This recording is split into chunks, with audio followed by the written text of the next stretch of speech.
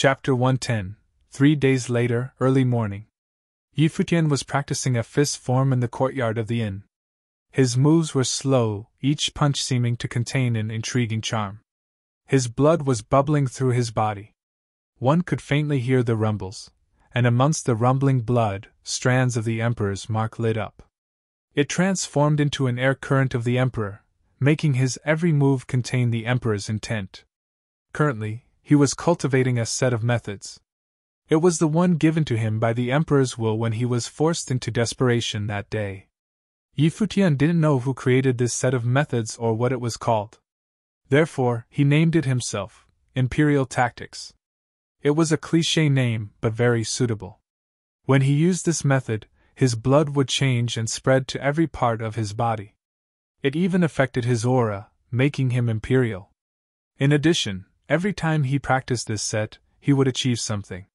Cultivating with Emperor Yi Qing's enhancement method, he could continuously strengthen his body. Even if he didn't use any spells, he would still be an extremely talented warrior. After training for a bit longer, Futian stopped and looked at the sky. "When do you plan on setting out?" Tang Lan walked over and asked him. "I'm going now." "And Tang, are you all going?" Futian asked. "I'm not interested, but your master wants to go." "If I'm free, I'll go too," Tang Lan said indifferently. Futian smiled without saying anything. This was how Tang Lan was. "Then I'll call Master and Masteress to get going," Futian said. After a short while, they grouped in the courtyard. Then they got onto the demon, soared into the sky, and left the inn. At the same time of their departure, demons and figures all over Kangyi City shot into the sky.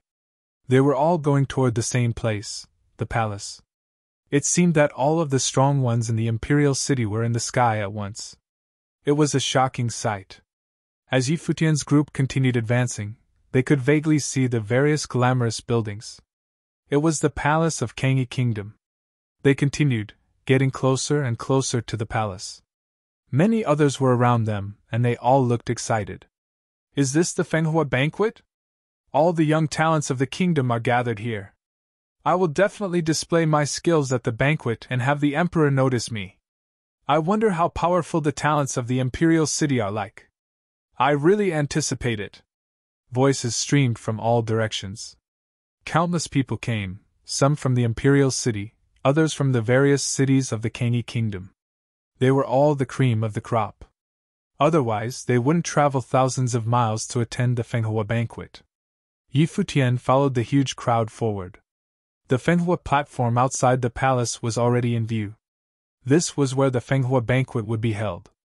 At this time, a line of figures clad in white floated across the air. They were so handsome. "It's the Qin clan. Bai Qiu is there."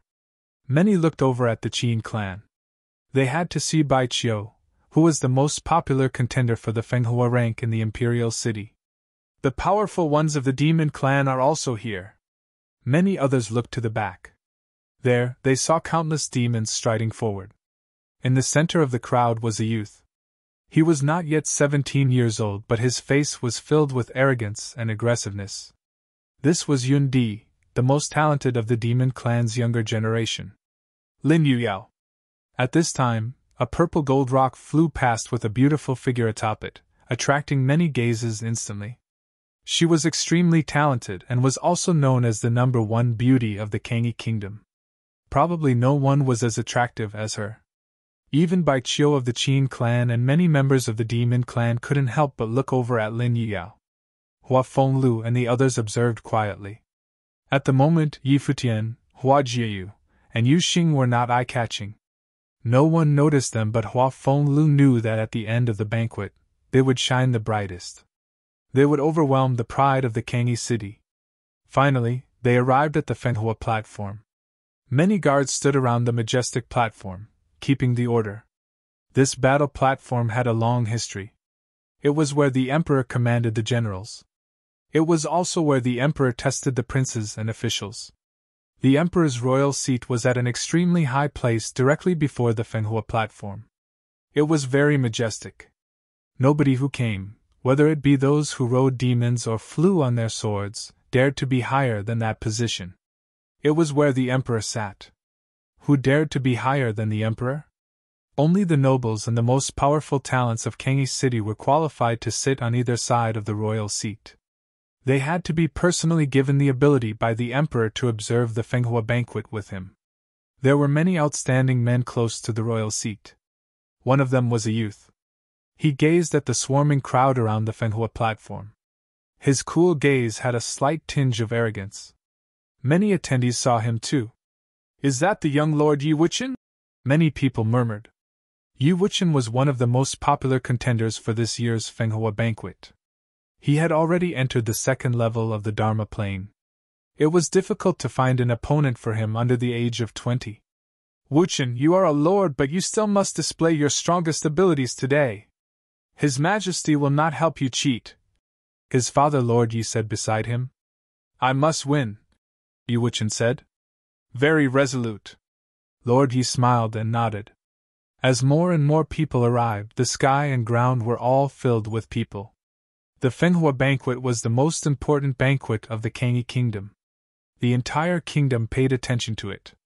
The skies outside the palace were not off limits on this day, so more people would witness the banquet. The sun rose and sunlight shone down, falling onto the royal seat.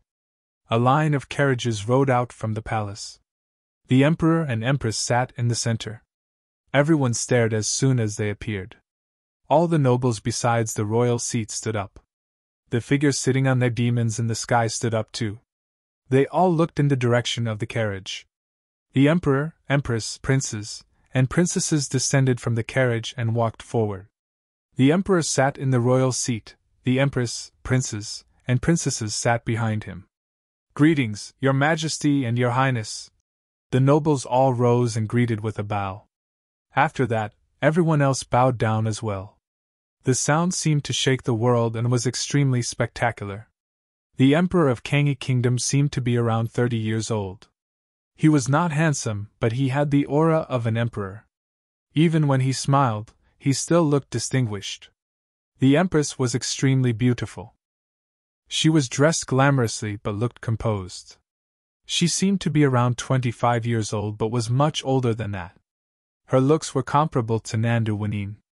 The emperor smiled and waved at everyone. "Today is the Fenghua banquet. The stars are the young talents of our Kangyi kingdom. There is no need for the formalities. Let us be relaxed." "Thank you, your majesty."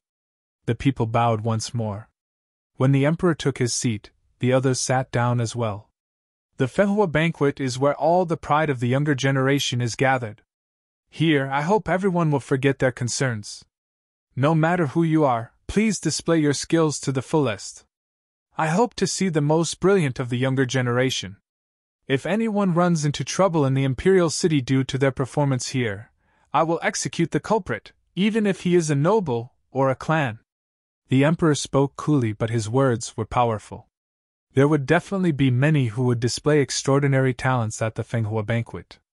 There would also definitely be those who earn hatred due to defeating a genius of a clan.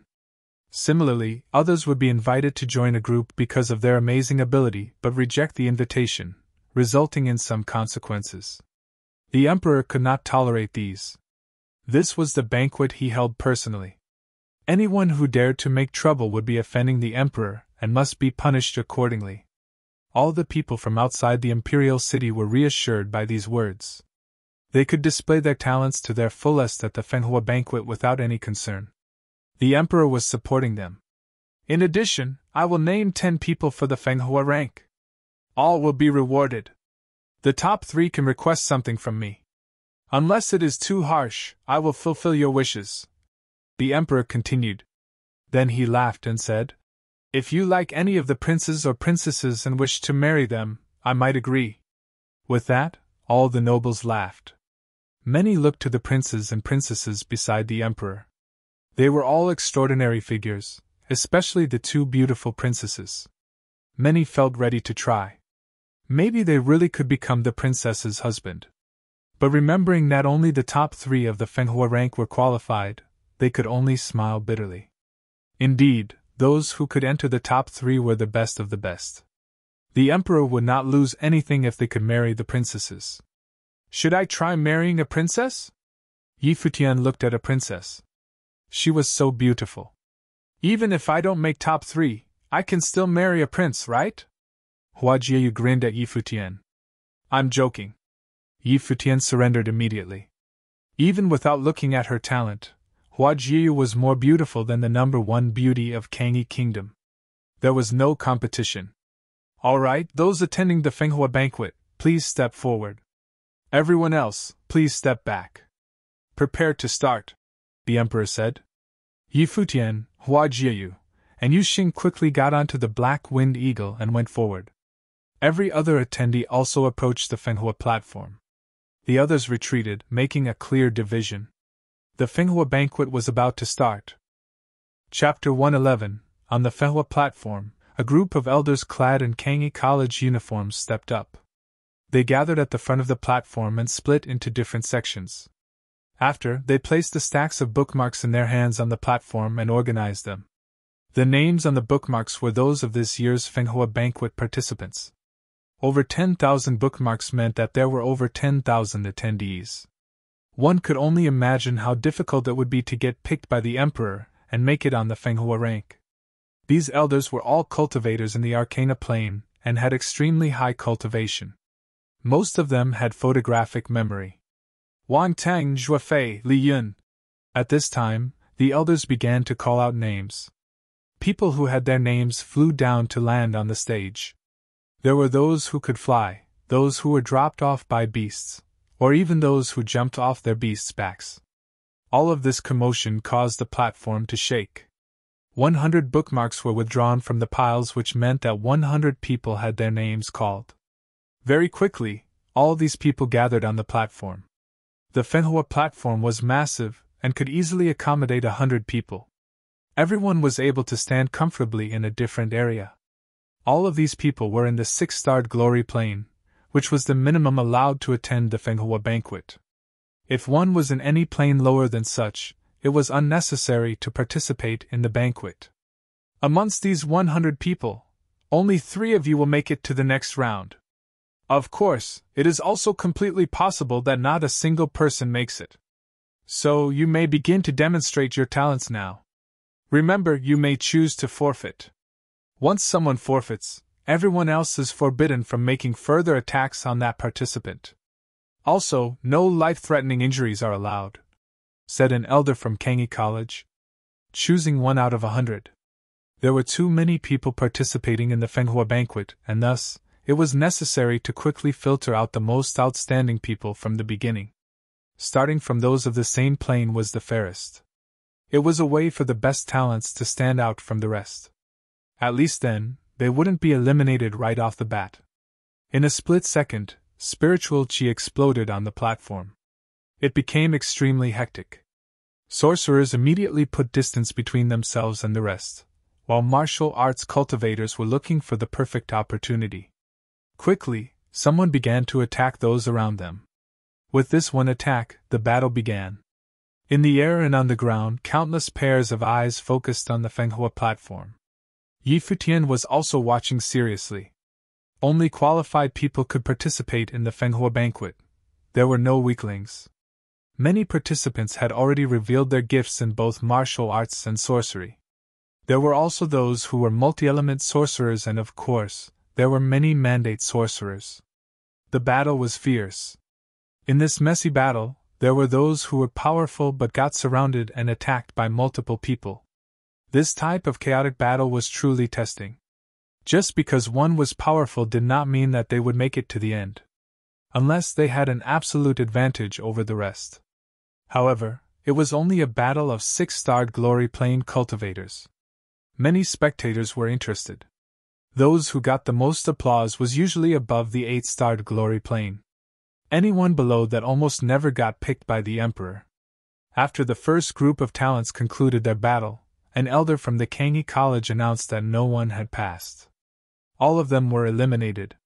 Even the person who had won the battle. The lower the level, the stronger your gifts have to be. It's the only way to move forward, everyone thought to themselves. Following that, another 100 people were called and another round of chaotic battle ensued. There were not many six-starred glory plane participants, not even 1,000.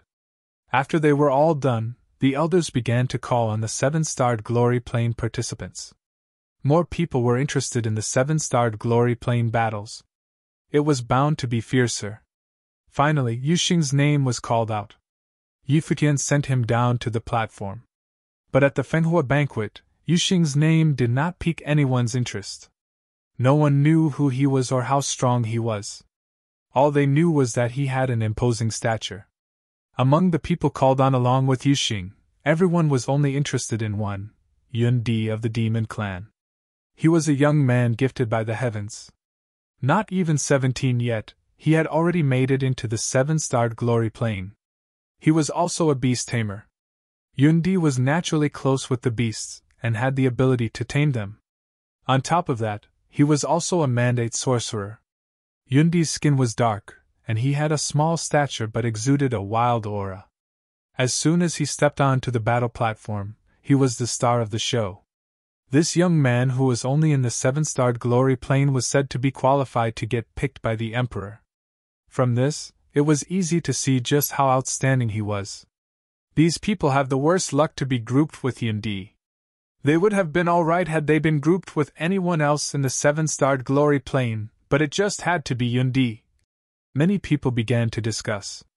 Futian listened in on the discussions going on around him and was able to figure out what kind of person Yun Di was. He looked at Yuxing and let out a smile. Yuxing was able to run into a strong candidate for the Fenghua banquet in his first battle. Yun Di was going to make sure Yuxing stood out. They were getting lucky. Besides Futian and Hua Jiayu, Sun Xia from Kangyi College was probably the only other person who knew Yuxing. She quietly shook her head. To be in the same battle as Yun Di, it looked like Yuxing was going to get eliminated in this first round. On the Fenghua platform, everyone focused their attention on Yun Di. They watched as he placed a leaf between his lips and music sounded. The sounds were piercing to the ears. In the skies, many of the beasts became irritable. They were the beasts people were riding on. Whoosh! A glory plane beast abandoned its master and rushed toward Yun Di. Its master was another participant of the Fenghua banquet. He fell helplessly from the skies. He did not cultivate in the element of wind, and that was why he had to ride a beast, but now, his beast was being controlled by someone else. This person was not alone. Quickly, more people ended up in a similar situation. All the flying beasts below the Dharma plane had abandoned their masters and headed toward Yun Di. Make your move! Many young cultivators charged at Yun Di. They were ready to gang up on him. Even though there was still a chance that they might not pass this round, at least their chances would increase if they defeated Yun Di. But in this moment, a fearsome monster tide erupted on the Fenghua platform. A horde of beasts attacked. Even many of participants with higher cultivation could not withstand the attack of the united beasts, and were all thrown onto the ground. Spectators were speechless upon witnessing this scene. The Emperor's gaze fell on Yun Di, and he let out a look of admiration. Not long after, almost everyone on the platform had fallen. Those who had not fallen chose to forfeit. How were they supposed to battle when Yun Di summoned that many demon beasts? No surprise here, laughed bystanders. They pitted those grouped with Yun Di. Yun Di stopped blowing on the leaf, but the beasts continued to revolve around him. A strange sight indeed. Just then, Yun Di noticed there was still one person standing. It looked as if he had not moved an inch from the beginning. Aren't you going to forfeit? Yun Di looked at the young man with the large stature and questioned. Thank you for clearing those people out for me, said Yuxing. His words shocked everyone in the audience. Did he just thank Yun Di for clearing the way for him? Futian blinked. Yuxing had changed a lot since coming with Futian. The things he said were, well said. Yun Di was dumbfounded at first, but a smile spread quickly on his face. He placed the leaf back between his lips and began to blow. Along with the melody, the beasts around Yun Di were once again placed in a wild trance and immediately charged towards Yuxing. A fierce golden light enveloped Yuxing's body like the armor of a war god. As a wild falcon rushed toward him, Yuxing reached out his large hand and met with the falcon's talons. In a split second, his hand clasped down and grabbed on to the falcon's sharp talons. Next, Yuxing swung the falcon around with one arm. He flung the beast forward, and with a loud crash, he had downed several beasts with the sheer force of his throw. The people were dumbfounded. After that, the beasts became more crazed. However, Yuxing took one step forward and the whole Fenghua platform began to shake. In this moment, people mistook this young man of imposing stature for a beast in human form. They watched as Yuxing threw a punch toward a beast and it was thrown through the air. Boom! Boom! Yuxing took a couple more steps on the platform and reached out both hands. With his bare hands, he caught a red-winged tiger. The beast had tried to charge at Yuxing's neck, but he managed to hold its mouth open with both hands and then rip the beast open from the mouth. Is he really human? Everyone's heart was pounding. They realized that the beasts were no longer listening to Yundi's orders. They no longer dared to attack. Yundi was a beast tamer and not a beast master. He did not have total control over the beasts. Under extreme fear, the beasts would no longer listen to him.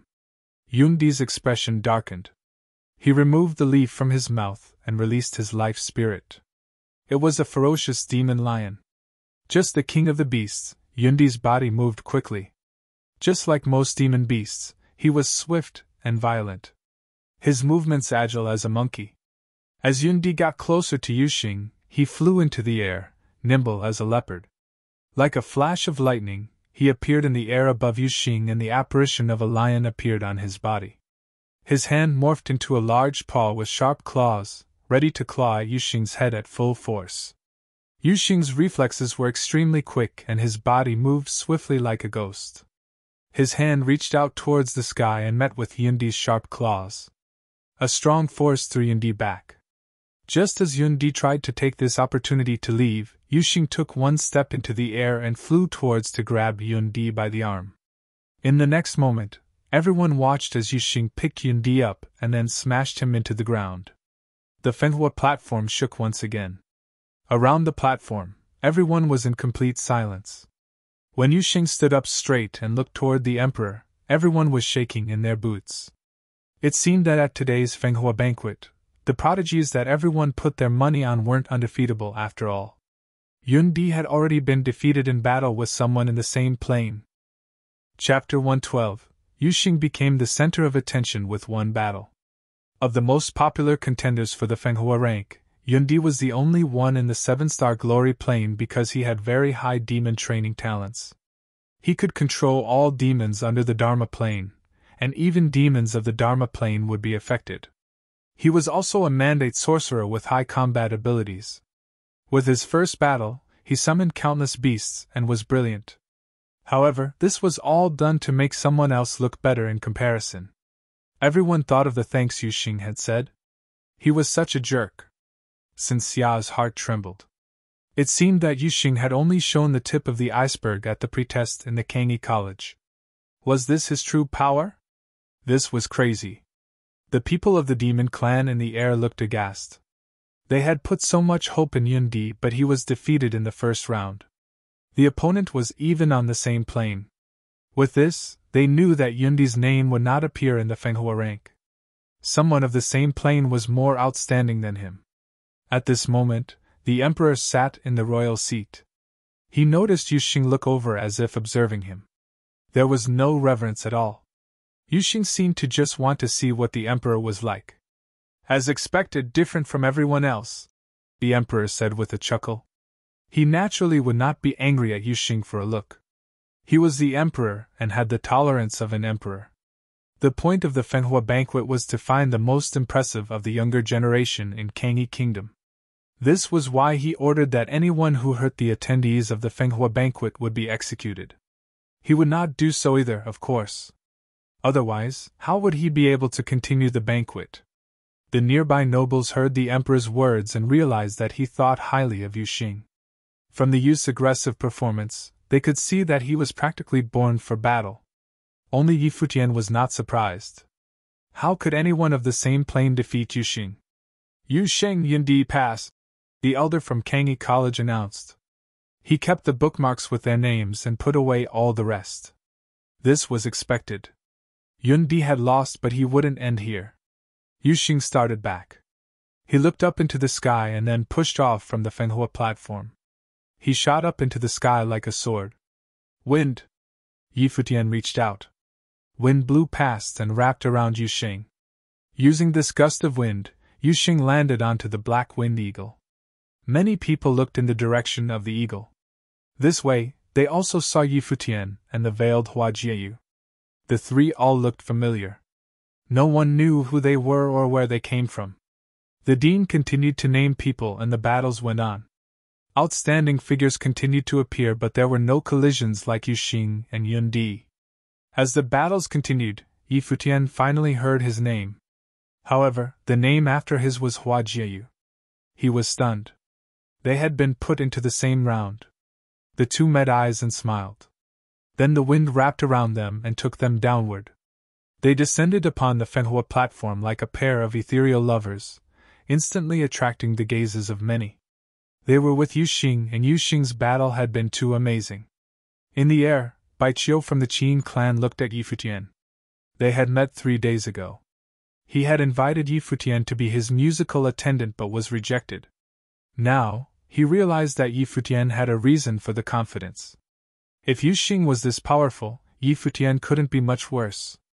Lin Yuyao, known as the #1 beauty of Kangyi, also looked at Yi Futian and Hua Jieyu. She was also curious because she had heard what Yi Futian had said to Hua Jieyu that day. Though the girl was veiled, her figure and aura were both amazing. Her facial features must be beautiful as well. However, Lin Yao didn't believe Hua Jieyu could be prettier than her. The demon clan though did not look friendly. It was clearly because of Yuxing. Coincidentally, there were 2 disciples of the demon clan in this round. The emperor had ordered that conflicts from the Fenghua banquet could not be avenged for in private. However, there was no problem in doing so during the banquet. Yi Futian and Hua Jieyu walked to a place, and Yi Futian sat down. His Guqin spirit appeared and fell behind him. Hua Jieyu stood quietly beside him as if she didn't care for the battle. Music rose. The graceful melody traveled from the Guqin spirit behind Yi Futian. It made one feel comfortable as if it wasn't a musical spell for battle. The 2 demon clan disciples walked towards them. One held a flute, which he brought to his lips and played. There was instantly an eerie sound. Glory-plane demons rustled in the air again, making all the masters of the demons upset. Did they bring their beasts here just so the demon clan could use them? However, though the demons seemed to riot, they didn't leave. Spiritual chi gathered before the flutist and transformed into a vague demon. It charged toward Yi Futian and Hua Jieyu. His tactics were similar to a conjurer's but were not as powerful as the demon a conjurer could draw. Hua Jieyu reached out. An invisible spiritual storm appeared instantly, stopping the demon created by spiritual chi. Then she clenched a fist and the demon scattered into the spiritual chi again. "You fight and I'll support," Yi Futian murmured. One needed to show their talents to pass the Fenghua banquet, so avoiding the fight was unrealistic. Yi Futian couldn't perform by himself either. That way, Hua Jieyu would be unnecessary. "Okay." Hua Jieyu nodded lightly. Music flowed into her ears endlessly, but they were not offensive spells. They were supplementary spells. Hua Jieyu felt her spiritual energy increase at that moment. She walked before Yi Futian, a glint appearing in her pretty eyes. Following that, there was a shocking amount of spiritual chi around her. Boom! The 2 demon clan members felt their bodies stiffen. A gust of huge power dropped directly onto them, forcing their bodies to fly up involuntarily. The others preparing to fight on the platform were shocked. They all looked at the demon clan members. Then they saw what elemental spiritual chi turn into vines that swept toward the 2, hurling them into the air. "Deal with these 2 first," someone on the Fenghua platform murmured. Everyone looked at Yi Futian and Hua Jieyu. Then, aggressive auras exploded towards the 2. The strong figures of the Fenghua platform vaguely surrounded them. But Yi Futian and Hua Jieyu didn't seem to notice. Yi Futian continued to play his Guqin, the wood elemental spiritual qi around Hua Jieyu grew more violent until it was about to turn into a storm. The next moment, she released the lock of 1,000 vines. Endless vines swept in all directions from Hua Jieyu's side. The lock of 1,000 vines was a pretty powerful controlling spell of the wood elemental sorcery. Many people would cultivate it, but different people had different power. Hua Jieyu's spiritual energy was terrifying. With this, she was able to control the spiritual qi of all elements. Thus, she could naturally release spells of any type of element. Many of those who saw the incoming vines flashed or used spells and martial arts techniques to hack at the vines. However, with Yi Futian and Hua Jieyu's teamwork, the lock of 1,000 vines became extremely strong. Many people were curled up and thrown into the distance. However, some powerful figures also used extremely strong momentum to rush up for close-range fighting. Long-distance fighting was definitely a disaster when faced with two spiritual sorcerers. When two figures approached, Hua Jieyu reached out her slender hands and they were instantly immobilized. She slowly floated up, shining like a fairy. The two powerful cultivators were unable to break free from the invisible strength. With rustles, the vines snaked toward them and tossed them out. "I don't want to hurt anyone. Just surrender," Hua Jieyu said softly.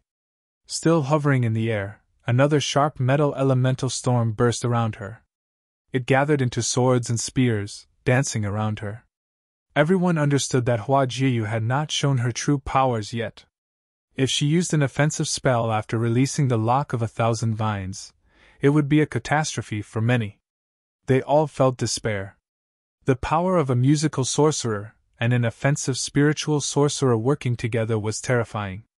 "Her spiritual energy seems powerful," many murmured as they gazed at Hua Jieyu.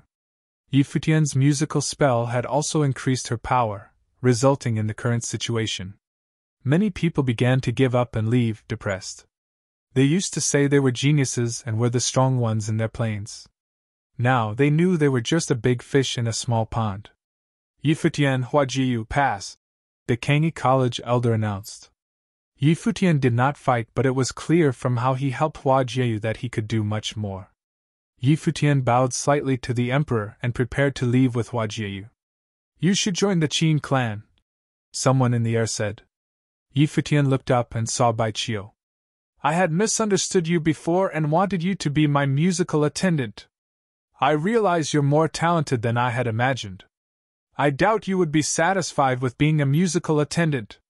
With your current attainments, you might be equal to me after 1 or 2 years in the Qin clan," Bai Qiu said. Many people looked over at him. It seemed that Yi Futian's musical sorcery had impressed Bai Qiu and made him want to have Yi Futian for himself. He even said that Yi Futian might be equal to him in 1 or 2 years. That was an extremely high praise for Yi Futian. Chapter 113. Bai Qiu was already a musical sorcerer in the Dharma plane, and Yi Futian was only in the 7-starred glory plane. It would be difficult enough to just catch up to Bai Qiu's current level in the span of 1 or 2 years.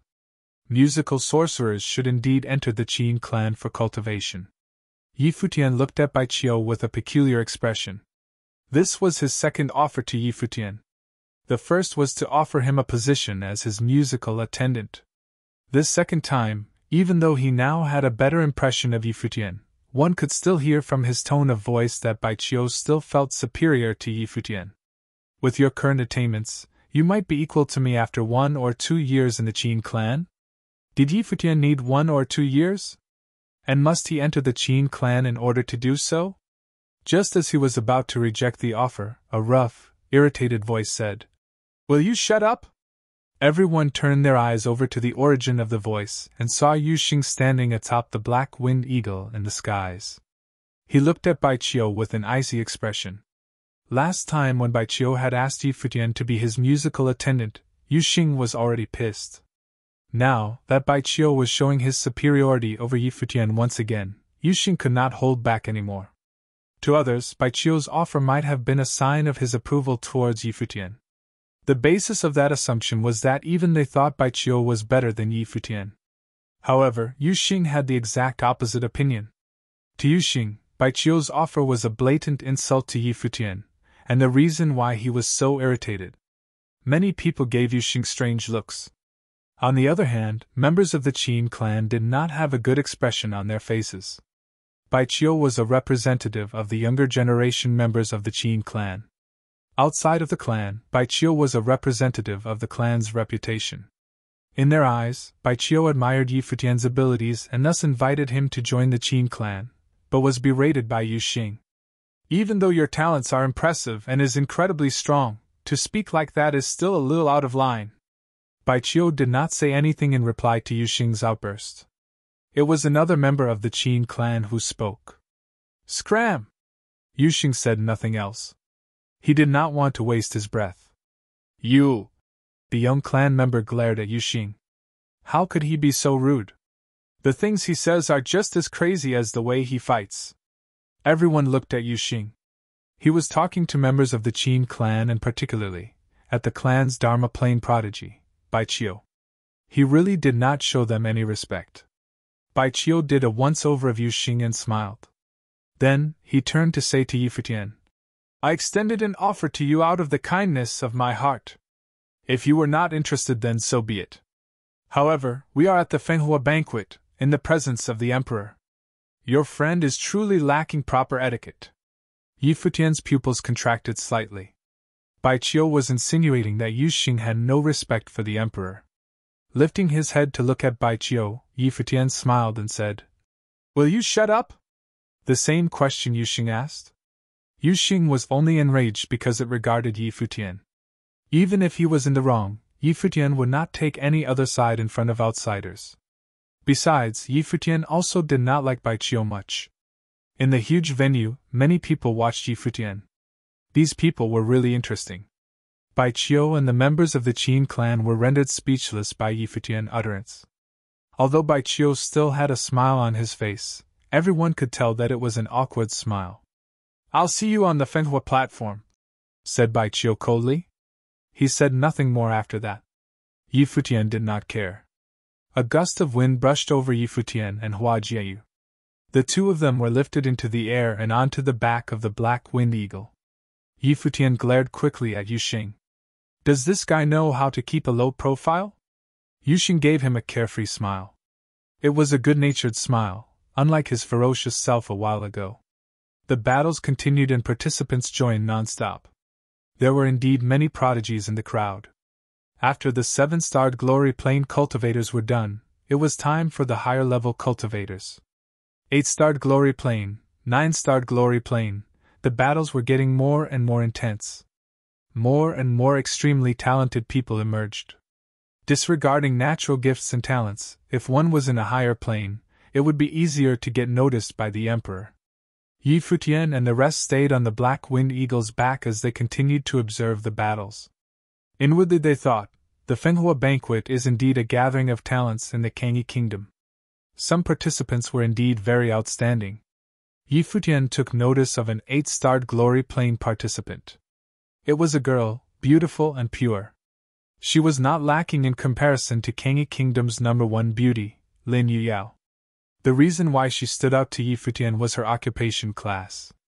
She was a conjurer but also an inscriber. During the battle, she was able to simultaneously display her talents in both classes through drawing. Her name was Hua Jixing. As soon as she appeared on the battle platform, she was the center of attention. Spectators began to discuss about. It seemed that she was pretty well known. Of course, the Kangyi kingdom's number beauty, Lin Yuyao, received more attention when she appeared because she was more attractive. Besides these two participants, there were others in the glory plane who stood out from the rest, but none that attracted as much attention as the two beauties. After everyone in the glory plane was finished, it was already almost dusk. Next, it was time for the Dharma plane cultivators. There was nowhere as many Dharma plane participants as there was in the glory plane. There were only a couple hundred people, and most of them were first-level Dharma plane cultivators. The battle between Dharma plane cultivators was far more ferocious than that of the glory plane cultivators. When all participants began to release their realization of Dharma, everything became a blur for the audience. Especially because it was a chaotic battle between so many people. It was a truly thrilling scene. Every individual battle was enough to get people's hearts racing. Futian paid close attention to the Dharma Plain battles. He also took notice of Baichio's battle. Baichio was arrogant, and rightfully so, because he did possess the gifts and talents. During the battle, he stayed to one side and played a piece. No one was able to even get close to him, and this was what made him stand out amongst everyone else. Besides Baichio, several of the Dharma Plain students from Kangi College were also very powerful. There was also a young man, who people called Young Lord. His sword skills were eye-opening. Futian had his name memorized, Wuchen. They shared a surname. Finally, after all battles had ceased, only a little over 200 of the initial 10,000-plus participants had passed. They were allowed to continue competing in this year's Fenghua banquet. The night had fallen and the skies were now pitch black, but outside the Imperial Palace, the lights illuminated the Fenghua platform. The Emperor stood from his throne and everyone followed suit immediately. A figure walked out from beside the Emperor and said with a smile, "His Majesty has set up a feast in the Imperial Palace. All participants who have passed today may follow His Majesty into the palace." Everyone nodded lightly. It was a banquet after all, there must be a feast. Besides, during the battles, those of true talent were able to share a meal with the Emperor. It would be a formal and official meeting with the Emperor. That was why they must filter out only the best of the best in this first round, and why there were only 200-some people left from over 10,000 participants. Futian and his friends traveled to the back of the crowd and arrived in front of Hua Fenglu and the rest. He said, "Master, we're going to head into the Imperial Palace.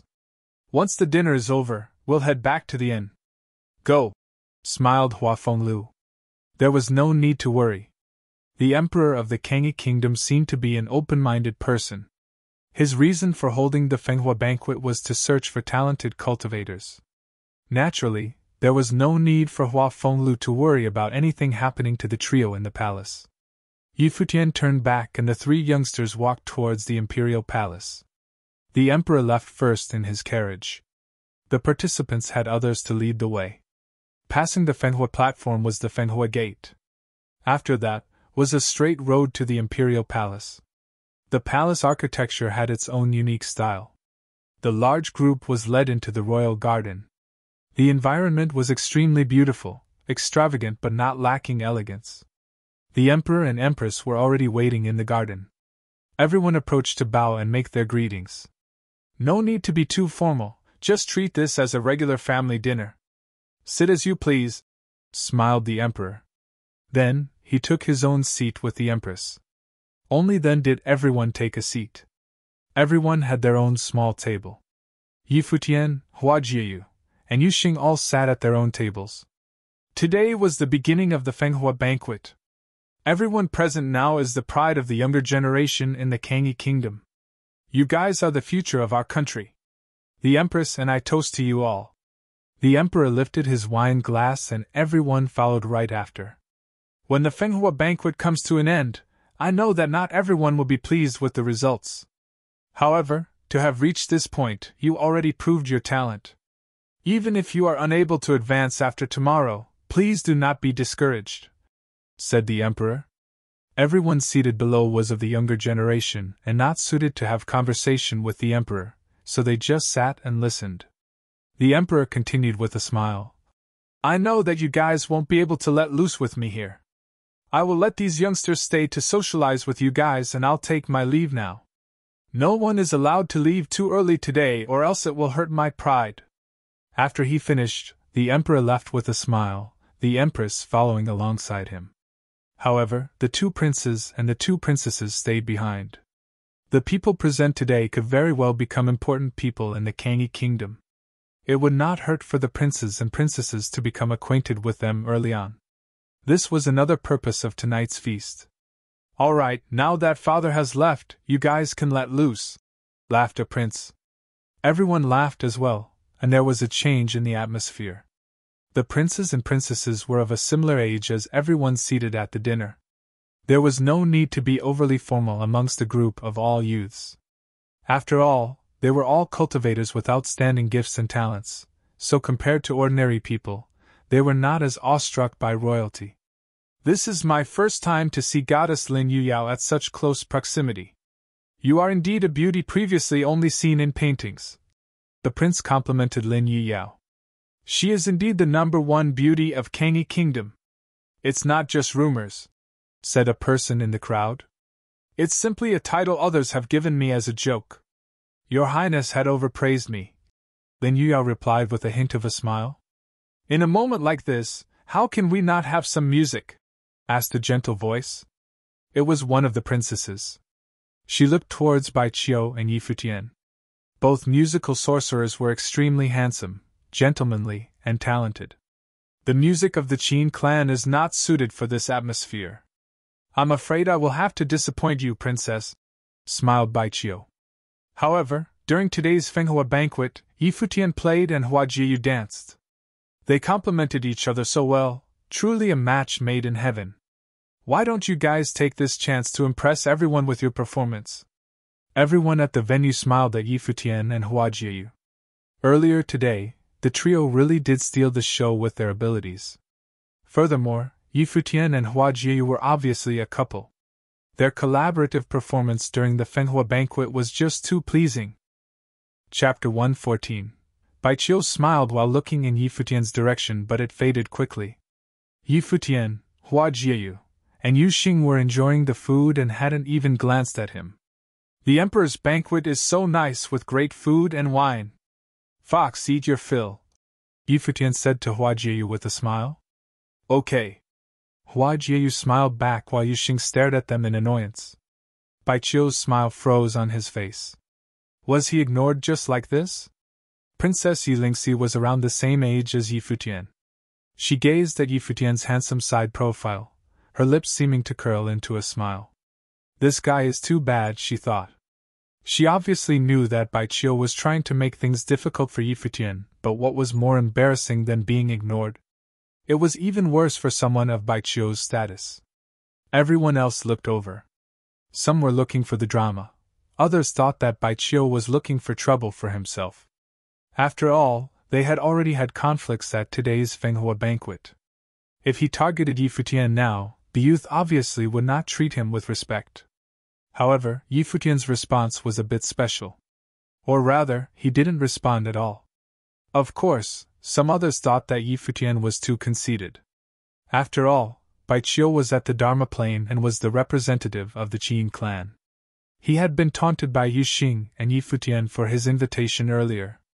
Now, he spoke but was ignored. Furthermore, it was the princess who spoke first. "If someone asks a question, you should reply no matter what your answer is," a voice said. The speaker was one of the Kangyi College students. There were many talented students of Kangyi College. 8 were present at the banquet. Sun Xia, whom Yi Futian knew, was here too, but she wasn't the one who spoke. Instead, it was the even more talented Yu Jiang. He was one of those who didn't like Yi Futian. After all, Bai Qiu was someone at his level. Yi Futian put down his wine and looked around. His gaze landed in the direction of the Kangyi College. He had met Yu Jiang at the college. The day of the pretest, Sun Xia had pointed out Yu Jiang and Bai Qiu, saying that they were popular contenders of the Fenghua banquet. Yi Futian looked directly at Yu Jiang. He watched as the other lifted his glass and sipped it without breaking the eye contact. In Yu Jiang's eyes, Yi Futian's group was talented, but they were too arrogant. "Are we close?"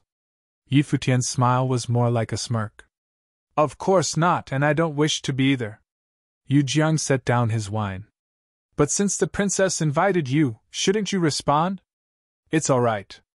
It was just the spur of the moment," Yilingxi said, seeing that the mood was off. Her beautiful smile was like a spring breeze that blew away a bit of the awkwardness. "Princess, your tolerance is impressive, but some people think too highly of themselves," Yu Jiang continued. "This is the banquet held by the Emperor, but some come with veiled faces. This is too self-conceited. Even Lin Yuyao, the top beauty of Kangyi, is not like this." He was obviously targeting Hua Jiyu. "My father said earlier that this is just like a family banquet. There is no need to feel restricted and there is no need to push others," Prince Yi Danshan said, seeing that Yu Jiang still wouldn't let the matter go. They were all proud people and rivals at the Fenghua banquet. It was natural that there would be some conflicts. This further tested their reactions and processing abilities. Seeing that both a princess and prince had spoken, Futian couldn't be too disrespectful. He smiled at Princess Yilingxi and said, "Indeed, I know a court dance and I am willing to play it for you." With that, Futian walked out alone. He came to the peach trees behind the banquet and sat down with crossed legs. As for Baiqiu's suggestion of having Hua Jiu dance, and what Yu Jiang said about the veil, he ignored both of them. He respected the princess but not those two. His Guqin spirit appeared. A graceful melody traveled into everyone's ears, pulling everyone into the artistic conception of the song. The melody of the white feathers garment was a superb court dance song and suited the current atmosphere. As the music played, the mood became more natural. Drinking under the festive atmosphere, many people were involuntarily influenced.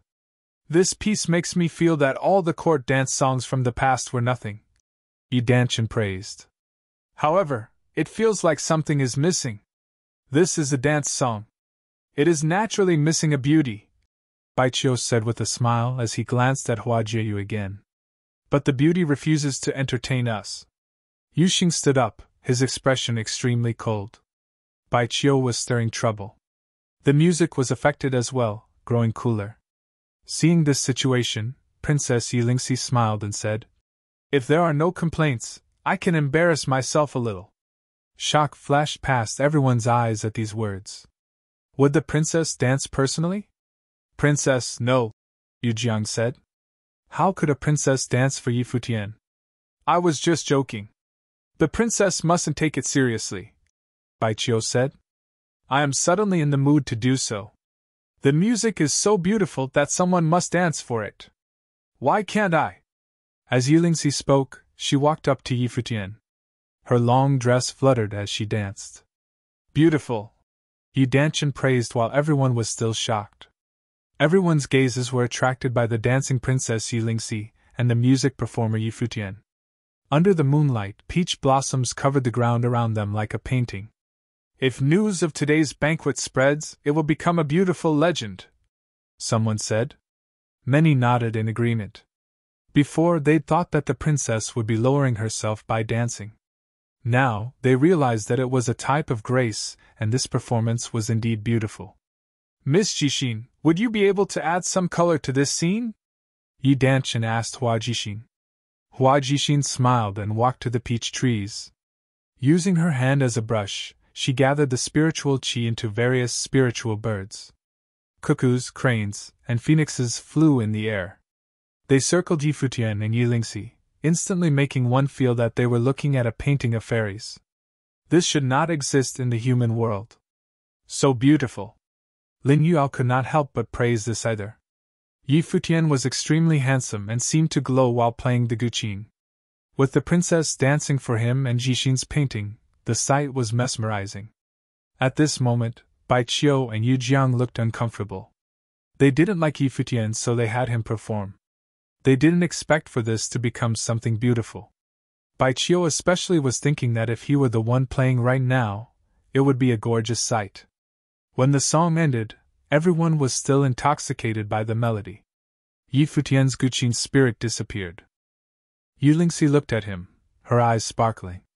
"The music was stunning. Princess, your dancing was beautiful as well," Yi Futian said with a smile. "I must have you teach me this song in the future." Yilingxi replied and then walked into the crowd. Hua Jixin nodded lightly at Yi Futian. Yi Futian smiled in reply and returned to his spot. He gazed at the crowd and saw Baiqiu and Yu Jiang staring at him coldly. His lips curled into a smirk. He had performed well at the Fenghua banquet and both Yuxing and Hua Jiu were outstanding. But Baiqiu and Yu Jiang still wanted to trouble him.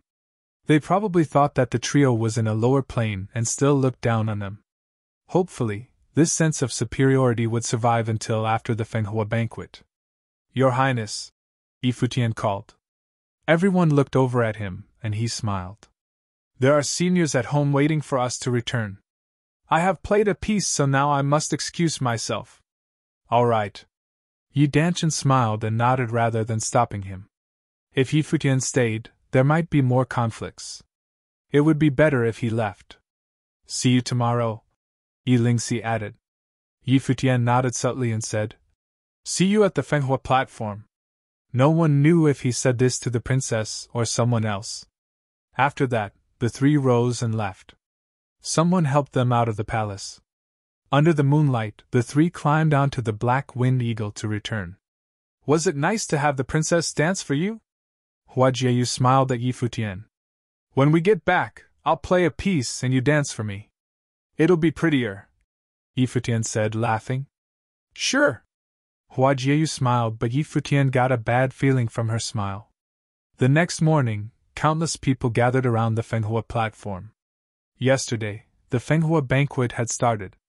Thousands upon thousands of strong talents came from all over the Kangyi kingdom. Now only 200 some were left, but they made the spectators much more excited. When Yi Futian's group arrived, many people were already there: the Qin clan, the Kangyi college students, the demon clan, and various forces and nobles were all present. As if sensing something, Yi Futian glanced over and saw Bai Qiu smiling at him. He knew what the smile meant. Yi Futian looked away, ignoring Bai Qiu. The three continued forward, approaching the Fenghua platform to prepare for the battles. Carriages came from the direction of the palace. The emperor and empress came with the princes and princesses. They all sat in their seats. Yi Danqin and Yi Lingxi were there too, naturally. Yi Lingxi scanned the crowd and smiled at Yi Futian when she saw him. Yi Futian returned the smile and glanced at Hua Jieyu nervously. I'm being polite. What happened after they returned to the inn last night was unforgettable. I don't mind, Hua Jieyu said with a smile. Yes, I know, Yi Futian answered. Seeing Hua Jieyu's gentle smile, he almost believed her. At this time, many people rose to bow to the emperor, but he waved his hand. No need for the customs. Please continue. The elder from the Kangyi college walked onto the Fenghua platform. He put the remaining bookmarks into a line. Next, a minority of these names would shine on the Fenghua platform and be known throughout the kingdom. Chapter 115. An elder from Kangyi College organized the bookmarks and pushed a line of them forward. Then, he looked up at the participants waiting in the skies above. Today's portion of the Fenghua banquet will be slightly different from yesterday's. The names I call now will be all those majoring in martial arts cultivation within the glory plane. When you step onto the Fenghua platform, you will do your best to demonstrate your true abilities. Even if you lose, there is still a chance that you might make it into the next round. Naturally, everyone understood what he meant. They were trying to filter out the best martial arts cultivator using gifts and true abilities as determining factors. After that, the elder began to read names off of the bookmarks. One by one, participants headed for the platform. Of course, Yuxing's name was also within the ones called. Yi Futian used wind sorcery to send Yuxing onto the platform. In the group of over 200 people, there were 40 who were glory plane martial arts cultivators, and amongst them, a majority of them were either 8-starred or 9-starred glory plane cultivators. This was a large disadvantage for those in the 6-starred and 7-starred glory plane. After Yuxing stepped onto the battle platform, many participants turned to look at him. It was obvious that they saw Yuxing as a dangerous character. You guys fight first, said Yuxing. He then turned and walked to stand quietly at a side of the platform. The air of superiority he gave off rendered everyone speechless. He was too arrogant. To make it to the second day, everyone must possess extraordinary talents. Even though Yuxing had an explosive amount of strength, there were still some powerful 9-starred glory plane cultivators present. How dare he be so conceited? Yi Futian blinked and smacked himself in the head. It's my fault, he grumbled. In the air surrounding the Fenghua platform, everyone watched Yuxing speechlessly. On the throne, even Emperor Yi could not help but chuckle as he looked at Yuxing. This young man was indeed a little reckless, but then again, with abilities like Yuxing's, what he did should not be considered reckless. The emperor looked forward to his performance. Yunzhua was a student of Kangyi College. He was actually a mandate sorcerer, but instead, he chose to major in martial arts cultivation. It was because his life spirit was a bit peculiar. It was a pair of golden wings. His life spirit gave him powers in two elements, metal and wind. He was prepared to gather Dharma realization of the wings because he couldn't take the sorcerer route. He was going to focus on martial arts and use sorcery as a supplement. Yunzhua of Kangyi College was also a strong contender for the Fenghua rank. However, there were still two of his senior brothers from Kangyi College present. They were both in the Dharma plane, which caused the spotlight on Yunzhua to dim considerably.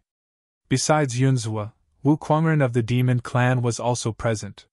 He was also a mandate sorcerer, but because his life spirit was a demon ape, it had immense strength. So, he chose to major in martial arts cultivation. Both Yunzhua and Wu Kuangren were in the 9-starred glory plane.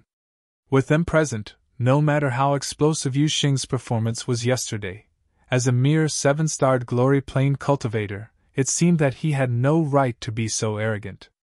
After all, the opponents he faced the previous day were all in the 7-starred glory plane. Boom! Wu Kuangren took a step forward, headed straight for Yu Xing. Everyone concentrated on this scene. In yesterday's battle, Yu Xing beat up the Demon Clan's young prodigy, Yun Di. Was Wu Kuangren going to get revenge on Yu Xing today? Wu Kuangren released his life spirit, and a fearsome silhouette of a demon ape appeared behind him. He clenched his fists and his body was immediately encapsulated by stone. With every step he took, it gave off a feeling of great pressure. Is Wu Kuangren going to directly challenge Yu Xing? Everyone thought and stared at the large figure headed toward Yu Xing. Some of them shifted their attention to Yu Xing. What was his life spirit? With such explosive strength, it was only natural that people did not suspect that Yu Xing had no life spirit. To their disappointment, Yu Xing did not release a life spirit. He watched as Wu Kuangren approached and a golden light surrounded his body like a deity. A roar came from the platform. Wu Kuangren acted as if he were possessed by the demon ape. He lifted his large hand to slap down at Yu Xing.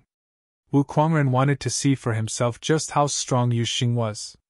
Yu Xing's hand formed into a golden fist which seemed to have grown sharp thorns. The platform shook as he took a step and threw a punch at Wu Kuangren. There was nothing flashy about their movements as they attacked. Everything was simple, direct, and violent.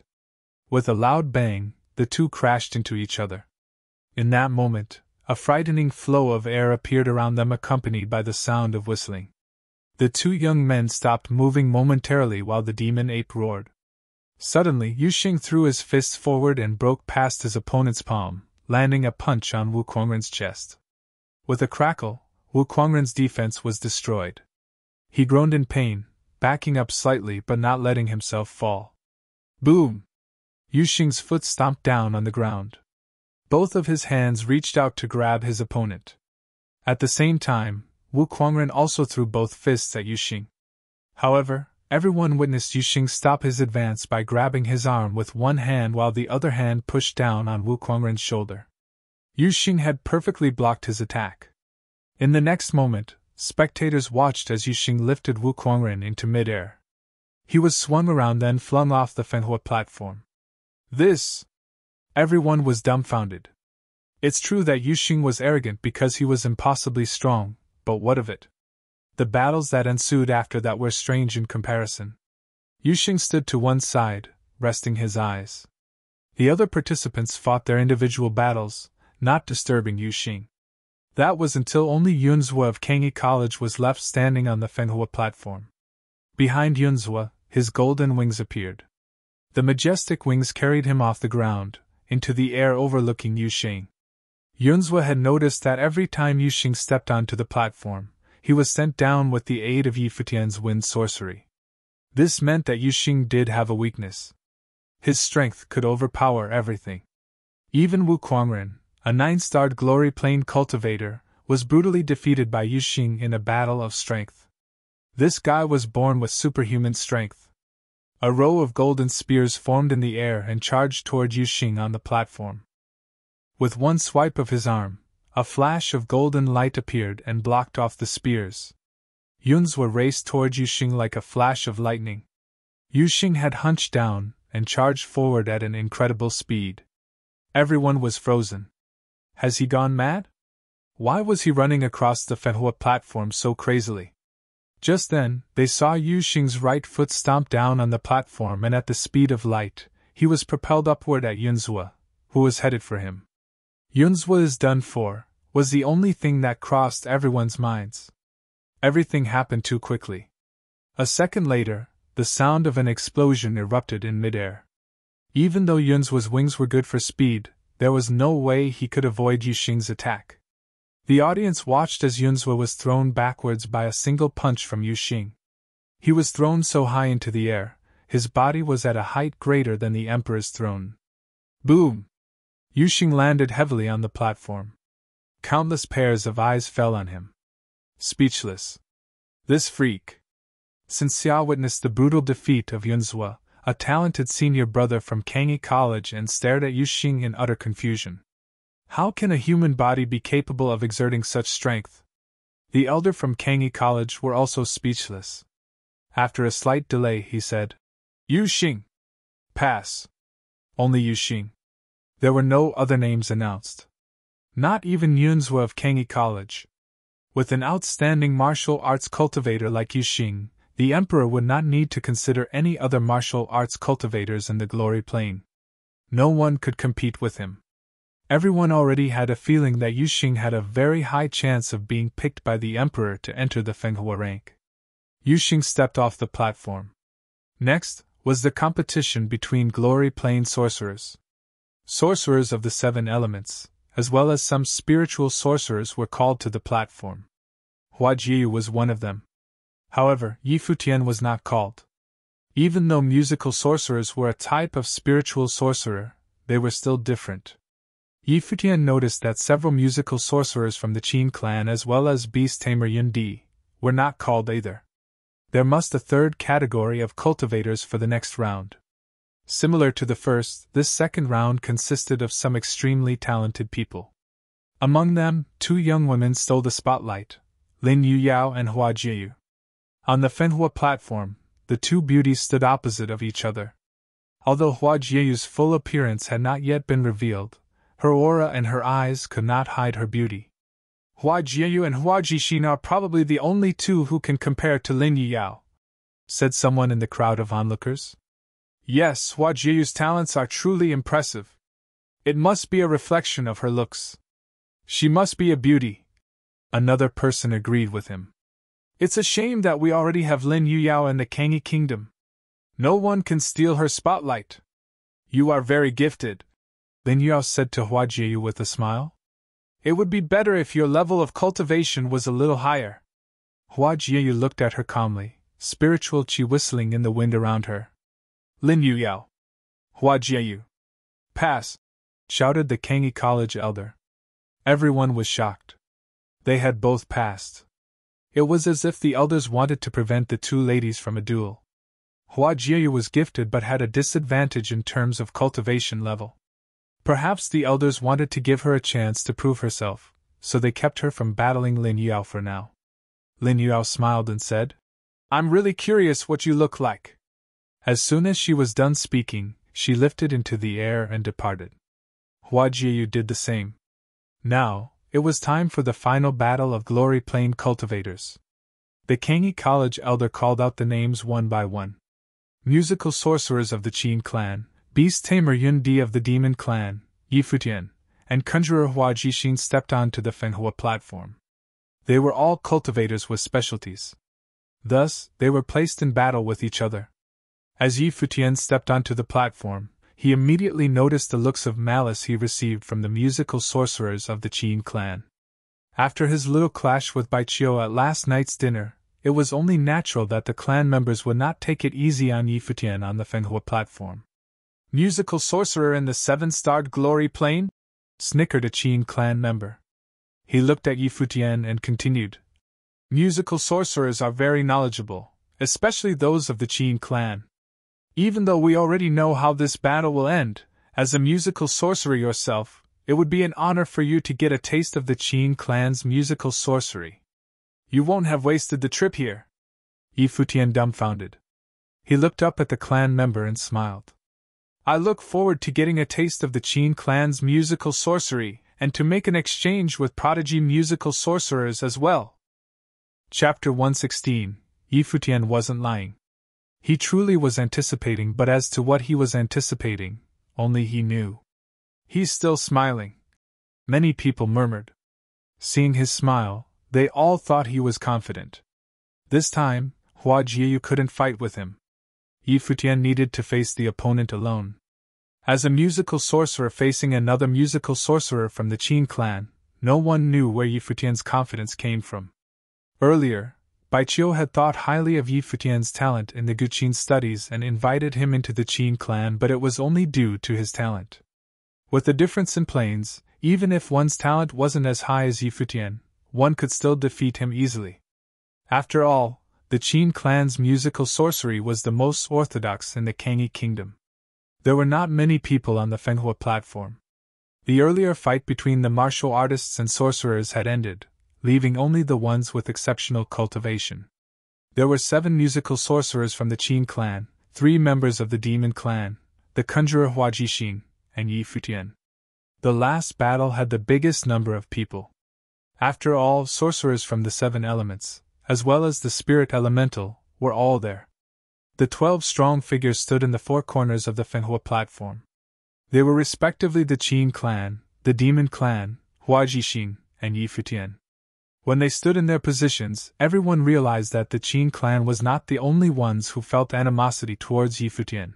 The demon clan also did. Yesterday, Yu Xing had defeated Yun Di, and today, he threw Wu Kuangren off the Fenghua platform. They would have Futian pay for this because they couldn't fight Yu Xing. Hua Jixing felt this subtle feeling.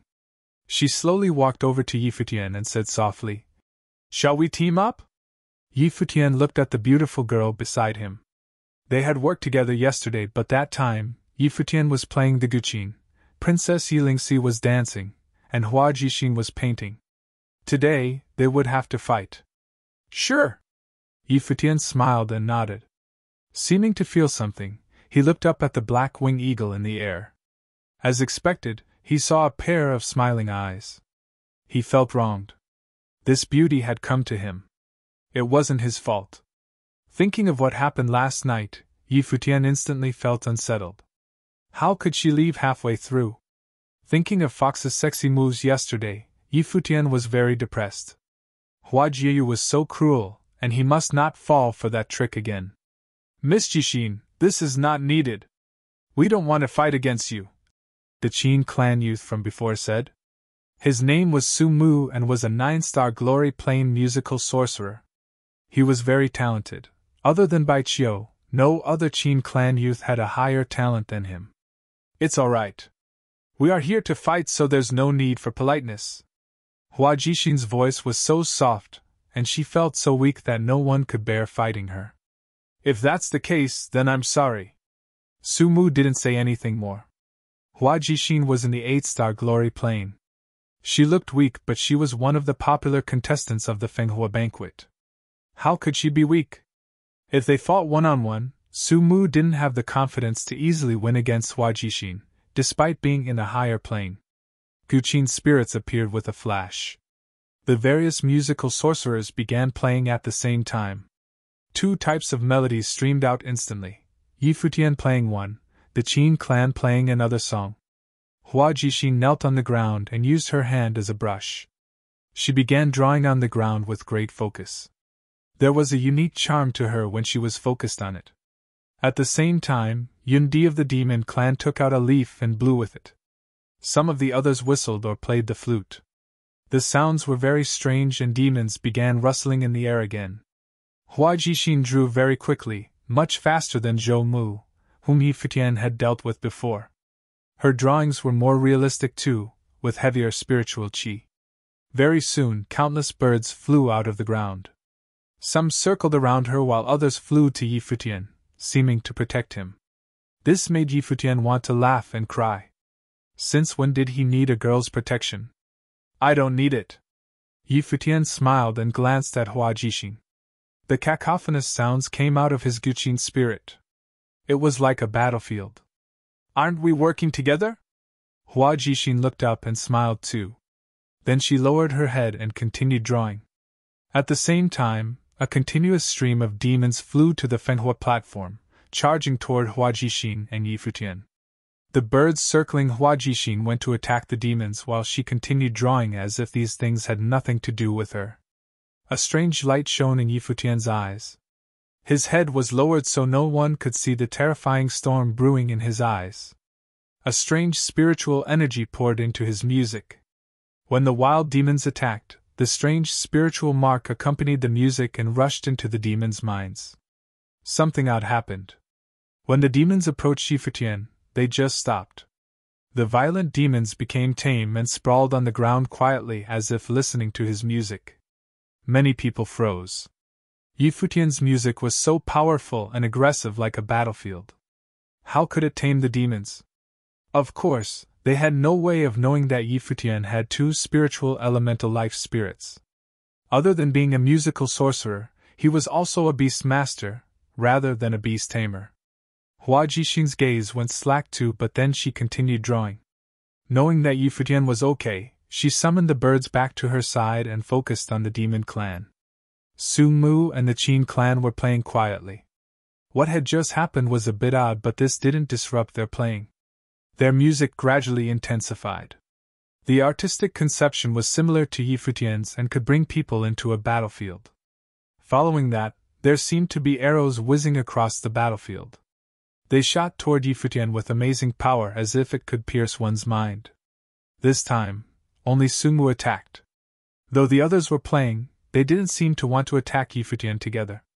Yi Futian played by himself. On the battlefield, soldiers with shields blocked the arrows. The spectators around the Fenghua platform listened to the music and had an extraordinary feeling. They seemed to be on a battlefield while two armies faced each other before them. Yi Futian's melody was the decree of the general. The melody played by Su Mu's group was Kill the Wolf. This song radiated with the intent to kill. Su Mu's song was highly aggressive. Thousands of arrows shot out at once to tear through everything. On the other hand, Yi Futian's song was like a general holding his ground. It was stable as a mountain. No matter how the enemy attacked, he would not move. Su Mu's song intensified. After the thousands of arrows, the soldiers began marching. Their spears pierced everything. Yi Futian's song was still on the defensive. If soldiers came, his would block them. He had a reaction for every action. The general was level-headed and the military was organized. No matter how Su Mu's song attacked, it could not break through Yi Futian's spiritual barrier. The two were at a stalemate. Su Mu's melody became a bit chaotic. In the artistic conception, the thousands of soldiers fought wildly, attacking without order. Yi Futian was still unmoved. When Su Mu's song became more and more chaotic, Yi Futian's song finally changed. It went from steady to resounding in an instant. The song of bloodshed shook the earth. Thousands of soldiers and horses charged like a flood. Everyone was immersed in the artistic conception instantly. Su Mu's presence was completely covered and he seemed to be defeated. On the Fenghua platform, a terrifying gust of musical storms swept through, pressing towards Su Mu. It was about to sweep his body away. But at that moment, the other Qin clan disciples acted. Their music seemed to resonate with Su Mu's and erupted instantly. At that moment, the song Kill the Wolf exploded with shocking power.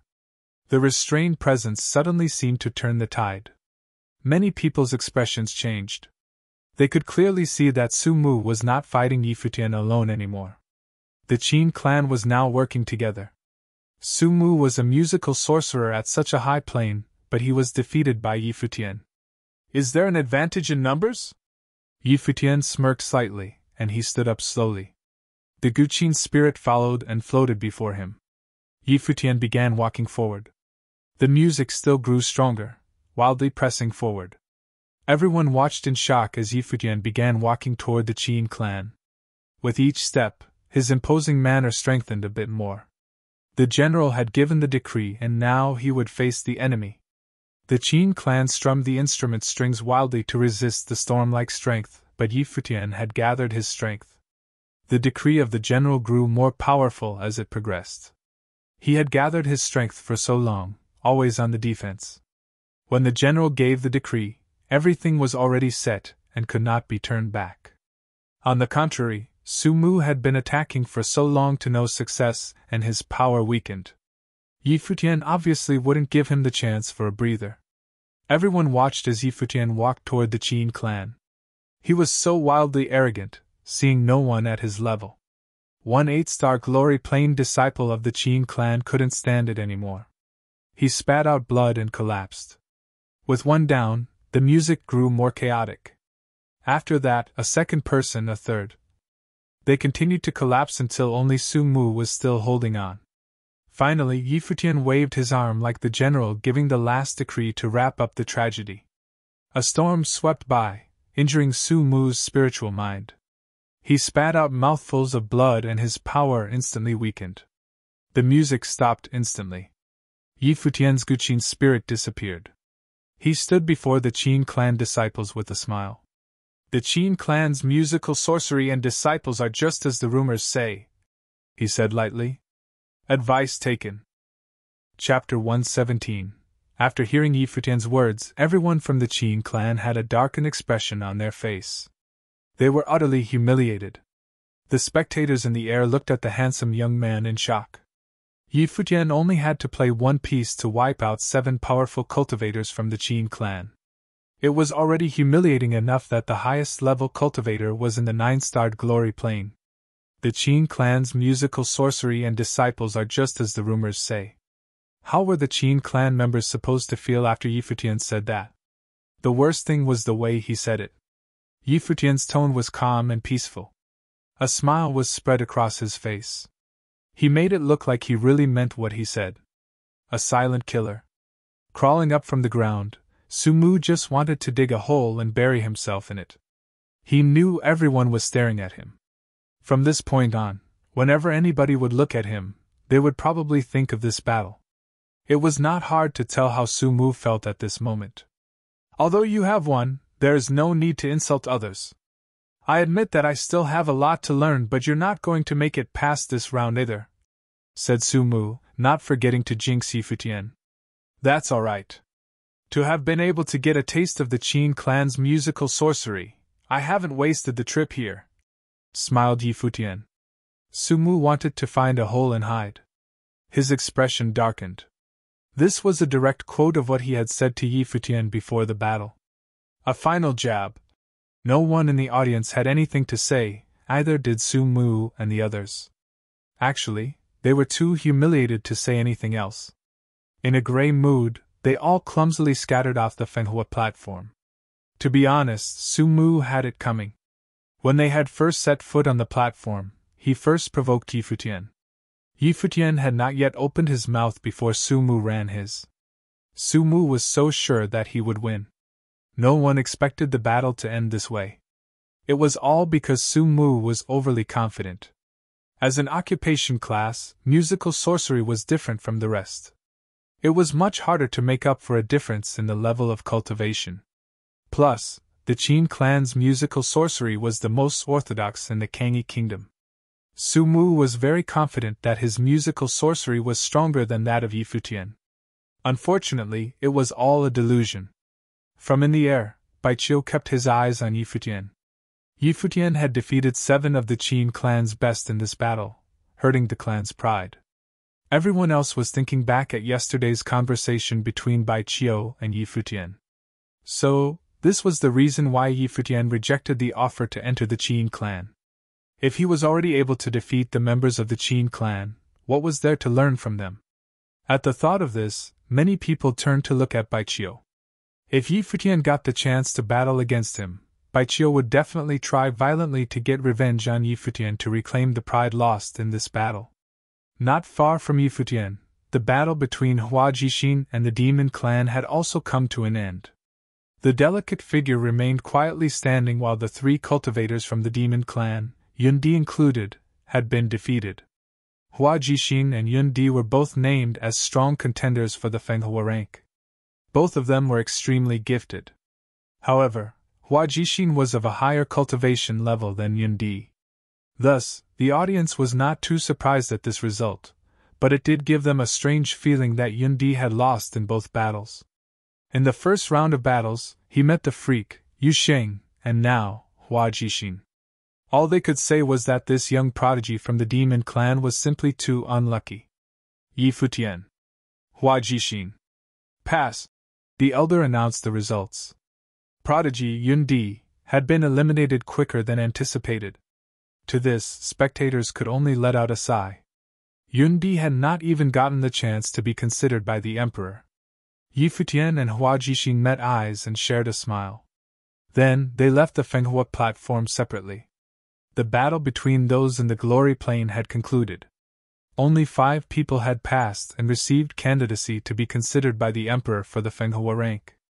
These 5 were Yuxing, Lin Yuyao, Hua Jieyu, Hua Jixin, and Yi Futian. Unexpectedly, there were 3 beauties among them. People had also noticed that Yuxing, Yi Futian, and Hua Jieyu were a group. Yi Futian and Hua Jieyu seemed to be a couple, while Yuxing and Yi Futian seemed to be extremely close as well. They were just like brothers. Yuxing had previously yelled at Bai Qiu in anger for Yi Futian, telling him to shut up. Now, all 3 of them have become a candidate for the Fenghua rank. It was pretty difficult not to take notice of them. It did not seem like they were from the Kangyi Kingdom's imperial city because otherwise, they would have received lots of attention early on. So, which prefecture of the Kangyi Kingdom were they from? Quickly, the people threw their questions aside. The battles between the Dharma Plane participants had begun. Only 5 people in the Glory Plane had passed, but there should be more to do so in the Dharma Plane. After all, they were in a higher plane, so they should higher cultivation. The battle between the Dharma Plane cultivators was extra thrilling. The more heated the battle got, the more certain people began to stand out. For example, young Lord Yi Wuchen. With an arrogant, cold demeanor, no one could get past the sword in his hand. What's more, he had not yet released his life spirit. Otherwise, he would have been even more frightening. Not even the prodigy-level Dharma Plane cultivators could withstand his sword. Besides Yi Wuchen, there was also Zhu Qianfan and Yi Jiang from Kangyi College, as well as Bai Qiu from the Qin clan. All of them were strong contenders for the Fenghua rank. Naturally, their performance would not be too shabby. They were all very outstanding and all passed, receiving candidacy for the Fenghua rank. In addition to these participants, others that had passed included 1 person from the Demon clan, 2 nobles, and 3 people who have come a long way outside of Kangyi City. All of them had put on a show-stealing performance. 5 from the Glory Plane and 10 from the Dharma Plane. The candidates for the Fenghua rank consists of a total of 15 cultivators. Among this group, 10 of them would enter the actual rank. The chances were high for everyone now, but it was also more difficult now. In this group of 15, Yi Futian, Hua Jieyu, and Yuxing had the lowest level of cultivation. They were all 7-starred Glory Plane cultivators. People were amazed at this. If they weren't incredibly gifted, this would not have been possible. Out of the 3, Yuxing was the strongest contender for the Fenghua rank. The emperor picked people not solely based on abilities but also gifts. From the group of 15 people, Yuxing's gifts in martial arts stood out the most because it was different from the rest. People with special gifts like him were usually favored. On the other hand, people did not have high hopes for Hua Jieyu and Yi Futian. Hua Jieyu's opponent might end up being Lin Yuyao. As the Kangyi Kingdom's #1 beauty, Lin Yuyao was the best, regardless of looks or gifts and talents. With her shining so brightly, it was going to be difficult for Hua Jieyu to outdo her. The reason why Yi Futian wasn't favored was simple. Although he had outstanding gifts, he was a musical sorcerer. Amongst the cultivators in the same occupation class, there was Dharma Plane musical sorcerer, Bai Qiu, present. Yi Futian may very well be suppressed by him. There was no way the emperor would pick 2 musical sorcerers for the Fenghua rank. Because of this, the possibility that Yi Futian would be eliminated instead of Bai Qiu was very high. Besides, Yi Futian had previously insulted members of the Qin clan. Bai Qiu was going to pick on him for sure. After 6 battles, not too much time had passed. Emperor Yi looked up at the sky and then at the crowd. With a smile, he said, "After all that bustling, why don't we all take a rest? You guys can take this time to think about what requests you want to make." Some of you need to be prepared when the time comes later today. Many people began to laugh. The top 3 on the Fenghua rank would get to make a request to the emperor. There was no way anyone would let go of an opportunity like this. They must try their best to fight for it. However, the chances of getting into top 3 would be much harder than getting into the top 10 out of the 15. Although these 15 were all the best of the best, not too many of them had absolute confidence they would make it to the top. After Emperor Yi finished speaking, he left in his carriage. The crowd remained outside of the imperial palace. It was not too long before noon. They were willing to wait where they were. Who would be picked by the emperor? Who would make it into the top 3, the place above all? Everyone started discussing. The skies about the platform became extra loud. Yi Futian and his friends arrived to join Hua Fenglu and Nandu Wenin. Master, you will be healed very soon! Yi Futian smiled at Hua Fenglu. It seemed like he was sure that had top 3 in the bag. To heal Hua Fenglu had been Yi Futian's biggest wish.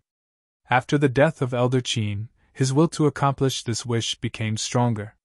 So, when he heard that the Kangyi kingdom was holding the Fenghua banquet, Yi Futian did not hesitate in his decision to participate. With a chance to request something from the emperor, it would be a waste to ask for my injuries to be healed. Hua Fenglu looked at his disciple.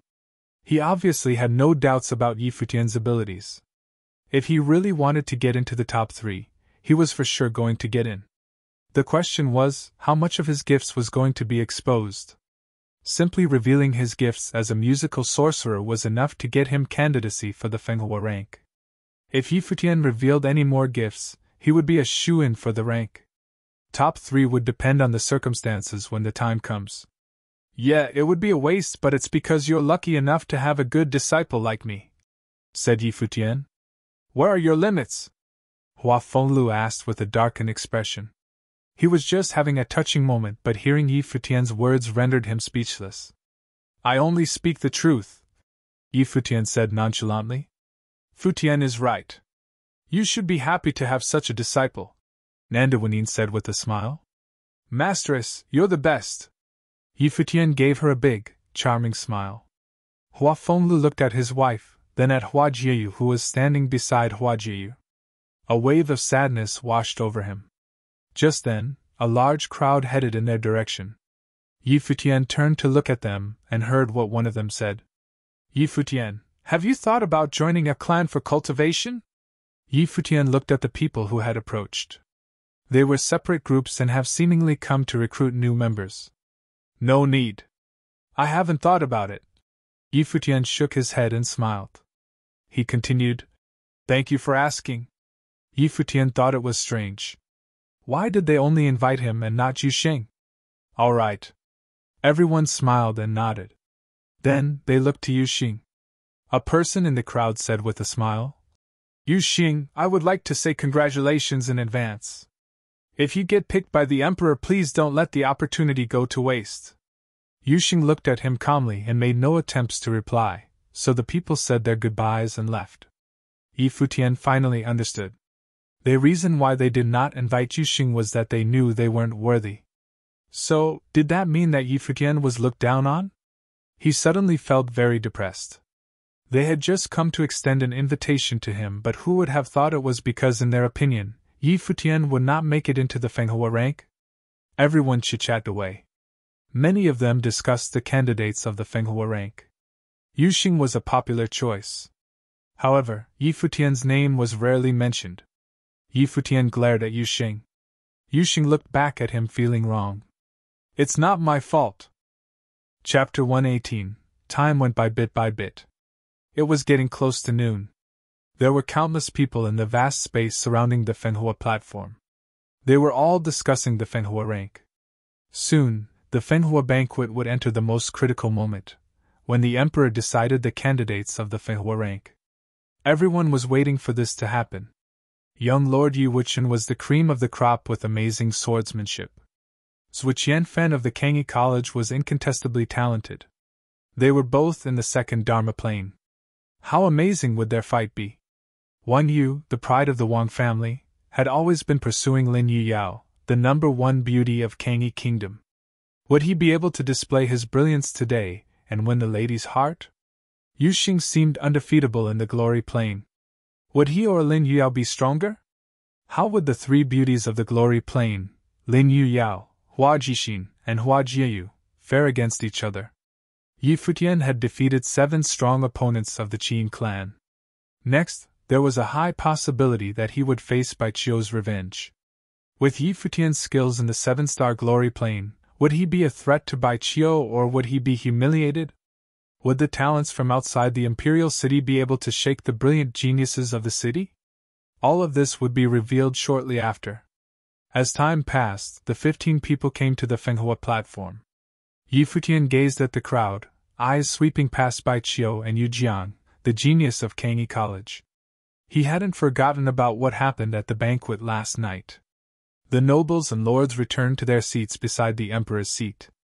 They looked to the 15 figures, also anticipating what was to come.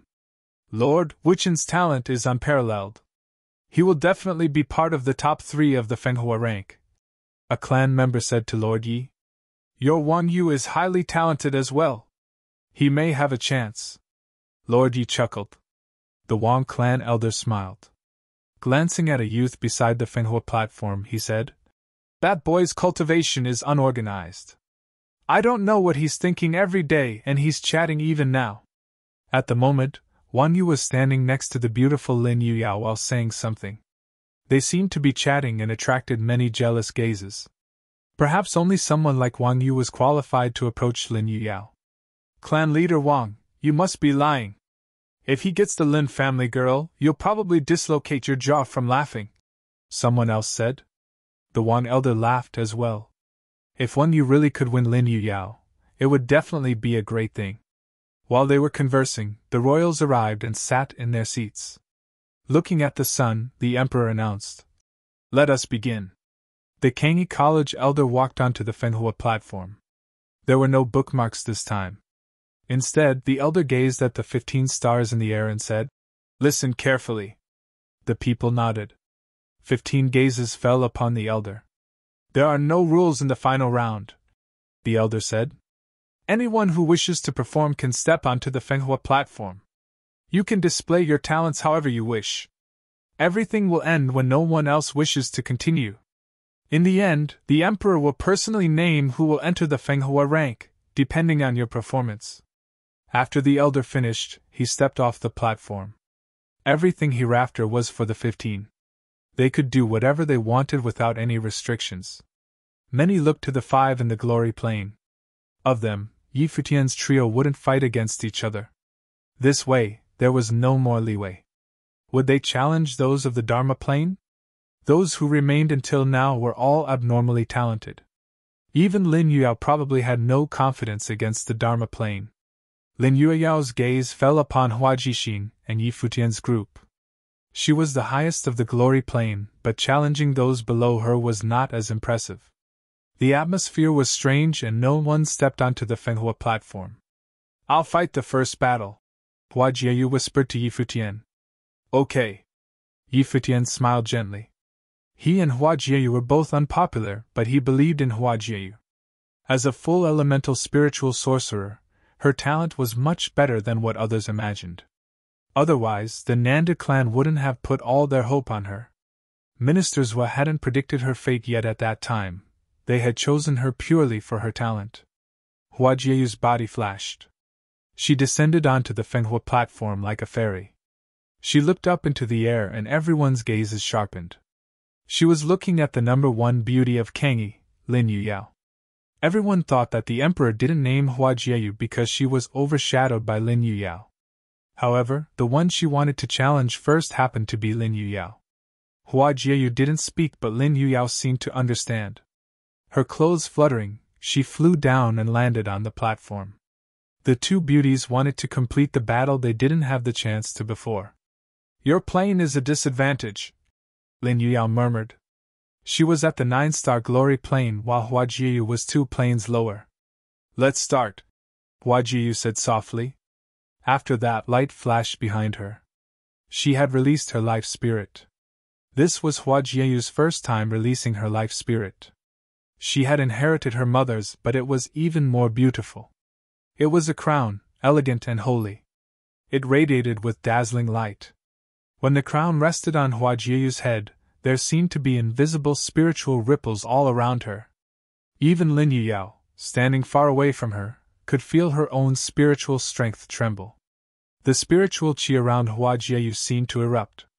Wind wrapped around her, and the wood elemental spiritual qi transformed into the lock of 1,000 vines. It covered the sky and extended forward. She instantly glowed with holy light like a fairy. When they saw this, everyone realized that they'd underestimated Huajiayu's talent. She was stronger than what they'd thought. Lin Yuyao felt threatened too. A similarly beautiful glow appeared behind her. She released her life spirit. It was a beautiful demon, the purple gold rock.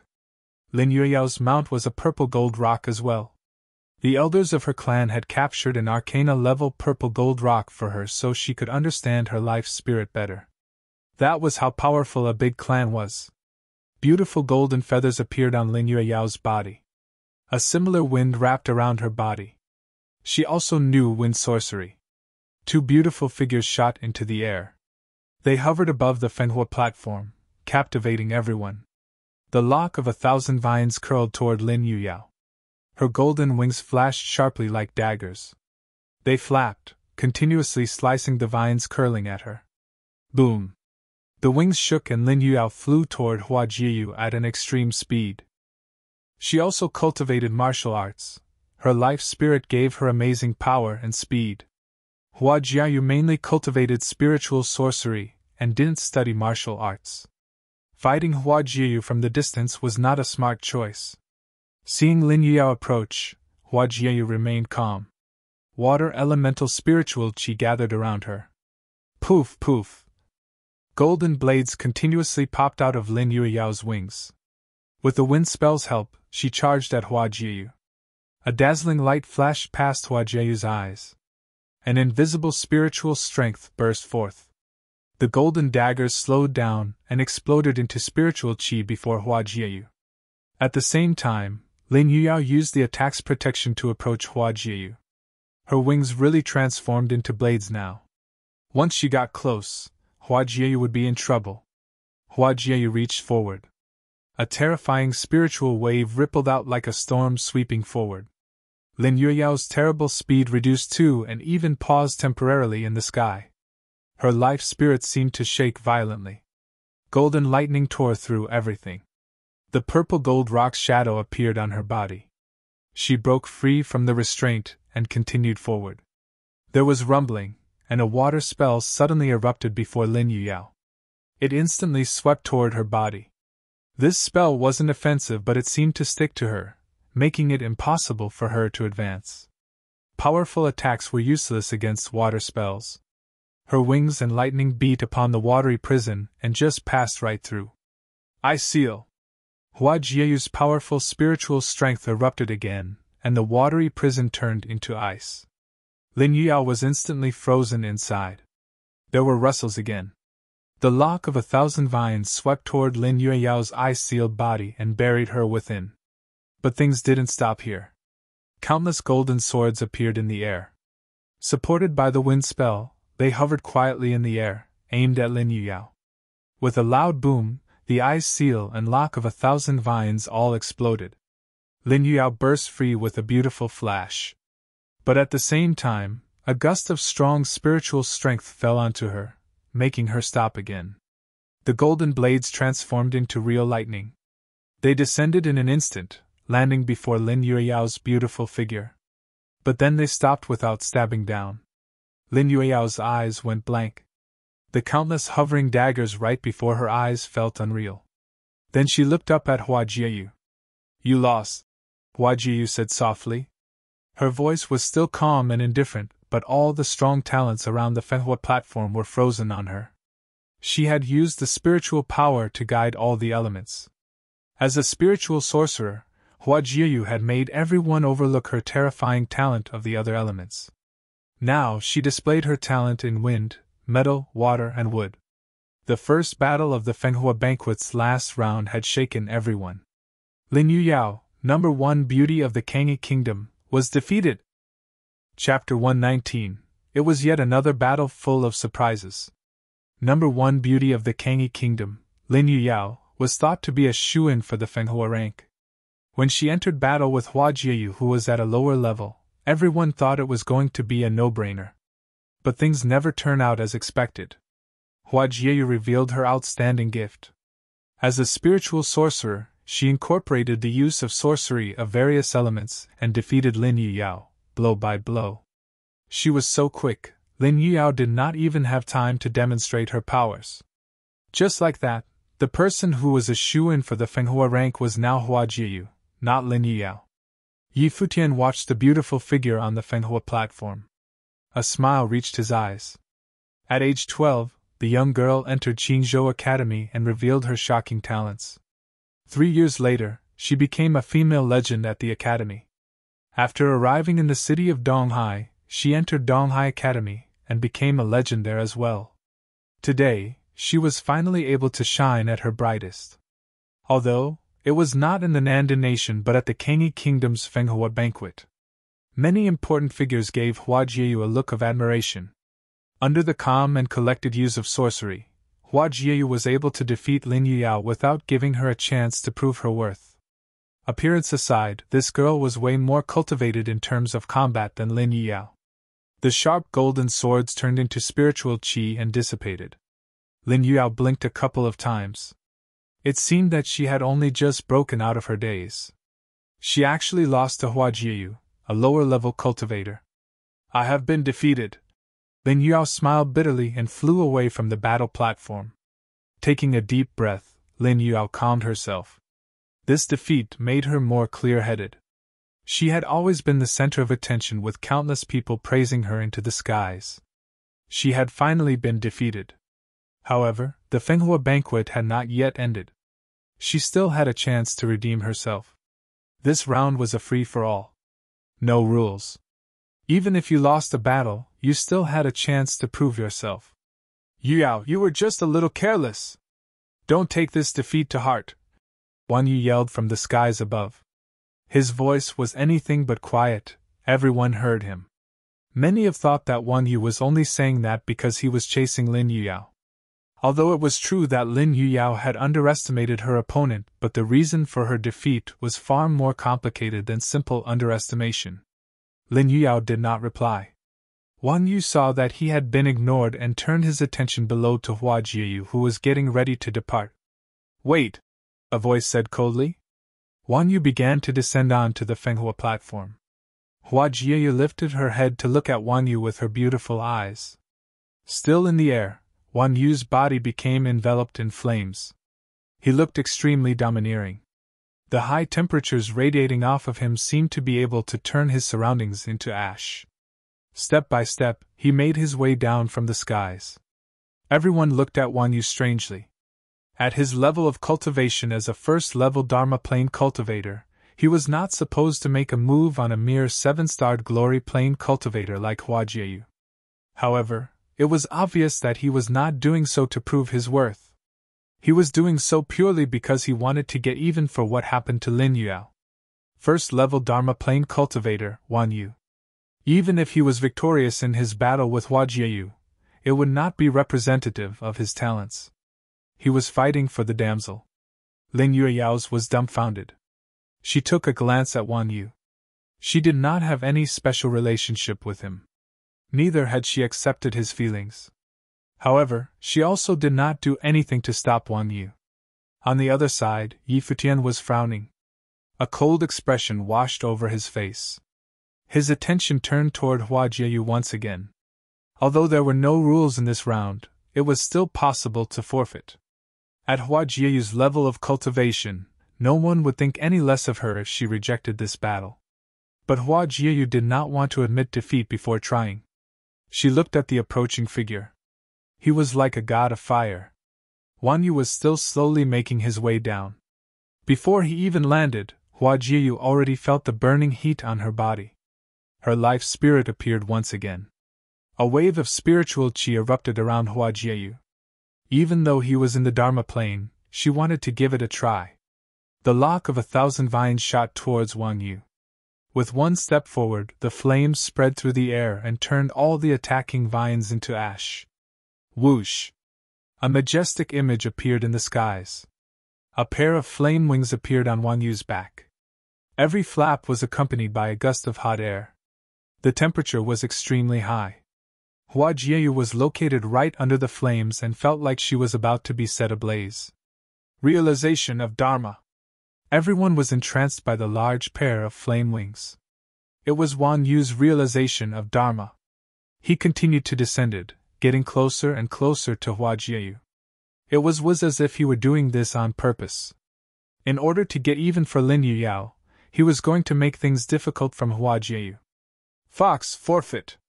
Yi Futian took a step forward and screamed to Hua Jieyu standing in the Fenghua platform below. Hua Jieyu looked at Yi Futian. She knew that there was no way she could win this battle. It was pointless to continue. Just as Hua Jieyu was about to open her mouth, Wan Yu flapped his enormous wings and he was carried straight towards Hua Jieyu, getting extremely close to her body. I admit defeat, Hua Jieyu said calmly. Whoosh! The frightening flame wings brushed right above her head. The hot air rushed across her face, burning the chiffon veil, dissipating into nothing. Right away, her beautiful face filled everyone's vision. Everyone focused in on her face. Seeing her beauty, their eyes were frozen on Hua Jieyu. No one knew how to describe this face. Her face that was once veiled was perfect, flawless. Even Wan Yu was dumbfounded. This was obviously not what he had expected. Even though everyone already knew that Hua Jieyu was a beauty, no one expected it to be of this caliber. She was breathtakingly beautiful. Many people turned to look at Lin Yuyao and they realized that even the Kangyi Kingdom's #1 beauty was lacking in comparison to Hua Jieyu. This meant that Hua Jieyu had defeated Lin Yuyao in terms of talents and looks. Then, could Lin Yuyao still be considered the #1 beauty? Lin Yuyao was also looking at Hua Jieyu.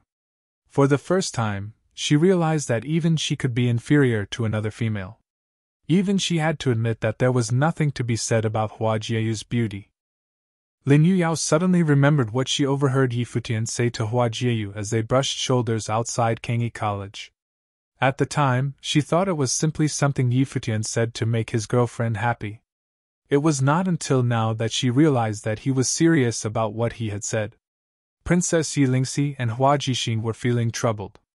They could not believe that another girl more beautiful than themselves had appeared. On top of that, her talents were outstanding. Sorry about that, Wan Yu said. Withdrawing his proud attitude, he gave Hua Jieyu a quick nod.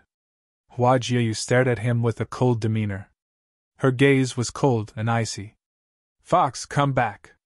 A voice called out to her. Hua Jieyu turned to look at Yi Futian. Nodding her head lightly, her body lifted into the skies in a flash. Back on the black-winged eagle's back, Hua Jieyu walked up to Yi Futian. Disappointment filled her beautiful eyes. Her head hung low as if she had done something wrong. It's fine. Yi Futian petted her head lightly. Hua Jieyu looked up at Yi Futian with puppy dog eyes. Seeing how close the two were, dozens of jealous gazes were immediately directed at Yi Futian. Even Bai Qiu's cold eyes carried a bit of jealousy. Who was Yi Futian to deserve this? Such a brilliant young woman listened to every word he said and acted like a little girl in front of him. That look that she gave Yi Futian could melt the hearts of everyone present. In the Kangyi Kingdom, many talented young men had pursued the #1 beauty, Lin Yuyao, but none of them were successful. Now someone who outshined Lin Yuyao had appeared, but she was already Yi Futian's girlfriend. On top of that, they were being all lovey-dovey in front of everyone. It was clear how everyone felt about this. Naturally, Yi Futian did not care about how the others were feeling. All he knew was that he wasn't feeling too swell. He was in an extremely bad mood. Hua Jieyu defeated Lin Yuyao and someone actually tried to make a move on Hua Jieyu to get even for Lin Yuyao. Even her veil was burned. Obviously, Yi Futian was in a horrible mood. After consoling Hua Jieyu, Yi Futian stepped forward with his fists clenched. A loud sound was emitted. His attention turned to Wan Yu, who had returned into the skies. Yi Futian's gaze was cold. You have a death wish, said Yi Futian. Without using wind sorcery, Yi Futian descended straight down from the sky onto the Fenhua platform in a flash. The platform shook as he landed. Another one in anger for a damsel? Everyone looked at Yi Futian. Trying to mimic Wang Yu? Did Yi Futian have the abilities to do so? They watched as Yi Futian's gaze focused on someone in the sky. His eyes shot daggers at Wang Yu. With a cold demeanor, he ordered, "Get your ass down here! Now!" Everyone was shocked. This guy really was crazy. Yi Futian was only in the 7-starred glory plane. Wang Yu was a cultivator in the Dharma plane. No matter how you looked at it, they were people of different levels. Wang Yu frowned, his eyes cold as well. Then, he let out a smirk. Trying to mimic him? Was Yi Futian even worthy of doing so? Wang Yu walked forward, ready to head down when a figure stepped out in front of him. It was the musical sorcerer prodigy of the Qin clan, Bai Qiu. "Our problems have yet to be settled," said Bai Qiu. He was afraid that once Yi Futian and Wang Yu battled, Yi Futian wouldn't have the guts to step onto the Fenhua platform again. If so, how was he supposed to get revenge for what Yi Futian did to the members of the clan yesterday? Yi Futian looked at Wang Yu, then at Bai Qiu. "Then, let's go. One at a time." Chapter 120. Around the Fenhua platform, everyone's eyes were on Yi Futian, a bit shocked at his confidence. Wang Yu, the pride of the kingdom, and in the Dharma plane. Bai Qiu, the most talented of the Qin clan's younger generation and a musical sorcerer in the Dharma plane. Yi Futian, a musical sorcerer in the 7-star glory plane. Compared like this, there was no way for Yi Futian to sway the other two. No matter how talented he was, the difference in plane was too much. He had to cross into the Dharma plane. Those in the Dharma plane could realize the Dharma, and were frighteningly powerful. Their abilities had a qualitative change from the glory plane. Just then, Bai Qiu descended slowly onto the Fenhua platform. There was still a cool smile on his handsome face. "Even though it's not impressive for me to defeat you, we have to settle the matter from before," Bai Qiu said to Yi Futian. "Of course." Yi Futian smiled. He completely agreed. "Then let us begin." Bai Qiu sat down with crossed legs, extremely charismatic. His Guqin spirit appeared and hovered before him. It was considerably more realistic than Yi Futian's Guqin spirit. It was like a real Guqin. The life spirit developed as the cultivator grew stronger. Yi Futian sat across from Bai Qiu, and his Guqin spirit also appeared. His aura had changed from before as well. His handsome face was calm and solemn. It was as if only the Guqin was in his eyes at the moment. Some girls looked at Yi Futian, and they had to admit that Yi Futian and Hua Jieyu matched in terms of looks.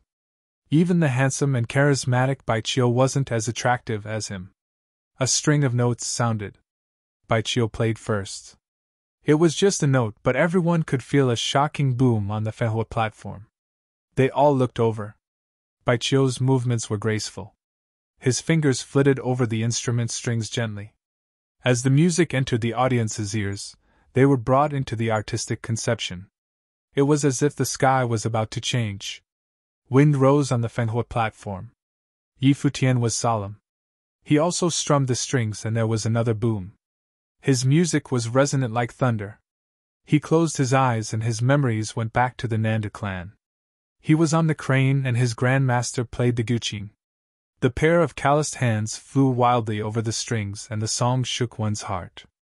Another musical spell sounded on the Fenhua platform. It accompanied Bai Qiu's playing like screaming wind and booming thunder. The crowd discovered with a shock that lightning continuously flashed in the sky above the platform. The sunny day had changed under the music, turning into bad weather. Even the talented ones spectating were dragged into the artistic conception of the storm. There was no more sunlight, dark clouds covered the sky. No wonder he is the best of the Qin clan's younger generation. Everyone gazed at Bai Qiu, playing his Guqin on the Fenhua platform. He hadn't displayed his true ability in the earlier fights. Now, he didn't play casually when faced with Yi Futian, who was in a lower plane. Instead, he used his absolute power to obliterate the opponent, letting everyone see the true musical sorcery of the Qin clan to redeem his honor. The Qin clan members all smirked when they saw this scene. There was no place for Futian if Baiqiu was there. Above Futian, dark clouds covered the sky and the wind howled. The lightning was terrifying. Crack! A dazzling bolt of lightning streaked directly toward Futian. Everyone's hearts trembled. Could Futian, playing his guqin with his eyes closed, withstand this attack? His fingers quickly strummed the strings. The music intensified continuously like a sharp sword in the thunderstorm, wanting to slice through all restraints. Then there was a terrifying streak of purple light. The lightning above Futian's head disappeared as if shattered by the invisible power in Futian's melody. Many people now gazed at him, a bit impressed. For Futian, a 7-star glory plane sorcerer, it was good enough to be able to withstand Baiqiu's violent musical spell like this. However, this didn't seem enough to change the result. The air currents went wild above Futian's head. His spiritual qi erupted and lightning kept flashing as if a terrible storm was brewing. It felt as if Futian was a small boat in the thunderstorm. He could run into danger at any time and be crushed to bits. Futian didn't seem to feel this. His eyes were still closed, unaffected by the opponent's music. His melody continued to rise and a storm rose around him, going against the current. When lightning struck, it would be swallowed by this windstorm. However, Futian knew that there was still a big difference between his spiritual energy and Baiqiu's.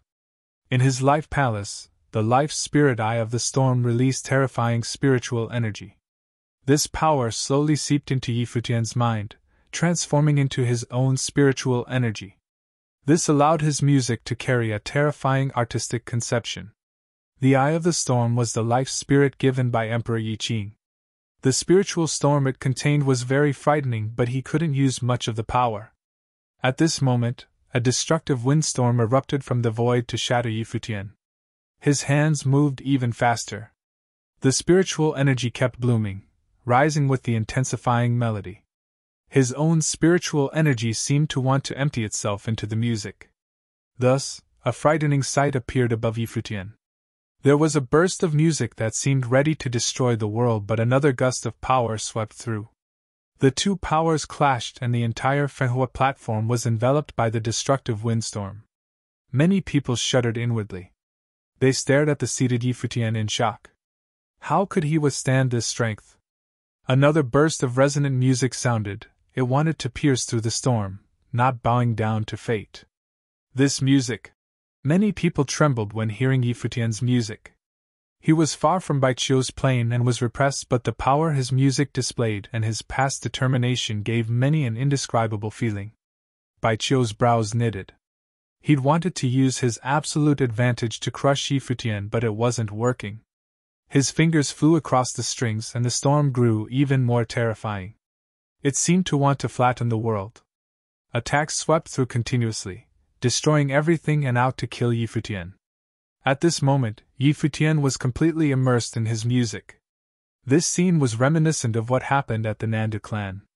He thought of his grandmaster's tragic but powerful performance. In his life palace, the spiritual energy of the Eye of the Storm continuously transformed into Futian's consciousness. It increased his spiritual energy, and there seemed to be no limit for his song. It kept rising. The unparalleled power destroyed everything. The crowd realized with a shock that the increasingly wild thunderstorm in the sky wasn't defeating Futian. Instead, it showed signs of breaking down. Above Futian, a corner of the chaotic music windstorm scattered. As if sunlight shone down, there was light. Is this why he was confident?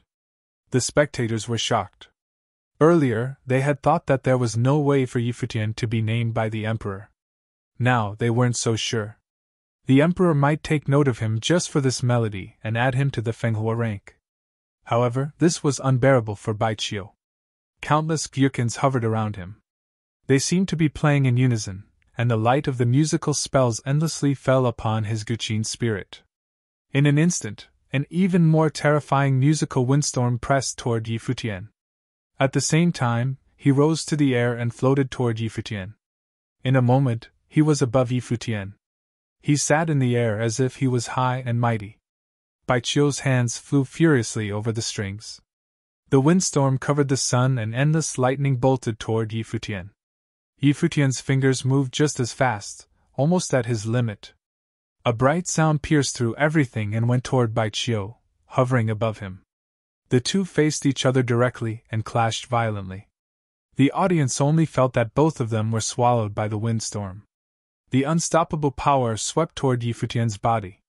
With a boom, Yi Futian's music stopped. His body continued to be forced backward.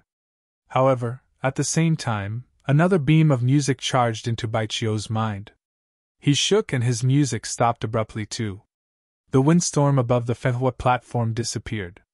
Sunlight shone down and everything went back to normal, but the results were clear. Yi Futian had still lost, though no one could blame him. This battle was impressive enough. Many gazes fell upon Yi Futian's handsome face. His eyes opened slowly. The black eyes were clear and bright, not frustrated at all by his defeat. His bright smile was like sunlight, nothing like the repressiveness and chaos from earlier. This Yi Futian was a completely different person from before. He had wanted to try with his grandmaster's piece, but the difference in playing was still too much. They were both musical sorcerers and it was difficult to cross such a wide gap. However, he wasn't disappointed. In his last battle with Zhou Mu, his musical spell wasn't enough to defeat him. Now, he could use his music to cross 3 planes into the Dharma plane and still force Bai Qiu to this extent. He had improved a lot. "You should be proud that I treat you so," Bai Qiu said nonchalantly, though his heart was pounding. Yi Futian smiled subtly at Bai Qiu. Then he stood up and smirked. He turned around and gazed in the emperor's direction. Bowing, he said, "Your Majesty, when I registered at the Kangi College, I wrote that my occupation is a musical sorcerer. In actuality, I only cultivate musical sorcery to better myself. It is not my expertise. Please forgive me." Chapter 121. After Yi Futian had spoken, many people were dumbfounded. Their gazes were frozen on the handsome young man. He only cultivated musical sorcery to better himself? In the battle just now, Yi Futian's musical sorcery was able to push the Qin clan's brightest pupil, Dharma plane prodigy, Bai Qiu, to such limits. Now, he was telling the emperor that he only cultivated musical sorcery to better himself, and that it was not his expertise. This? Bai Qiu's expression darkened. Up to this point in the battle, there was nothing he could say he was proud of. He wanted to get sweet revenge on Yi Futian for what he had done, but by the looks of it, his efforts were nowhere near good enough. What was the meaning of what Yi Futian had just said? From far up in the skies, Hua Fenglu dry coughed. On the black wind eagle, Hua Jiu sat there just blinking her eyes, while Yu Xing sat wide-eyed. He looked at Bai Qiu with pity. But forget about everyone else, even the emperor was not prepared for Yi Futian's utterance. He faltered momentarily, and then looked at the handsome young man on the Fenghua platform. With a smile, he said, "That's fine. Then you may battle with the skill of your expertise." "Thank you, Your Majesty." Yi Futian bowed to the emperor. After that, he turned to look at Bai Qiu with a smile. "I would also like to see what your expertise is," Bai Qiu said with a darkened expression. He placed his hands on the guqin and the music started once again. If he couldn't defeat Yi Futian, then all pride would be lost. The moment Bai Qiu's fingertips met the guqin, thunder and lightning filled the sky. The winds and the clouds shifted. He was playing the same piece as before. Yi Futian stepped forward. A majestic bright light accompanied the release of his golden rock spirit. In a split second, everyone's eyes were drawn back on to Yi Futian as they watched in shock while the life spirit appeared behind him. Twin spirits. A shiver went down everyone's spine. Yi Futian previously battled as a musical sorcerer and revealed his guqin spirit. Now, his golden rock spirit has also been unveiled. Twin spirits. The audience finally understood. Not only had they underestimated Hua Jiu, they had also underestimated Yi Futian. Yi Futian, Yu Xing, and Hua Jiu. The 7-starred glory plane trio were mysterious newcomers. It seemed like they were destined to stir up trouble at the Fenghua banquet. Yu Xing and Hua Jiu had already revealed their true talents. Now, it was Futian's turn. His musical sorcery was able to force Baiqiu to attack at full power, but he told the emperor that he only cultivated musical sorcery to better himself. He wasn't solely a musical sorcerer. After that, he released a second life spirit. Baiqiu, who had already begun to play, was also shocked. His cold eyes swept over to Futian. Baiqiu was supposed to have the advantage, fighting Futian as a Dharma plane cultivator, but Futian had stolen his spotlight from the very start. Thinking about this, Baiqiu released his realization of Dharma. Gyukins appeared in the air, and when he played, all the Gyukins harmonized. A wave of frightening energy washed over the platform. The airflow became wild. The sound of the Gyukins metamorphosed into sorcery. Lightning struck down on where Futian was, but he ducked quickly, and it struck onto empty space. He's so fast. Everyone looked towards the figure in the sky. Futian's wings fluttered behind him. Wind sorcery wrapped around his body, making he even faster. He reached out his hand, and the metal spiritual chi immediately formed into a golden rod which Futian wrapped his hand around. Futian took one step forward, and a force of invisible energy erupted from him. More flashes of lightning struck at him, but this time, Futian did not duck to avoid it. Instead, he waved the rod forward and the bolts of lightning disappeared with a loud bang. Futian stood stable like a mountain, his aura growing stronger by the moment. The music continued frantically. The storm was taking form. At the same time, the sound of the guqin continuously crept into Futian's ear, wanting to drag him into the mood of the music. The sky was dark, but lightning lit it up intermittently. Baiqiu's music contained the double attack abilities of spirit and sorcery. With a peculiar look in his eyes, Futian took advantage of the large force of spiritual energy from the eye of the storm to reject the influence of the music. In a flash, he turned into a bolt of golden lightning and struck toward his opponent. As a musical sorcerer, it was only natural for Futian to understand the weakness of musical sorcerers. Musical sorcerers were able to completely overpower powerful cultivators who cultivated only martial arts, and not the element of spirit. More powerful musical sorcerers were also able to utilize their music to release attacks with sorcery. However, their weakness was very obvious: close-range combat. What would happen if someone got too close to a musical sorcerer during battle? But of course, it was not an easy task to get close to a musical sorcerer. Seeing that Futian was closing in, Baiqiu continued to play. The music formed a storm and headed for Futian, wanting to destroy everything in its target location. However, Futian moved in a curved line, perfectly dodging the attack.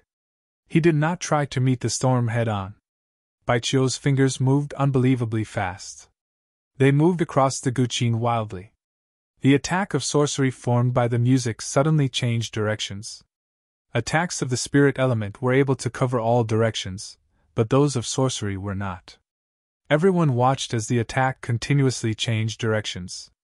Futian, who was zipping through the air with the help of his large golden rock wings, kept waving the long, golden rod around.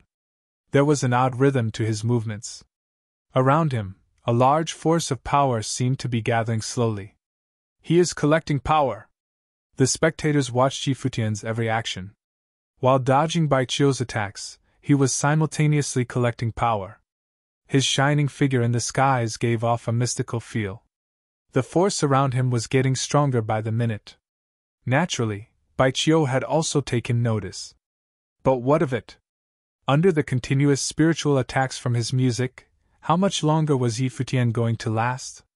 Just then, Futian's soaring body halted. The storm charging at him was destroyed, stricken by the rod. Futian floated over Baiqiu arrogantly. The frightening force of power revolved above Futian, causing him to look majestic and imposing despite his not quite large physique. Clouds filled the skies while thunder and lightning harmonized. Crazy winds turned into sharp blades that cut through the air and flew towards Futian. The rod in his hand danced. The incredible force of power destroyed the incoming storms without rest. His wings fluttered, and with a step forward, the rod swung down hard, splitting the storm in two. The power in his attacks! This scene sent shivers down everyone's back. The storm had been destroyed by single swing of the rod. It was as if all the power in the world belonged to Futian. His golden body shined bright. Instead of moving forward, Futian traveled downward towards Baiqiu, following the way created by the rod. This time, there was no more dodging, no more changing directions. Futian was going to face Baiqiu's attacks head-on. He had gathered enough power for genesis of the 9 heavenly attacks. Anyone who got in his way would die. Wild winds roared in the skies as the thunder dragon's spirit growled. Its power was shocking and powerful that it would be enough to collapse the sky. The long rod danced, and the force got stronger. Everything on earth was at the mercy of Futian. Using the force of power, the second attack of the 9 heavenly attacks was administered. The skies were undisturbed as Futian wiped out the storm. Once again, he descended, getting closer to Baiqiu. The look in Futian's eyes was extremely odd. The spiritual energy in his mind kept getting disturbed. However, with the help of the strong spiritual energy and will, he was able to control the force. When he attacked with the 9 heavenly attacks, there was an explosion of spiritual energy. His spiritual will had also leveled up. Baiqiu's expression changed. His music revealed a hint of distress. How was it that such powerful musical sorcery still could not stop Futian's advance? Baiqiu watched the figure approaching himself slowly. His expression did not look too good. The force of power gathered around Futian grew stronger.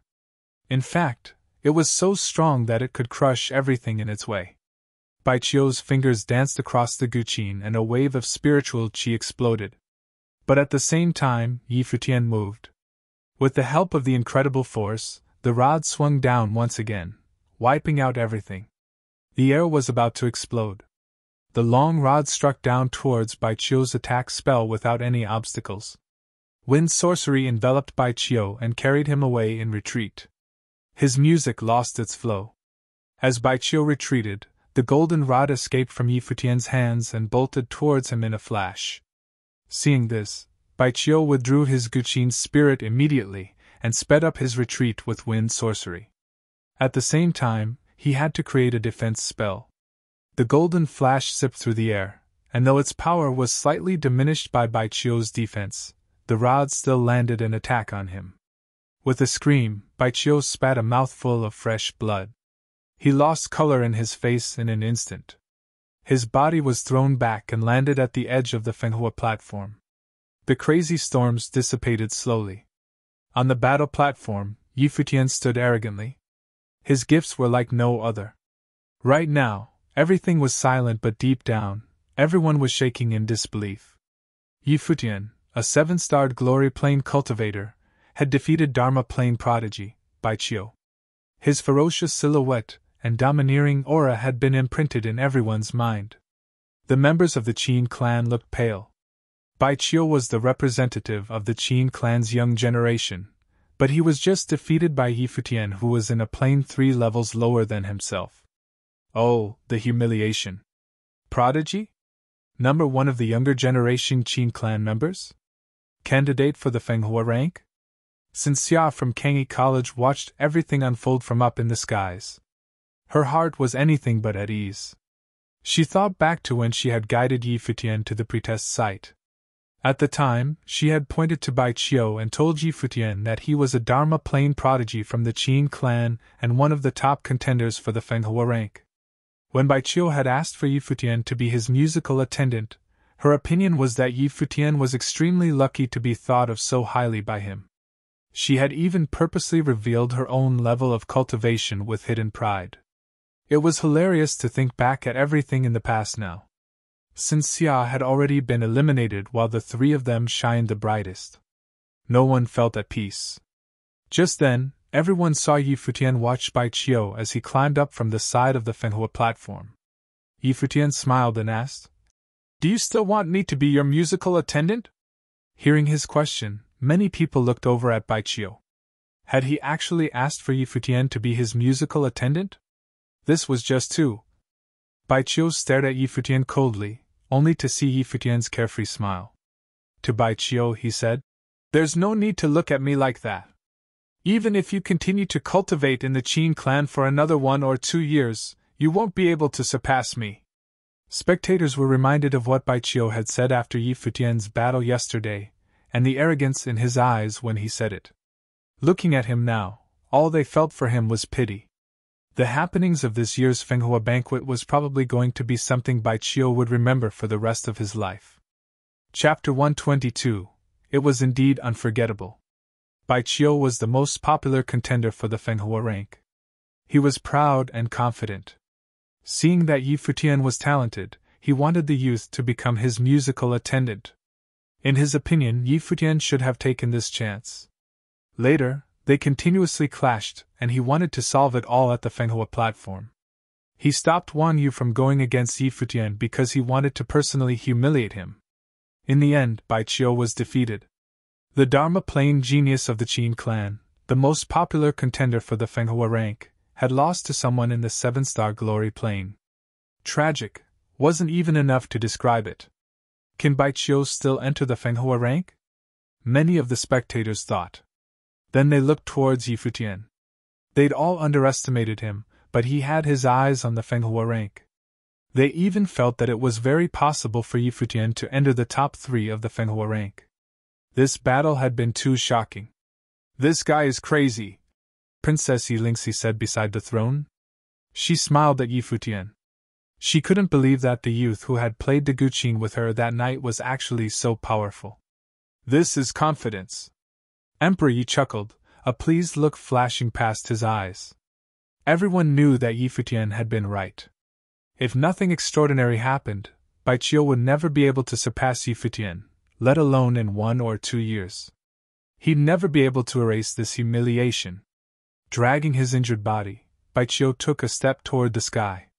His entire presence felt decadent. The pride of the kingdom, so arrogant and confident before, had lost all spirit after this fight. Yi Futian looked up at the sky to Wang Yu. His eyes glinted and he said coldly, "Get down here!" Wang Yu from the Dharma Plane dared to take revenge on Hua Jieyu because she defeated Lin Yiyao? He was flirting with death. He wants to challenge Wang Yu after defeating Bai Qiu? The spectators shuddered. He really was taking them on one by one. He was at the 7-star glory plane, but he looked down on all these geniuses from the Dharma plane. Wang Yu's brows furrowed. He had seen Yi Futian and Bai Qiu's fight, and he was surprised by how strong Yi Futian was. If Bai Qiu hadn't stopped him, he would have been the one down there. He would have underestimated Yi Futian. Now, he had witnessed Yi Futian's aggression, and he became more serious. Blazing wings spread open, filled with the wild aura of fire. Wang Yu sped down and hovered in the air before Yi Futian. Yi Futian opened his arms. The metal elemental spiritual qi gathered once again, transforming into a golden staff. He stepped forward, instantly creating an explosive burst of power. Boom! Fire ignited in Wang Yu's body. He was bathed in the firelight, and the Dharma wings flapped. Wild wind blew as he pounced at Yi Futian, not giving him time to gather his power. He'd witnessed the earlier fight, so he knew that Yi Futian's battle technique grew stronger as time went on. He must defeat Yi Futian before he gathered his power. The golden wings of the rock glowed behind Yi Futian.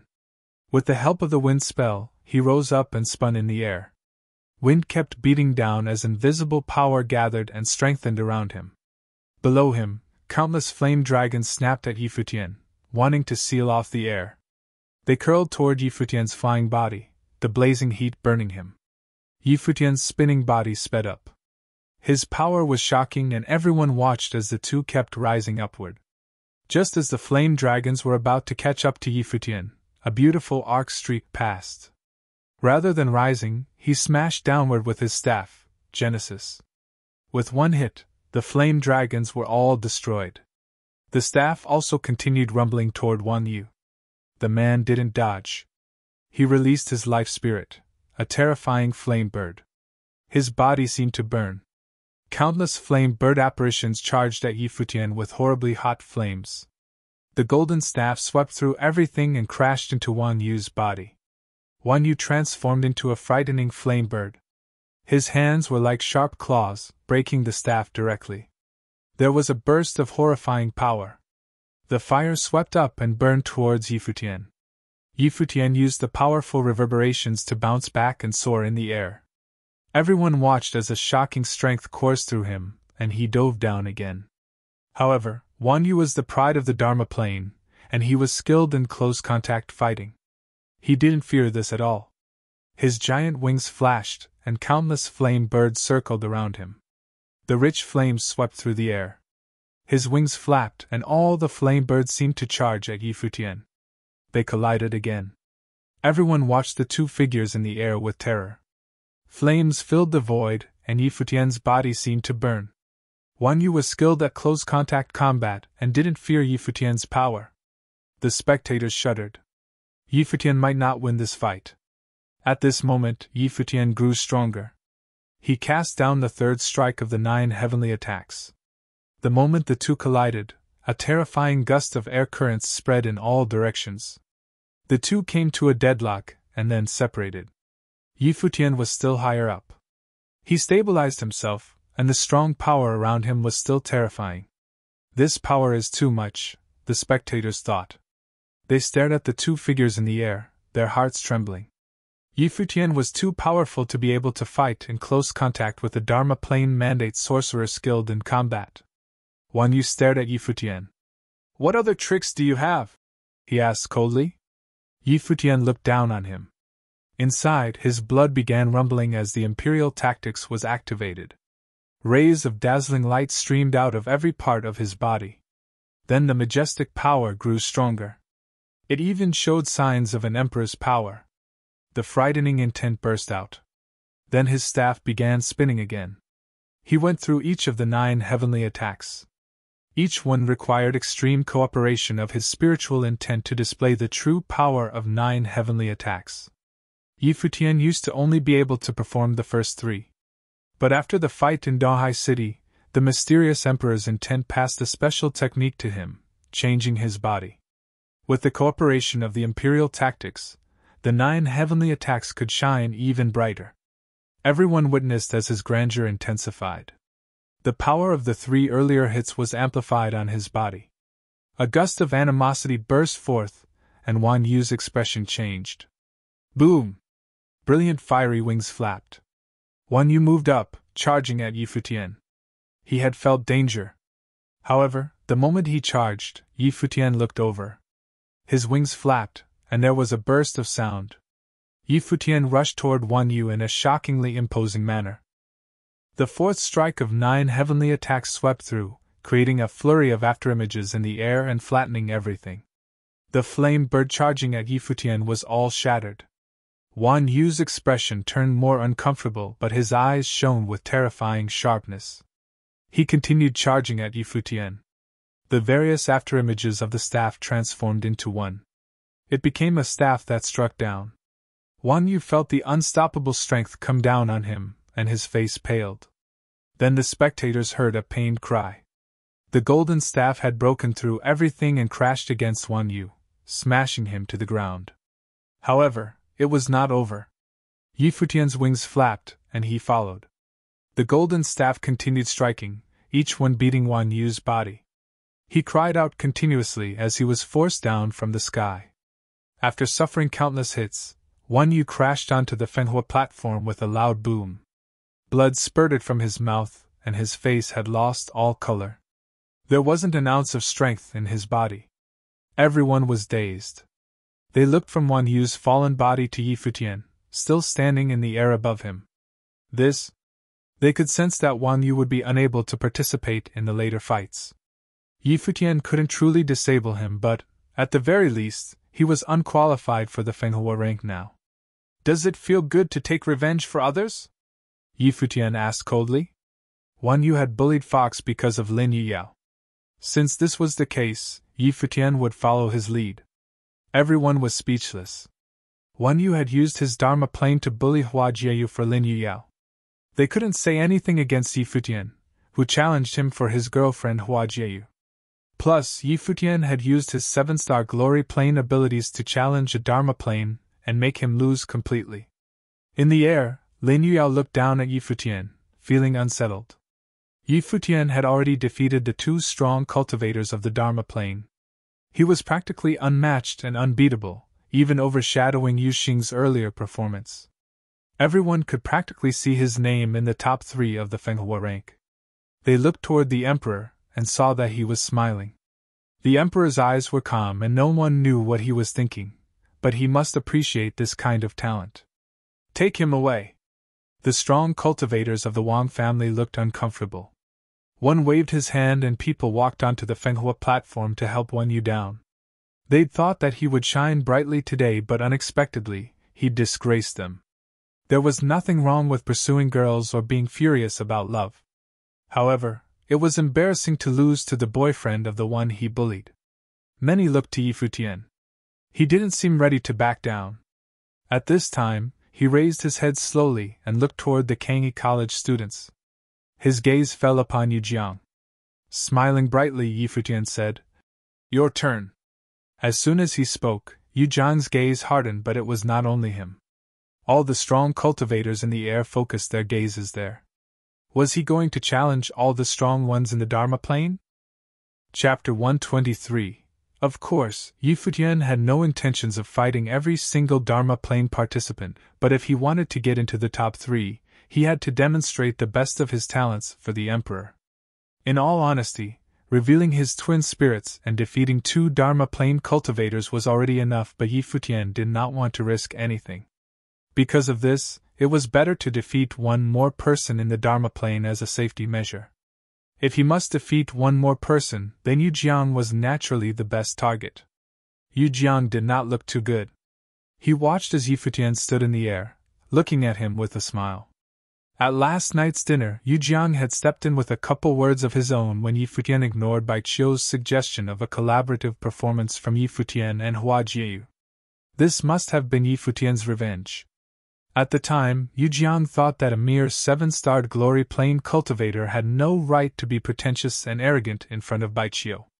But after the 2 battles just now, Yi Futian's power and strength made Yu Jiang realize how right it was for him to be arrogant. If Bai Qiu did not want to perform, what gave him the right to request that Yi Futian played and for Hua Jieyu to dance along? Stepping forward, Yu Jiang's eyes did not display much confidence. Neither Bai Qiu nor Wang Yu was any weaker than Yu Jiang, but they had both been defeated. The difference between the 3 was that Bai Qiu majored in musical sorcery, Wang Yu in martial arts, and Yu Jiang in sorcery.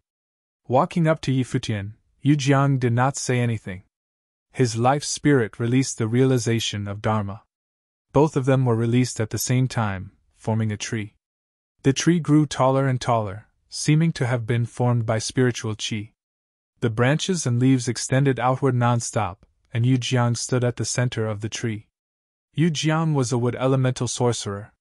He only cultivated in one element, but because he was a mandate sorcerer, he was able to cultivate this one element to its greatest potential. His powers were just as frightening as the rest. The giant tree's branches rustled toward Yi Futian. Gathering the spiritual qi around him, he was able to release the lock of 1,000 vines. In a split second, the vines blocked the sky and tried to encapsulate Yi Futian. Because of his life spirit and the realization of Dharma, the wood elemental sorcery that Yu Jiang used was much more powerful than that of other wood sorcerers. In a flash, Yi Futian moved backwards. At the same time, a fire dragon appeared. Growling, it raced towards the vines ahead. Fire sorcery was able to affect wood sorcery to a certain extent. But this was also true vice versa. Yu Jiang's sorcery was far more powerful than Yi Futian's. The vines brushed over the fire dragon and continued to travel towards Yi Futian. He can also use fire sorcery. He cultivates in sorcery. Everyone watching Yi Futian was speechless. Once again, they thought back to what he said, "I only cultivated musical sorcery to better myself." Boom! A wild flame erupted from Yi Futian. Unless amounts of fire spiritual qi rushed into his body. Very quickly, Yi Futian was bathing in the burning flames. His body was like an incinerator, ready to turn everything into ash. Even the long golden rod in his hand was enveloped in flames. The colors of the gold and the flames together were captivating. Of course, Yi Futian knew that he couldn't go up against a powerful cultivator in the Dharma plane with just sorcery. Although his sorcery was pretty powerful, it was visibly much weaker than his abilities in martial arts. He cultivated the enhancement methods passed down from Emperor Yi Qing, and then later acquired the imperial tactics. Every fiber of his body incredibly powerful. With just pure strength, he would have been able to defeat everyone below the Dharma plane. However, those in the Dharma plane were able to release the realization of Dharma. It was necessary to use tactics never seen before, like the 9 heavenly attacks, to bridge the gap in planes. It was the only way to defeat an opponent in a much higher plane.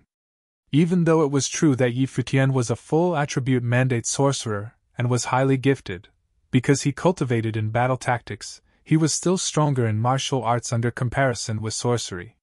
When the vines came closer, his body soared through the air.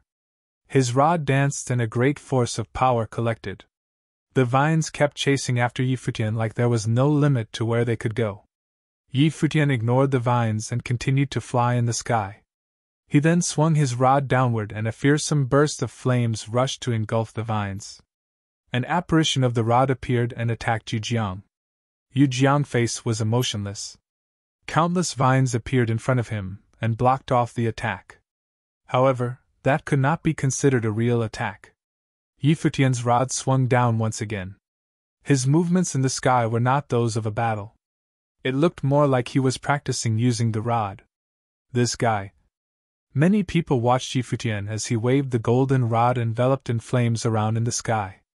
They began to realize that he was indeed practicing. To practice while in combat with Yu Jiang. What did Yi Futian take him for? Yu Jiang had realized as well. His expression was not too good. He moved up along the tree and straight for Yi Futian. The tree rustled loudly as with spiritual qi exploded in the air. Behind Yu Jiang, the giant tree shined brightly and began to grow outward continuously. It blocked the sky like a mystical tree. The giant tree vine curling toward Yi Futian looked like a coiling black dragon. The binding of the black dragon was a wood elemental spell and needed to be initiated with a strong force of wood spiritual qi.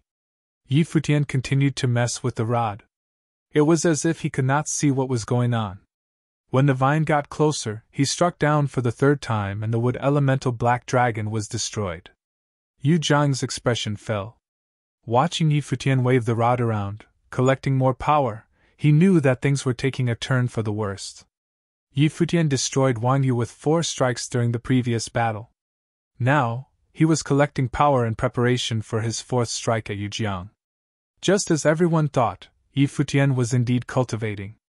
Previously, he made it to the 4th attack of the 9 heavenly attacks because of the imperial tactics. Now, he wanted to accomplish the same thing with his own powers. His will was strong. Right now, Yi Futian had no other thoughts. Everything around him had nothing to do with him.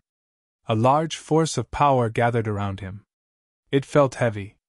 The 9 heavenly attacks were aggressive but hard to control.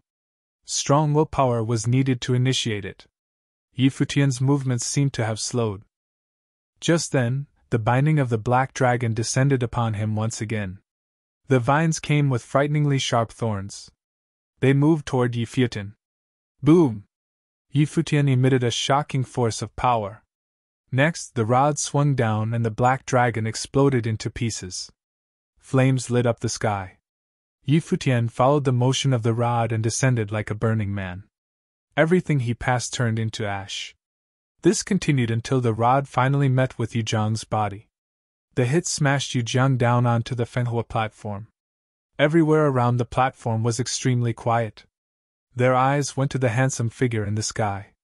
Yi Futian had defeated 3 Dharma plane cultivators in a row. He was good at musical sorcery, martial arts, sorcery, and was gifted in multiple elements, such as the element of spirit, metal, wind, and fire. Just as Yi Futian had predicted, with his gifts, he was most definitely going to be in the top 3 on the Fenghua rank. He was only in the 7-starred glory plane but was already one of the best among the group of 15 just in terms of combat skills. Besides the couple people in the 2nd-level Dharma plane, who would be able to touch him. Yi Futian did not spare a second glance at Yu Jiang, who had fallen to the ground. His wild aura disappeared and, in a flash, he was back on the Black Wind Eagle. Many people continued to stare at Yi Futian. He was handsome and had a bright personality. He always had a light smile on his face, giving others a very comfortable feeling. But this handsome young man who didn't look like could hurt a fly, had just brutally defeated 3 extremely talented Dharma plane cultivators. Then, their attention shifted to Hua Jiyu, who was beside him. Presently, there was no one else who thought it was unfitting for the two to be together. They were the perfect couple, a match made in heaven. They were both unbelievably gifted and incredibly good-looking. When they stood together, Kanyi Kingdom's #1 beauty, Lin Yuyao, as well as the pride of all clans, could not hold a candle to them. Furthermore, there was still Yu Xing, standing behind the couple. He was also so talented, it was unnatural. People thought, what kind of group is this? After the shock had passed, the battles continued. Participants in the Dharma plane made exchanges on the platform. Young Lord Yuwichin and Kangi College's Wuqian Fan could be described as invincible. There was no one who could lay a hand on them. Without incident, these two would be the 2 most powerful people at the Fenghua banquet. Besides them, there was a prodigy-level person who was not from the Kangi kingdom. He was also very powerful. After they were defeated by Yi Futian, Bai Qiu and Yu Jiang continued to battle. However, they had lost their air of arrogance. They had been taught a lesson by a 7-starred glory plane cultivator, and no longer had the right to be arrogant. But to be honest, they were not weak at all. They were victorious battle after battle against those in the same plane. This helped everyone understand. The 2 of them weren't weak. Yi Futian was simply way too powerful. Even if it had been someone else in the first-level Dharma plane who fought against Yi Futian, the results would be the same. If that's how it was, Bai Qiu and Yu Jiang still had a chance to enter the Fenghua rank. Wan Yu was the most pitiful. He was beat until he lost his power to battle. He didn't even get a chance to demonstrate his talents. There was no reason for the emperor to pick him. In the glory plane, Lin Yuyao and Hua Jixing battled. Both beauties were talented, but with the advantage of being in a higher plane, Lin Yuyao won. Despite that, Hua Jixing perfectly displayed her combat skills in this battle. In terms of gifts and talents, Hua Jixing wouldn't have lost to Lin Yuyao. After the 2 of them fought, there was no one else to compete. In the glory plane, there was also Yi Futian, Yu Xing, and Hua Jiyu, but who would they fight? They might as well challenge those in the Dharma plane. This saddened the 2 young women. Today on the Fenghua platform, the one who shined the brightest would have, without a doubt, been Hua Jiyu. She stole Lin Yuyao's spotlight. Yu Xing fought another battle with someone in the Dharma plane. However, he did not win. The reason for that was simple. The opponent could fly and Yu Xing couldn't, so he could take the attacks. This pissed off Yu Xing big time. In the end, even though Yu Xing hadn't been beat into the ground, he still stepped off the Fenghua platform feeling very melancholic. Although he did not win, no one dared to underestimate Yu Xing's gifts. This guy was also able to fight Dharma plane cultivators. If only he could fly, then he would have had a chance of defeating those in the Dharma plane. As the battles came and went, the Fenghua banquet was getting closer to the end. No one would have ever expected for 3 7-starred glory plane cultivators to come out of nowhere and display such talents at the Fenghua banquet. Chapter 124. It was a little bit quiet since there were fewer people went to battle on the Fenghua platform. Only the strongest were left. They were the young Lord Yuwichin, Zui Qianfen from Kangi College, and Li Yi. Other than Yi Futian's trio, Li Yi was the other dark horse. No one knew him before, and he was not from this kingdom either. Among the talents from the other nations, Li Yi would be the most outstanding if Yi Futian's trio wasn't there. His life spirit was the sun bird, a 3-foot golden bird with the attributes of both wind and fire. He cultivated both sorcery and martial arts at the same time, and his martial arts techniques were peculiar. When fighting, the fire inside him seemed to come not only from the spiritual qi of the world. It was more frightening than it. At this moment, Li came out and looked at Yuwichin.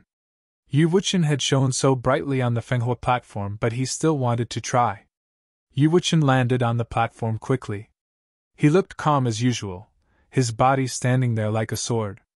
Such temperament became especially obvious when he was about to fight. It was as if the intent of the sword surrounded him. Li also reached the realization of Dharma through his life spirit. He turned into a huge golden bird. The flames could burn everything, and were far stronger than Wan Yu's. You still won't release the Dharma? Li asked. No need. Yu Wuchen was still calm, his tone full of confidence. The illusions of golden birds pounced toward Yu Wuchen with monstrous flames. For a moment, Yu Wuchen's body was set on fire, but he stood still with sword's light swirling around in a storm. They slashed through the illusions of the golden birds. What strong sword intent! People felt their hearts fluttering. The sword intent around Yu Wuchen seemed to turn into a substantive sword moving around his body. It was amazing.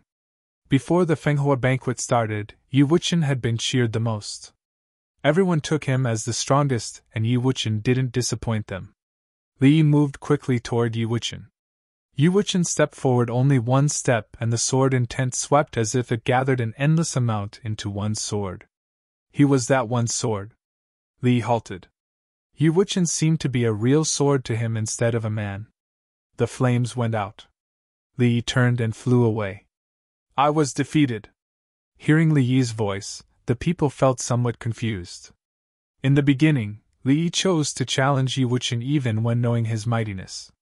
Why did he concede before the fight?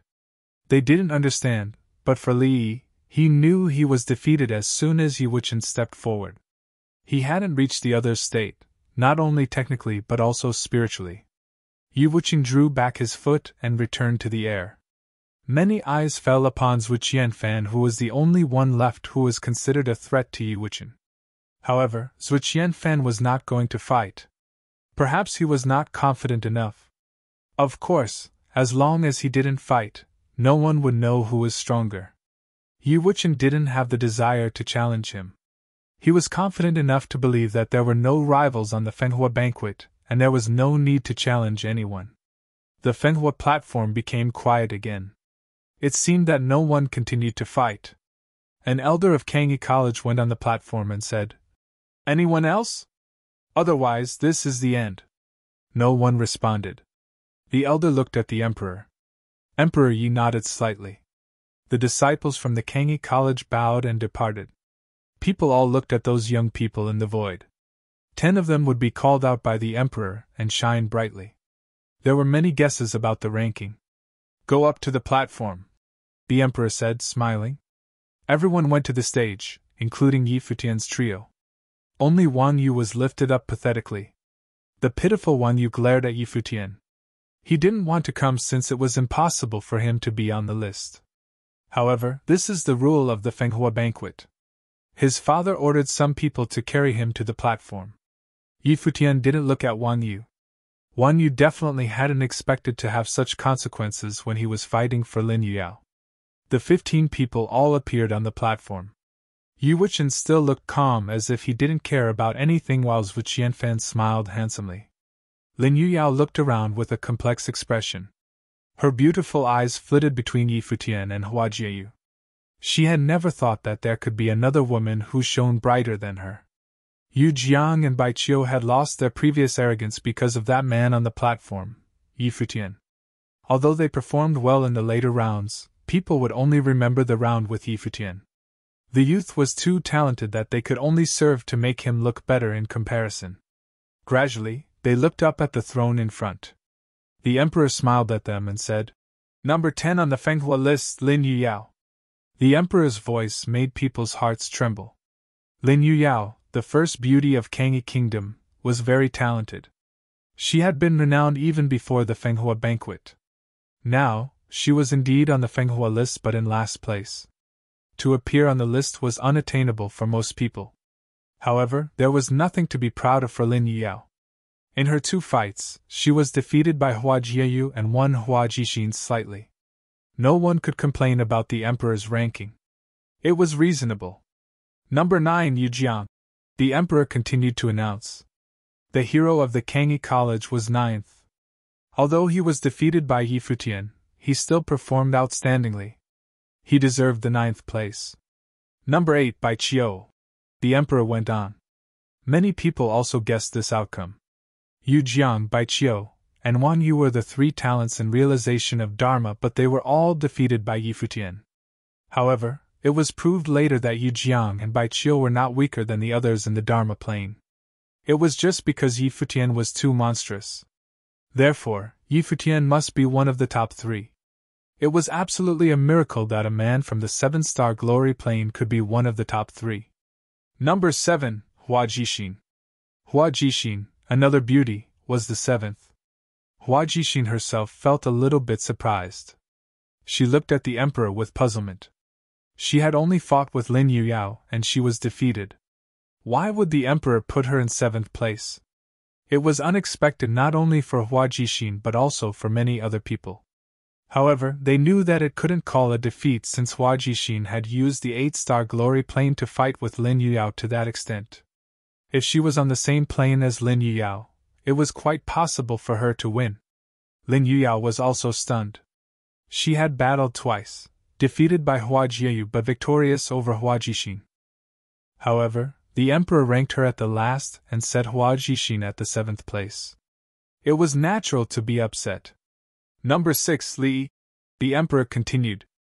Li, a strong cultivator in the Dharma plane, was 6th. There were 5 people left. Yi Futian's trio were all in the top 5. Other than them, there was also Yi Wuchen and Zhu Qianfan. These two hadn't been defeated yet. In fact, Yu Xing was just like Hua Jixin. He had only fought once and was defeated. So what? Who was Yu Xing's competitor? It was the genius in the Dharma plane, and it shouldn't be counted as a defeat. He had left because he couldn't hit the other. As for Hua Jixin and Lin Yuyao, Yu Xing just didn't want to fight with them, which made sense to everyone. No one was surprised by the result. There was another man who was defeated in his only fight but was also strong. It was Wan Yu, but he was different. His rival was Yi Futian, who was only at the 7-star glory plane. They were on the same plane but different levels. However, he was defeated to a miserable extent, as everyone could see. After that, he had no chance to prove himself as Bai Qiu and Yu Jiang did. He could blame no one. It was destined that his name couldn't appear on the list. Next was the top 5. Everyone was looking forward to the result. Emperor Yi looked at those people on the platform. Everyone tensed. The remaining people were really difficult to rank. Of Zhu Qianfan, Hua Jiayu and Yu Sheng, who would be the 5th? Zhu Qianfan hadn't been defeated yet, while what he had showed was just as powerful as Yi Wuchen. Therefore, Zhu Qianfan and Yi Wuchen must be the 2 strongest. Some people wondered whether Zhu Qianfan didn't challenge Yi Wuchen to deliberately avoid him. As for Hua Jiayu, she had only fought once and defeated Lin Yuyao, crossing 2 planes. Yu Xing was also strong. There would be dispute no matter who was the 5th. Do you have anything to say? The emperor smiled and asked. Everyone's expressions grew complex. Zhu Qianfan smiled and said, Your Highness, though I haven't fought with Yi Wuchen, there is a greater possibility for me to be defeated if we battle. From Yi Wuchen's matchless demeanor, he must be the top one. As for me, just take me as I was defeated. Many people looked at Zhu Qianfan in surprise. He seemed to be uninterested in the ranking. Many people admired his attitude, for he took the initiative to admit that he would be defeated and recommended Yi Wuchen to be the top one. But Yu Xing glanced at Zhu Qianfan coolly. For him, the first place should be Yi Futian. Zhu Qianfan didn't have the right to judge and disturb the emperor's decision. Yu Xing knew that Yi Futian might not be so interested in the rank either. He didn't challenge anyone else after defeating the 3 talents in the Dharma plane. This meant his goal was only the top 3. He attended the Fenghua banquet only for his teacher's injury. Whether it was 1st or 3rd place was not so important to him. However, Yu Xing cared about this. Zhu Qianfan was from the Kangyi College, while Yi Futian had humiliated Yu Jiang, who was from Kangyi College too. Chapter 125. Although Yu Xing had a bad temper, he was definitely not dumb. On the contrary, he was very smart in certain aspects. Zhu Qianfan's words made him sound generous, but in reality, they carried a hidden meaning. He said it on purpose. Any place in the top 3 was honorable, and could make a request to the emperor, but first place, and the two places afterward were still different. Many times, people only ever remembered those in first place. Plus, if Yu Wuqian was first, that meant the determining factor was ability, then it would be only fair to give Zhuo Qianfan second place. I only had one battle and was defeated, I should be in fifth place, said Yu Xing. He suddenly looked in the emperor's direction and said, Zhuo Qianfan and Yu Wuqian are both second-level Dharma plane cultivators, Yu Wuqian being the stronger of the two. Although Zhuo Qianfan was not actually defeated in battle, he did not battle with Yu Wuqian and has admitted that he is lacking in comparison. Zhuo Qianfan did not fully prove his worth. He should be fourth place. Zhuo Qianfan and Yu Jiang were dumbfounded by Yu Xing's words. Especially Zhuo Qianfan. His gaze turned sharp as a knife. Yu Xing had pointed out in front of everyone that Zhuo Qianfan had not proved his worth. That makes sense. The emperor smiled and nodded. Even though you only fought one battle, it was with a Dharma plane cultivator. Had it been anyone in planes lower than the Dharma plane, you would have easily won, he said to Yu Xing. As for Zhuo Qianfan, you have incredible abilities and is obviously very generous. You are indeed a student of Kangyi College, Emperor Yi announced with a smile on his face. Fifth place on Fenghua rank goes to Zhuo Qianfan.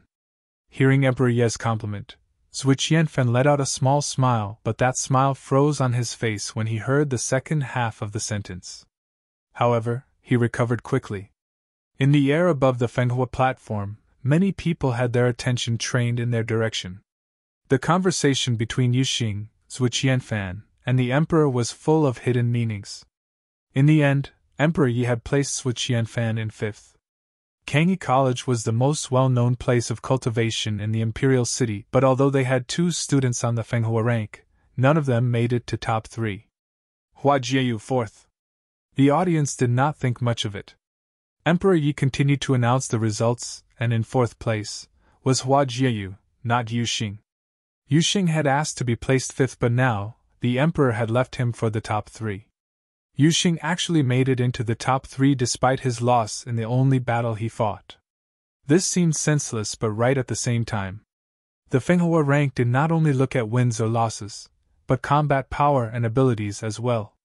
When making a decision, it was only natural that the emperor also took gifts, talents, and potential into consideration. For example, even though it was Hua Jieyu who defeated Lin Yuyao, Yu Xing would have been able to as well.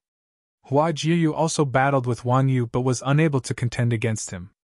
Yu Xing, on the other hand, was able to face his opponent's realization of Dharma. The ranking between the two was clear. And that was why Yu Xing placed before Hua Jieyu. Yu Xing felt surprised himself and looked strangely at the emperor. It seemed Emperor Yi felt his gaze because he chuckled before saying, Yu Xing third. Hearing that Yu Xing was placed third in the end, many people looked at the emperor in admiration. The rankings from 3rd to 10th place looked simple but was actually very complicated. Yu Wuqian was the most powerful cultivator at the Fenghua banquet, and Yi Futian was the most fearsome. He was able to defeat people in planes much higher. The two of them were rightfully in the top 2. Next, it was time to see who got first place. At this moment, everyone stared closely at Emperor Yi, awaiting his answer. However, what he did was turn his gaze over to the last 2 participants. He smiled and asked them, What do you guys think about this? Yu Wuqian's gaze fell on Yi Futian. He said, I am a 2nd-level Dharma plane cultivator and you, a 7-starred glory plane cultivator. In the battles before, I didn't challenge you to a battle because it would put you at too much of a disadvantage. But since His Majesty has asked, I really want to experience the tactics you used with the rod. I'll only defend, no attacks. How does that sound? The 9 heavenly attacks was truly a majestic sight, but at Yi Wuqian's level of cultivation, it would be too much for him to initiate a challenge with Yi Futian. Yi Futian gave him an odd look but nodded anyway. All right. Having arrived at an agreement, the two stepped onto the center of the Fenghua platform. They stood opposite of each other. Yi Wuqian stood there exuding the intention of sword. He seemed sharp as a sword.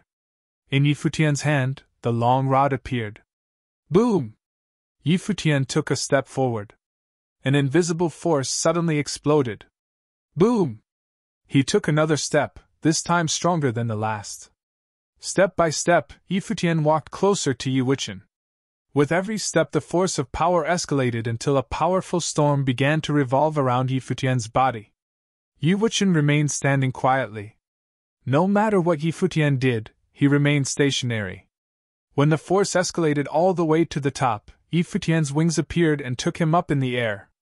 Like a bolt of lightning, the long golden rod struck down and, in the air, a bright light flashed by. Just then, Yi Wuchen took a small step forward. Only one step. A wave of sword intent charged towards the rod, striking down at him. A loud crash. He was not able to destroy the golden rod. Instead, the intent of sword was repelled back at Yi Wuchen. Yi Futian used the force of repulsion to his advantage. He soared through the sky, his force even stronger now. The rod struck down a second time, stronger than the first. Yi Wuchen reached out his hand to point into the air. The intent of sword filled the air and raced into the sky. Yi Futian could feel an invisible storm of swords hitting the long rod. Even though Yi Futian had a great force behind him, he was still unable to advance forward. He soared through the air once again and administered the third attack of the 9 heavenly attacks. Yi Wuchen lifted his head to look up at the sky, and the intent of 1,000 swords gathered by him. All of them rushed towards the rod coming down at him. The third attack had also been blocked. Having been fended off once again, Yi Futian stood arrogantly in the air. The force of power flowed around his body. His gaze sharpened and fell on Yi Wuchen below. Unknowingly, an intent to battle brewed in Yi Futian. Compared to Wan Yu, Bai Qiu, and the rest, Yi Wuchen's abilities were much, much stronger. He was on a different level from everyone else. The long rod danced in the air and its apparitions appeared. A large wave of intent of battle washed downward and an explosion sounded.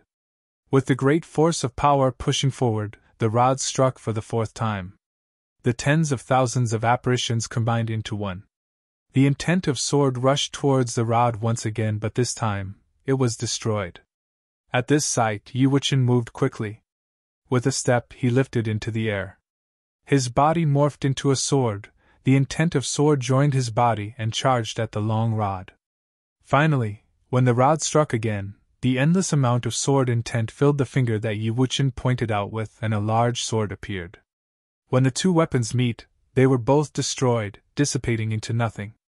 Yi Futian stood in the air and looked at Yi Wuchen. With a smile, he complimented. Incredible. Yi Futian did not care too much about wins and losses. Although Yi Wuchen was in the 2nd level Dharma plane, he was incredibly gifted to begin with. So, even though he was in the same plane as Bai Qiu and others, they could not be compared. This gap between Yi Futian and Yi Wuchen was too large for Yi Futian to overcome. Yi Wuchen nodded and returned to his original position. Yi Futian also returned to stand beside Yu Xing and Hua Jieyu. The results of this round were not as surprising to everyone. The gap was too great. Emperor Yi looked at the two of them, and then his gaze settled on Yi Wuchen. Wuchen, how would you feel if I placed you first? Everyone's heart began to race. Had the emperor already decided who was going to be first place on the Fenghua rank?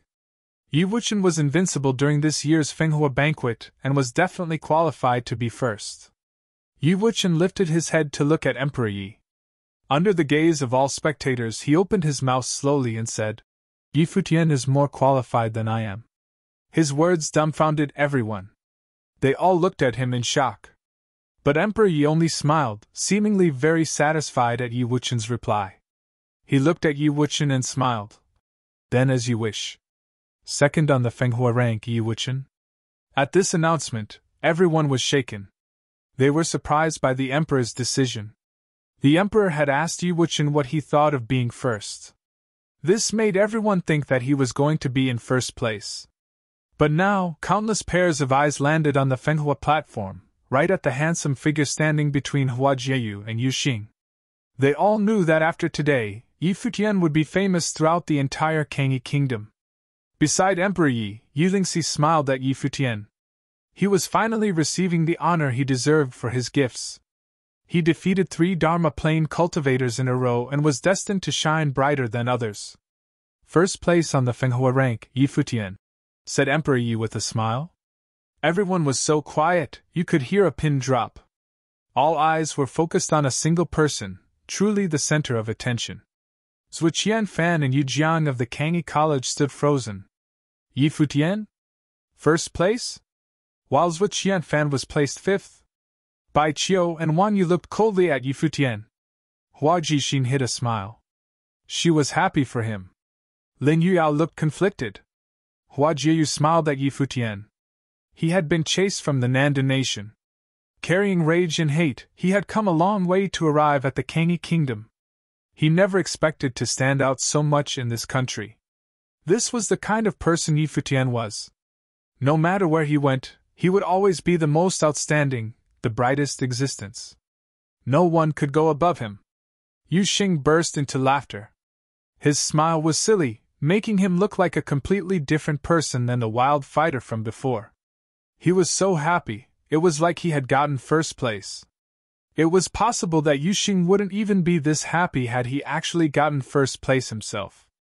Far away, Hua Fenglu, Nandu Wenin, Tang Wan, Tang Lan, and Yi Qingxian were all looking at Yi Futian. A great big smile met all of their eyes. The young man already stood out from the rest in the city of Dahai. It was Emperor Luo's imperial order that ended his journey in the Nandu nation abruptly. It was fortunate that the emperor of the Kangyi kingdom appreciated Yi Futian's gifts and gave him the honor he deserved. Out of all the gifted and talented young cultivators in the Kangyi kingdom who had gathered for the Fenghua banquet, Yi Futian was first. Emperor Yi smiled at Yu Xing and asked, Yu Shen, have you thought about what request you would like to make?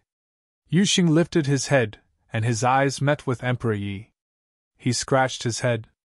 He actually hadn't thought of any request he would like to make because he never thought he would make it into the top 3.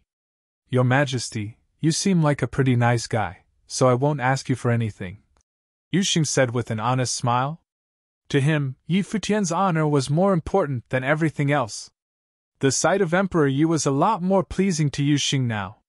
Everyone was shocked by Yu Xing's utterance. A pretty nice guy. Even Emperor Yi was dumbfounded. He then let out a light-hearted laugh. To Yu Xing he said, No one has ever said that to me before. I'll remember what you said. Chapter 126. The nobles around Emperor Yi also laughed. His Majesty seemed to really appreciate Yu Xing. But everyone was surprised to find him, a humanoid monster when fighting, so simple and honest. No one expected that Yu Xing would give up such an opportunity which many people longed for. Emperor Yi even joked that he had the chance to marry the princess with this opportunity. You idiot! Yi Futian scolded under his breath while still smiling. He looked toward the emperor. Yu Xing, there is no jesting in His Majesty's words. Since you get the top 3, you should ask for something or you are looking down upon His Majesty. Hearing Yi Futian's voice, everyone looked at him, startled. That handsome figure, standing there quietly, looked to the emperor straightforwardly and sincerely as if he was really thinking for the emperor's good. Even Emperor Yi was astonished. His words seemed to be quite reasonable. That's right. Yu Xing, if you don't ask for a reward, you are looking down upon me. Think about it again. The emperor smiled at Yi Futian and Yu Xing. These 2 little kids are really interesting. Yu Xing was bewildered. He looked at the emperor and then looked at Yi Futian. Hua Jiu chuckled. He was the same as before. Wuchen, what's your request? The emperor looked at Yi Wuchen, smiling. Your Highness, I would like to pay a visit to the palace's library, Yi Wuchen answered. The emperor's eyes flashed. He smiled and said, You make some good requests. Okay, I promise you. Thank you, Your Highness, Yi Wuchen said. The emperor finally looked to Yi Futian and asked, Yi Futian, what do you want? Your Highness, I want to have my teacher cured, Yi Futian said with anticipation in his eyes. This was the reason why he attended the Fenghua banquet. Many people were somewhat surprised. Since Yi Futian was so talented, who would his teacher be? And this person seemed to have been injured, so Yi Futian asked for the emperor's help. Where is your teacher and how was he injured? the emperor asked. Yi Futian looked back to the crowd's direction and shouted, Masteress! Hearing Yi Futian, Nandu Wanyin and Tang Lan walked out from the crowd. They helped Hua Fenglu to the Fenghua platform. Many people were shocked at the trio. Without mentioning their talent, this group was just too good-looking. Yi Futian and Hua Jieyu's good looks went without saying. Now among these three people, Hua Fenglu was handsome with a gentle demeanor, while Nandu Wanyin next to him was so elegant, noble, and as beautiful as the queen beside the emperor. Tang Lan was also very attractive. Father, mother! Hua Jieyu went forward. People suddenly understood their relationships. No wonder Hua Jieyu had such charming features. Then people looked at Yi Futian. This guy had snatched his teacher's daughter, amazing. At the same time, they also vaguely guessed the reason why Yi Futian attended Fenghua banquet to show his talent. He attended it for his teacher. My teacher's life spirit has been destroyed. Later he forced his life spirit to fight, which caused great trauma to his spiritual force. Yi Futian explained. I heard that only sorcerers from spiritual elemental can cure my teacher's injury. Please help me, Your Majesty. Can you still release your life spirit? The emperor asked, looking at Hua Fenglu. Hua Fenglu nodded slightly. Then a light shone as if his life spirit appeared, but instead of it, the people saw broken fragments of a guqin. People inferred that Hua Fenglu must be a music sorcerer from Yi Futian's music spell. Emperor Yi also figured out this fact and nodded. No problem. His injury can be cured. Yi Futian expected this but was still very comforted to hear this from the emperor. He bowed and said, Thank you, Your Majesty. Weren't you the one who said that a man would never go against his words? Since I've promised you, I will definitely meet my words, the emperor said, smiling. Yi Futian smiled too. The emperor had seen through him. Thank you, Your Majesty. Hua Jieyu expressed her thanks too. Would her father's injury finally be cured? Nandu Wanyin and Tang Lan looked at Hua Fenglu and smiled. They then looked at Yi Futian, gratified. Hua Fenglu was very calm but felt warm inside too. Although this disciple was sometimes shameless, he was still fond of the youth since Yi Futian was very like him. Yu Sheng, are you ready? The emperor once again asked Yu Xing. Yu Xing looked at Yi Futian and said, I want to find my teacher. Yi Futian immediately understood him. Thinking of Yi Xiang, Yi Futian also missed him. That old man must be safe. Let me explain, Yi Futian said. From the emperor's attitude today, Yi Futian thought it would be proper to tell their true identity since the two countries were rivals. Okay. Yu Xing nodded. Yi Futian looked to the emperor and said, I want to ask Your Majesty's forgiveness first. The emperor looked at him in puzzlement. Another forgiveness? These guys seem to have some secrets. Say it. I will not punish you, the emperor said. We are not from the Kangyi kingdom, Yi Futian said. Hearing this, many cheery people became silent and studied Yi Futian's group. Yi Futian, Yu Xing, and Hua Jieyu had displayed amazing talent at this banquet. Now they said they were not the people of this kingdom. They took 2 of the top 3 places. This was a slap to the talents of Kangyi kingdom. The emperor was slightly stunned but recovered instantly. They were so gifted but not the people of this kingdom. They must have attended the Fenghua banquet for an ulterior motive. Go on, the emperor said. We come from East Sea Prefecture of the Nandu nation. Yi Futian's words raised an uproar in the surrounding crowd. The Nandu nation was the enemy of Kangyi kingdom. People from the enemy nation came to their Fenghua banquet and shone so brightly. I cultivated in Dahai Academy, but on the last day of the divine calendar, Yi Futian continued, Emperor Luo suddenly ordered to execute us. Thanks to the elders' fight to the death to protect us, we escaped safely to the Kangyi kingdom. Emperor Yi nodded lightly. He looked at Hua Jieyu, smiled and said, No wonder I am familiar with her life spirit. She must have an uncommon identity, right? My masteress comes from the Nandu clan, the past noble family of Nandu nation, but the Nandu family was also ordered to kill us. Yi Futian did not conceal anything since the emperor had guessed it. The East Sea Prefecture was in such unrest. If Emperor Yi wanted to investigate, it was very easy to find out. It would be better for him to tell everything straightforwardly. The past royal family, so she was a former princess. Emperor Yi smiled and continued.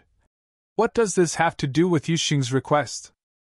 Yuxing's teacher was also one of the elders, Yi Xian, the former headmaster of the School of Finance Star in East Sea Prefecture. Yi Futian answered. In order to help us escape, he left to fight the pursuers. Yuxing naturally worries about him. He wants to ask whether your majesty could help find his teacher. Emperor Yi looked at Yuxing and the youth nodded. In the distance, Yi Qingshuan's eyes reddened. She had been worried about her father all these days. She hoped Emperor Yi could agree. Countless eyes fell upon Emperor Yi, including Yi Futian and Yuxing.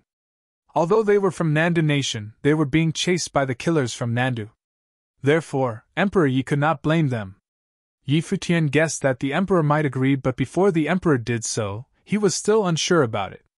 Emperor Yi looked at the people in front of him, geniuses from Nandu and members of the old royal family. Why did Emperor Luo want to kill them? Emperor Yi could guess a few reasons why an emperor would order to kill these young people. They threatened the royal power. A cultivator's nationality should not restrict them. Though you are from the Nandu nation, now that you have come to my kingdom, you are my citizen. Emperor Yi said. It's their loss to expel you. Hearing the emperor's words, Yi Futian and the others felt reassured. Emperor Yi looked to Yi Futian again and smiled. What you and Yuxing asked is not a big deal. I promise you. In addition, the three of you are in the top 5. You deserve the reward. You and Yuxing made requests, so I will give Hua Jieyu the reward. She is the descendant of the old royal family, a former princess. Now that she has come to the Kangyi kingdom, I shall confer her the title of a non-family princess and give her the freedom to enter the palace. What say you? Emperor Yi had figured out Yi Futian's importance in this group. Hua Jieyu was his girlfriend, while Yuxing was willing to listen to him. Even his master and masteress trusted him very much. This was why Emperor Yi was talking to Yi Futian. The surrounding people were shocked that the emperor wanted to make Hua Jieyu a princess. According to the emperor, Hua Jieyu was rewarded for the 3 of them. The reward of the title of princess was reasonable as a combination of the 1st, 3rd, and 4th place rewards. After a while, many people recovered from the shock. They immediately understood the emperor's intention and their eyes were full of admiration. The group was wanted for death in the Nandu nation, but Kangyi Kingdom's emperor rewarded them heavily, even conferring Hua Jieyu the title of princess. Not only did he strengthen ties, this action also represented Emperor Ye's generosity. Yi Futian naturally understood this. He wasn't hung up on Nandu nation's status. Hua Jieyu's title of princess was just a title, but it represented Emperor Ye's attitude and required a response. Thank you, Your Majesty, Yi Futian said without any hesitation. Everyone was stunned by this. What a surprise for today's Fenghua banquet. Hua Jieyu was conferred the title of non-family princess. Chapter 127. Hua Jieyu was still in a daze. How did she suddenly become a princess of the Kangyi kingdom? Hua Fenglu and Nandu Wenyin also froze momentarily. Then, they broke out into a smile. This way, it could be said that they had gained a footing in the Kangyi kingdom. This would solve many of the worries they had. Many nobles stood to bow at Hua Jieyu. Greetings, Princess Jieyu. Even though Hua Jieyu was an outsider given the title of princess and did not equal a real princess, everyone understood the emperor's intentions. From now on, Yi Futian's trio was definitely going to be of an extraordinary status. The people must show respect to the emperor's decisions. Besides, it was very logical for Emperor Yi to confer the title upon Hua Jieyu. Conferring her was equal to conferring Yi Futian. The man a princess was in love with would naturally become a prince in the future. What should Jieyu call your majesty? Yi Futian asked the emperor. It's just a title, not of importance. For now, she can call me however she pleases. When she gets used to this title, she may even call me godfather if she is willing, smiled Emperor Yi. Hua Jieyu looked at Yi Futian and then at her parents. She was not perfect without proper etiquette. Emperor Yi was so nice to her and had agreed to heal her father. How could she be casual with what she called him? She looked at Emperor and bowed. Greetings to Godfather from Jieyu. Emperor Yi smiled brightly. He went on to say, talented young men and women have demonstrated their gifts at the Kangi Kingdom's Fenghua banquet. Hua Jieyu has proven herself to be beautiful and capable like no other. I am very happy to have her as my goddaughter. Congratulations, father, said the princes and princesses beside him. Congratulations, your majesty. The nobles congratulated once again. They stood and held out both hands while they bowed to the emperor. Some people in the crowd looked toward Kangi Kingdom's number one beauty, Lin Yuyao, who was still standing on the Fenghua platform. Emperor Yi had said that Hua Jieyu was beautiful like no other. There was no need for explanation. Hua Jieyu was indeed more beautiful than Lin Yuyao. Now, Hua Jieyu had been bestowed the title of princess and was the recipient of everyone's endless praises. It seemed like the title of Kangi Kingdom's number one beauty was going to have to transfer over to someone else. Jieyu, I don't have a welcoming gift prepared at hand, but I will personally make a request to the imperial advisor for him to help your father, Emperor Yi said, smiling. Many people looked at Hua Fenglu enviously. He must have been so proud to have such a disciple and such a daughter. Thank you, godfather.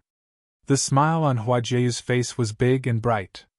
The imperial advisor must have been a person of great power, seeing how the emperor said he would make a request. As for everyone else's rewards, I have already prepared them in the Kangi Kingdom library. According to your placing on the Fenghua rank, you may choose one out of three things: a treasure, a spell book, or battle tactic book. You may all follow me into the imperial palace. Emperor Yi stood up and continued. The Fenghua banquet is now officially over. After he was done speaking, he turned to guide the empress on to the carriage. The princes and princesses followed after them. Yi Futian and Hua Jieyu looked at each other and smiled. The Kangi Kingdom's Fenghua banquet had finally come to an end with great results. They hadn't wasted a trip. Master, let's head into the palace, Yi Futian said to Hua Fenglu. Let's go. Nanda Wannin sighed loudly and said, Do you think there's a chance they could repair your life spirit as well? My life spirit was shattered into pieces. It's not that easy, said Hua Fenglu. He did not have high hopes. As long as they were able to heal his injuries so that he could live like a normal person, he was happy. A large group of people followed the emperor into the imperial palace. However, there were still some people who remained standing around the Fenghua platform, not wanting to leave. The Fenghua banquet was a gathering of cultivators in the Kangi Kingdom, but instead, the spotlight had been stolen by the trio from the Nanda nation. The three of them did not seem to be of any special background, but they were all incredibly powerful. At the Fenghua banquet, Yi Futian got first place, Hua Jieyu was given the title of princess, and Yu Xing received high regards from the emperor. They three of them were destined for greatness. Besides that, everyone witnessed just how powerful Yi Wuchen was. He was invincible on the Fenghua platform. However, Lin Yuyao, who was the center of attention and the most outstanding female in Kangi Kingdom before the Fenghua banquet, was completely outshined by Hua Jieyu. She had received a mere last place on the Fenghua rank. Even Hua Jixin had placed higher than her. Only when they saw the large group of figures disappear slowly, did the people around the platform go their separate ways. Afterward, the news spread rapidly all over the imperial Kangi city. In the imperial palace, the carriage was moving forward. Just then, an imperial bodyguard beside the carriage came to Yi Futian. His Majesty has requested you. Yi Futian nodded and headed for the carriage ahead. Lin Yuyao, Bai Qiu, Zhui Qianfan, and the others watched Yi Futian's silhouette with a mix of emotions. They were all thinking something different. Yi Futian arrived next to the carriage. Your Majesty. He greeted the emperor seated in the carriage. There are still many things you have yet to explain. As talented as you are, what is the royal Luo family's reason for wanting you dead? Asked Emperor Luo. Your Majesty, it might have had something to do with a prophecy told by the Nanda nation's left minister, Minister Zwe. Answered Yi Futian. I know that Minister Zwe is an astrologer. Explain, said Emperor Luo. I once traveled with Minister Zwe. It was then that he might have told my fortune. He bestowed the decree of the minister upon me afterward. Then by chance, he also told Jiu's fortune. Because of this, the Crown Prince became aware of us. He went all the way to Donghai Academy to see me. He asked for me to follow under his leadership, and told me that he would make me his minister once he became the emperor, but I rejected. Then came an imperial order from Emperor Luo. He made me the Crown Prince's study attendant and Jiu the Crown Princess. Our only choice was to defy the order and flee for our lives. Yi Futian did not keep anything from Emperor Yi because he could easily find out the truth by sending someone to Donghai City. The emperor's eyes brightened. Based on what Yi Futian had said, many things became clear. It was obvious that Emperor Luo gave such an order on purpose as an excuse to get rid of Yi Futian and Hua Jiu. Looks like you and Jiu were destined to become emperor and empress. Emperor Yi laughed at Yi Futian. But I've never even thought about becoming emperor. I had no intentions of stealing the Nanda nation throne, said Yi Futian. He did not mention that he indeed was fated to be emperor but not the emperor of a country. You didn't think of it before, but after what happened, there's a chance of it happening. This is probably what they call fate, smiled Emperor Yi. Yi Futian did not say anything. He was not going to become the emperor of a country, those were not his intentions, but the royal family of the Nanda nation must be eliminated. He was willing to do anything to make sure this happened. The Luos found an excuse to kill you and yet you were able to escape? Emperor Luo was curious. If Emperor Luo gave out such an order, then it would only make sense that he would have made sure that there was no way Yi Futian could make it out alive. We barely made it, said Yi Futian. My Grand Master sacrificed his life to make sure we survived, and Yu Xing's master, Senior Yi Xiang, is still missing. He did not tell the emperor that even though such grave sacrifices were made, they never would have made it out of Donghai City alive if it hadn't been for the emperor's will in his body. What Yi Futian didn't know was that even with the emperor's will, he almost didn't make it out of Donghai City. Your Grand Master is very respectable. As for Yi Xiang, I will send people to find him, but since he is on the run, he may be in hiding. It won't be easy to find him. Unless you are able to let him know that you're here, said Emperor Yi. Yi Futian nodded. He understood what the emperor was trying to say. They continued through the imperial palace. The empress and others left first. Emperor Yi ordered someone to lead Yi Wuchen and others on the Fenghua rank to the imperial library while he personally led Yi Futian's group to another place in the palace. Accompanying them was Princess Yi Lingxi. Deep within the imperial palace was a mountain. It was quiet on the mountain. The only things on the mountain were the ancient trees and a single residence. Everything was peaceful and quiet. Emperor Yi personally guided Yi Futian and the rest onto the mountain. As soon as they entered the residence, an elder came out to welcome them. The elder had white hair and a white beard. He looked wise, like a sage. However, his eyes were shut tight, even in the presence of the emperor. On the way up, Yi Lingxi had told them that the imperial advisor could not see. You're here, Your Majesty, greeted the imperial advisor. Even though he was blind, it was like he could see who had arrived. He walked directly towards the emperor. Teacher, it's been a while since I came to bother you, said Emperor Yi. Yi Futian and the others had a look of surprise on their faces. The imperial advisor was Emperor Ye's teacher. Your Majesty, have you come because of him? The imperial advisor turned in Hua Fengliu's direction. That's correct. Teacher, the Fenghua banquet ended today. This is Yi Futian, Hua Jiu, and Yu Xing.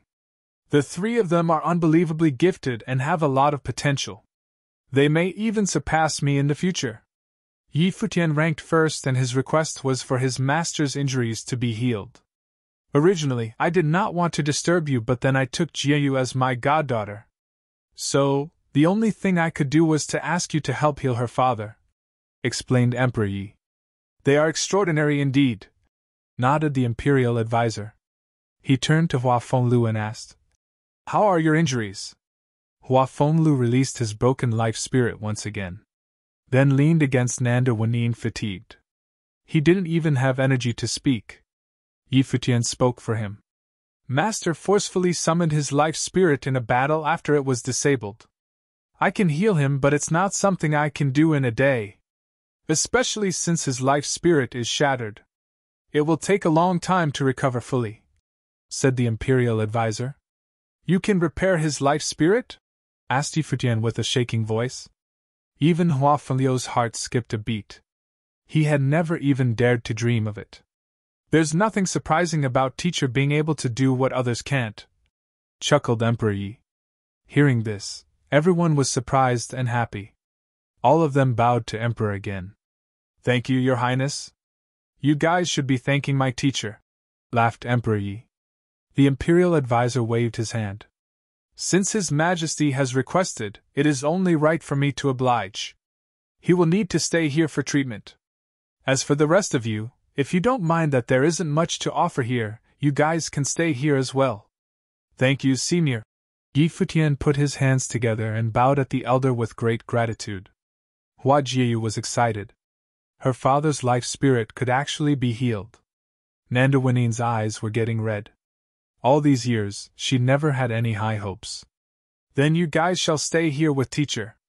If anything happens, you go down the mountains and find someone to report directly to me." Emperor Yi instructed the group and then departed with Princess Yilingxi. Just when the Kangi Kingdom's Fenghua banquet ended, in the Nanda Nation's imperial city, cultivators gathered for their countrywide event. The Nanda Nation's Tingfeng banquet was about to begin. Chapter 128. Countless strong cultivators gathered here in the magnificent imperial city of Nanda Nation. There were 36 prefectures in the Nanda Nation, with many cities in each prefecture and academies in each city. At this time, the younger generation of talents from all the cities gathered here in Nanda City for the Tingfeng banquet held by the Nanda Nation. Different from the Fenghua banquet of Kangi Kingdom, the Tingfeng banquet had no preliminary test. Any young person could participate and show their talents. The Fenghua banquet was held every 3 years in Kangi Kingdom, so efficiency was highlighted and it was fast-paced.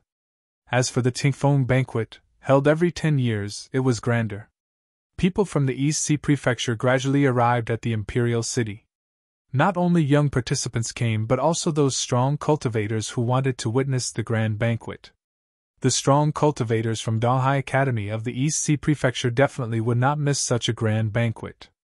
Yan Xiao, the headmaster of the school of Emperor Star, led his excellent disciples together with the other headmasters.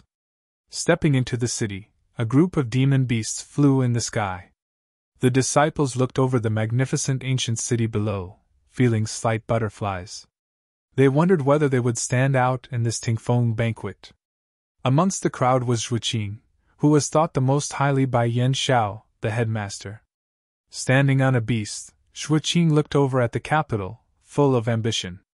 Talented as he was, there was a big possibility for him to win a place for himself even though there were countless talents gathered at this banquet.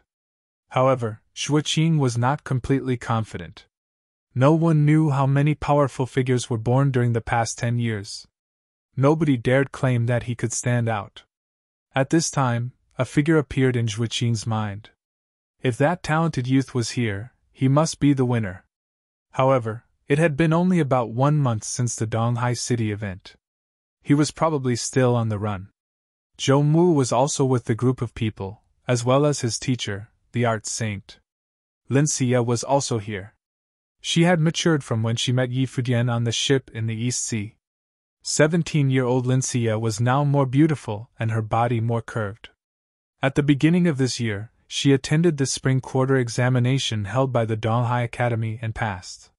Hearing that the Tingfeng banquet was to be held, she wanted to have a look too. In the distance, another line of figures descended. Someone called out, "Headmaster Yan." Yan Xiao turned to look and smiled. "The disciples from the Nandu clan are going to attend this banquet too?" These people arriving were from the Nandu clan. "Yes." One of the strong cultivators from the Nanda clan nodded slightly with complex feelings. What happened to the Nanda clan on the last day of the divine calendar changed a lot of things. They had to show more reliance on the royal authority in order to survive. Therefore, they came to the Tingfeng banquet. The two lines moved on silently. Above them were countless other strong cultivators. As they advanced, they could make out the grand palace before them. It was even more solemn and sacred under the sunlight. At this time, Emperor Luo stood in the main hall of the palace, reading a message from his guard. The message was about the Fenghua banquet held in Kangyi Kingdom. It was held every 3 years and many outstanding persons would emerge. Nandan Nation would naturally pay attention to such news. However, Emperor Luo generally wouldn't care about such things. Countless talents emerged every 3 years. How could he, the Emperor of the Nandan Nation, have enough energy to care about these trivial matters? But this message was sent to his hands because several names that should not have appeared were on the Fenghua rank. First place was Yi Futian. What a familiar name! As the Emperor, he should not pay attention to a youth. However, Minister Hua, and the Prince all showed a great interest in him. Therefore, 1 month ago, the Emperor Luo had sent a decree that everybody in Nandan Nation shall listen to him, for he stood for God. However, Yi Futian still escaped from Nandan Nation. The Emperor didn't expect that he would next see Yi Futian's name on the Fenghua rank of the Kangyi Kingdom, joining the Fenghua banquet as a full attribute genius with twin spirits. Of course he would win. Emperor Luo laughed. Yi Futian had displayed his horrible talent at the Nanda clan, so the Emperor was not surprised that Yi Futian was the winner. Once he attended, he would definitely win the first place. The fourth was Hua Jiayu. This name was also quite familiar to him. She should have been the crown princess of Nandan Nation. Declare my will. Emperor Luo raised his head and delivered an order again. Just like last month, it was still about Yi Futian. He knew this decree was even more impossible to complete, but he still sent it. In the Kangyi Kingdom's palace, Yi Futian and Yu Xing were cultivating in tranquility on a hill while waiting for their teacher to recover. They didn't go out. Yi Futian knew that since he had won the first place on the banquet and revealed the Nandu event in public, he must be more careful. Master. When practicing the music, Yi Futian saw a figure coming. He stopped playing and smiled. It was Hua Fenglu. He walked alone and looked more energetic than before. He would recover completely soon. Nandu Wenin and Tang Lan had been by his side all these days. Sometimes Yi Futian knew that Aunt Tang still wanted to be with Hua Fenglu, despite her words. Even the Masteress had accepted her dedication to Hua Fenglu. When Hua Fenglu first returned to Dahai City, it was Tang Lan who took care of him. How do you feel? At this time, a wise imperial advisor came near and asked Hua Fenglu. I feel much better. Thank you for these past few days, Hua Fenglu responded. Take a good rest. Don't use your strength over the next few days. You still have to wait for a long time before the life spirit's complete recovery. You'd better not leave the mountain these days, the imperial advisor told him. I know. Hua Fenglu nodded. The imperial advisor looked at Hua Jiayu and asked, I sensed your cultivation yesterday. Can I have a look at your life spirit? Okay. Hua Jiayu nodded slightly and moved forward a step. She released her gorgeous life spirit like a noble queen with a crown. The imperial advisor stood still, but his body shivered involuntarily. He turned to Nandu Wenin and asked, How about yours? Nandu Wenin felt puzzled but still released her life spirit. Her life spirit was not as gorgeous as Hua Jiayu's, but it was still extraordinary. The imperial advisor trembled. He slowly knelt and prostrated on the ground to pay his respect. Greetings, my princess! The group's expression changed. Yi Futian stood up and looked at this scene with some astonishment. I was the imperial sorcerer of Nandan Nation, Mohe, the old man said with a trembling voice. I never thought there would be a day where I could see His Majesty's descendants. Senior, please rise. Nandu Wenin was shocked.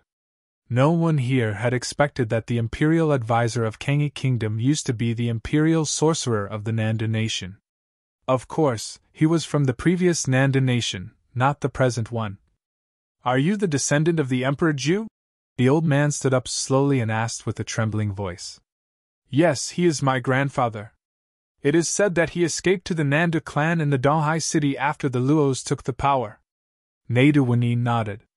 His Highness did the right thing. If he did not leave, he would only die in the end. Luo Tianyin would not let him go. The old man's voice was tinged with hatred. What happened in those years? Why did my grandfather and parents leave Nanda clan and never come back? What does this have to do with Emperor Luo? Nanda Wanine asked. Luo Tianyin was Emperor Luo's real name. She only knew that 300 years ago, Dong Huang the Great and Emperor Yi Qin unified the divine prefectures of the East. Forces in the world were in unrest. The emperor of the Nanda nation ran into an accident, and the whole nation was in a chaos. Countless forces fought for the throne. The Nanda clan had lost too many strong cultivators for this. And at that time, Luo Tianyin turned out to win with his noble plan and ascended the throne. Since then, the Luos replaced Nanda royalty. After Emperor Luo took power, panic rose through the nation. In order to show the emperor's bearing, Emperor Luo ordered a nationwide amnesty. He forgave his rivals. Soon, the whole nation bowed down to him, and the Nanda nation was stabilized. The Nanda clan returned to Donghai City and survived this crisis. Luo Tianyin, that bastard, used to be His Majesty's personal bodyguard. Because of his great talent, His Majesty treated him as a disciple. During a turbulent time, His Majesty left the nation for the pursuit of stronger power. Luo Tianyin and I followed. However, Luo Tianyin was wildly ambitious. Taking advantage of His Majesty's crisis, he made his move when His Majesty let down his guard. His Majesty's fate was taken and I lost my eyes. Perhaps even Luo Tianyin thinks that I died. The old man shook and said, Luo Tianyin went against the heavens and changed fate to ascend the throne and replace Nanda's royalty. In order not to be despised by the world, he did not hurt the Nanda clan but still had dirty underhand tricks. Princess, you said His Majesty and your father disappeared. I am afraid they were investigating the things of that year and had misfortunes. Why don't you announce his evil deeds to the world?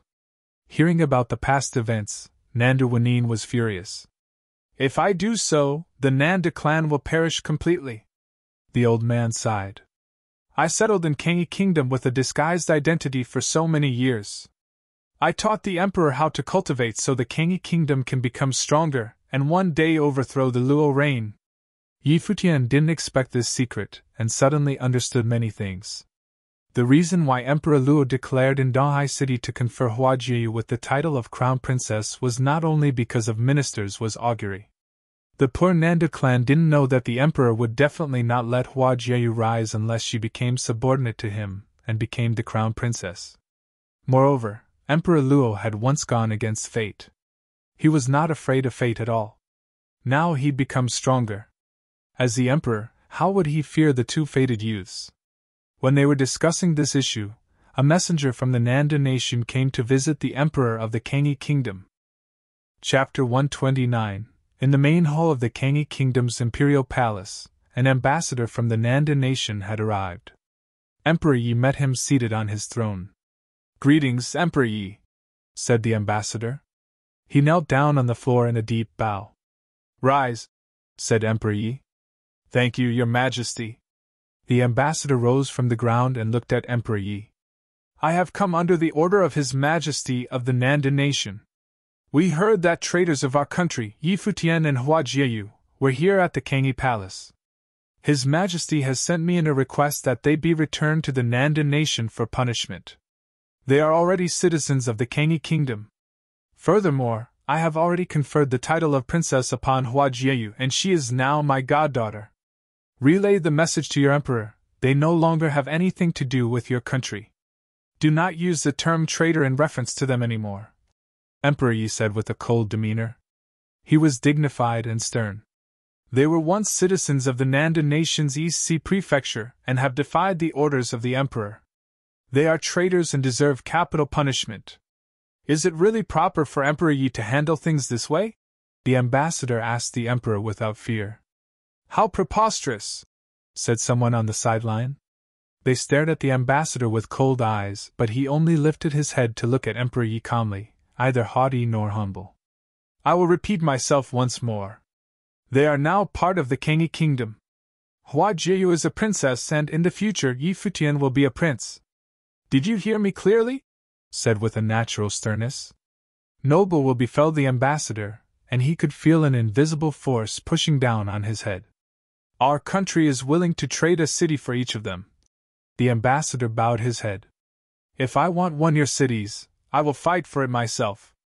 You may head back to answer to your emperor now, said Emperor Yi. Battles always happened at the borders of the two countries. One day, the border cities belonged to the Nandan nation, the next, to the Kangi kingdom. It changed hands every couple of days. To an emperor of an entire country, of what use was one city? The ambassador reached both hands out, bowed down, and said, The Nandan nation's Tingfeng banquet is about to begin. We are inviting emperors of each country to attend. Our emperor has sent me here with an invitation, inviting Emperor Yi to attend. He fished out an invitation and submitted it with both hands. Someone took the invitation and then handed it to Emperor Yi. He read it over and smiled. Very well. Tell your emperor that I will be attending the banquet. The Nandan nation awaits Emperor Ye's presence. I will excuse myself now.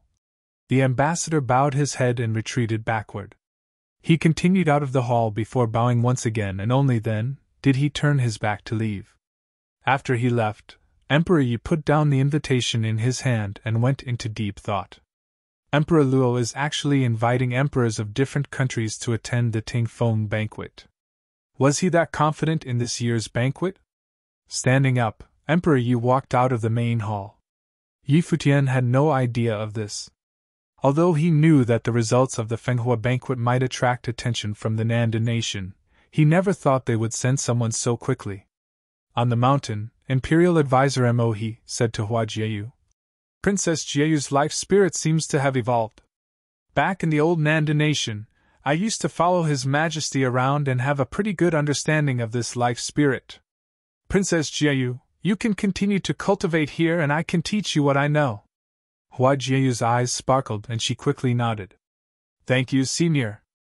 I have hidden my name for so long, not even His Majesty, Emperor Yi, knows my true identity. In public you can continue to call me Imperial Advisor, said Mo He. Okay. Everyone nodded. Yi Futian was moved.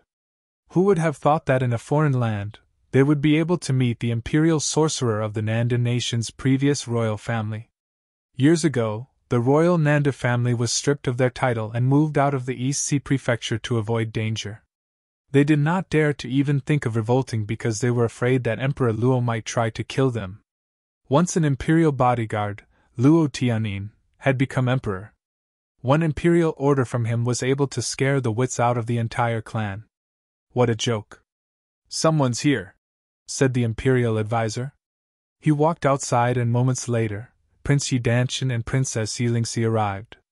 Greetings, Imperial Advisor. The two of them bowed at the elder in respect. No need for formalities, Your Highness, said Mo He. Imperial Advisor, we are here for Yi Futian and the others, said Yi Danshan. Mo He nodded. Yi Futian walked over and asked, What is it, Your Highness? Not long ago, an ambassador of the Nandan nation came to see Father, asking him to hand you two over. Yi Danshan explained. Yi Futian's eyes faltered. That was quick. Father rejected, of course. However, the ambassador then brought out an invitation, inviting Father to the Tingfeng banquet.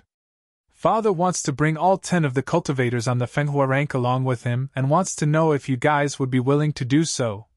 Yi Danshan asked Yi Futian. The Tingfeng banquet. Yi Futian was frozen. It was a familiar name. Once upon a time, back in the Nandan nation, Minister Zue had wanted him to head to the imperial city in the spring to attend the Tingfeng banquet. Yi Futian had the same idea himself and prepared to make the trip. But in the span of a mere month, which seemed like such a long time, hearing about the banquet, it seemed so foreign. Was the Tingfeng banquet about to begin? We'll go. Yi Futian nodded without hesitation. He wanted to see Emperor Luo for himself, the man who ruined his life with one imperial order. As for his safety, Yi Futian was not worried. Even though the Kangi kingdom and the Nandan nation had been rivals for hundreds of years, there had never been any battles significant enough to ruin either country. Even when there were more serious battles, both countries knew their limits. There was a strange equilibrium in the relationship between both countries. It was something that no one would destroy. The reason was simple. Both emperors were powerful cultivators in the noble plane. Neither person had an advantage over the other. What truly determined the fate of a country was not the strength of its army but the ability of its leader, the ability of the emperor. For example, in the old Nanda nation, the emperor had fallen and led to the entire family being overthrown, becoming history. If Yi Futian attended the banquet with Emperor Yi, Emperor Luo wouldn't kill him even if he wanted to, because what would happen if Emperor Yi charged into the Nanda nation's imperial palace in a fit of rage? Fighting with a person in the noble plane would only mean death. Even between rival countries, there was a mutual understanding. No one was allowed to cross the line and break equilibrium. Or else, there would be heavy consequences. That was, unless one of the emperors was already strong enough to kill the other on the spot. In the world of cultivation, personal abilities were more important than anything else. Even royal power was the result of a person's abilities. Since Emperor Yi had Yi Danshan come to ask Yi Futian to attend, it was obvious that he had also realized this point. Emperor Luo wouldn't dare to touch Yi Futian, especially not in his own country. "Are you all going?" Yi Lingxi asked, looking at Yu Xing and Hua Jieyu. "Jieyu shouldn't go. She should stay to take care of Master," said Yi Futian. In reality, Hua Fenglu was fine under the care of Nanda Wenyin and Tang Lan. Besides, his injuries had already gotten a lot better, but Hua Jieyu had to stay and cultivate with the imperial advisor. It had to do with her future in cultivation. "All right," nodded Yi Danshan. "I'll go ask the others now. I'll come find you again when it's time to go." "Thank you, Your Highness." Yi Futian nodded in response. Yi Danshan and Yi Lingxi left afterward. "Are you really going to the Nanda nation's imperial city?" Hua Fenglu asked Yi Futian. "Yeah. I had already planned to do so. This is the perfect opportunity." Yi Futian smiled. "Be careful," warned Hua Fenglu. "Master, don't worry and focus on your treatment.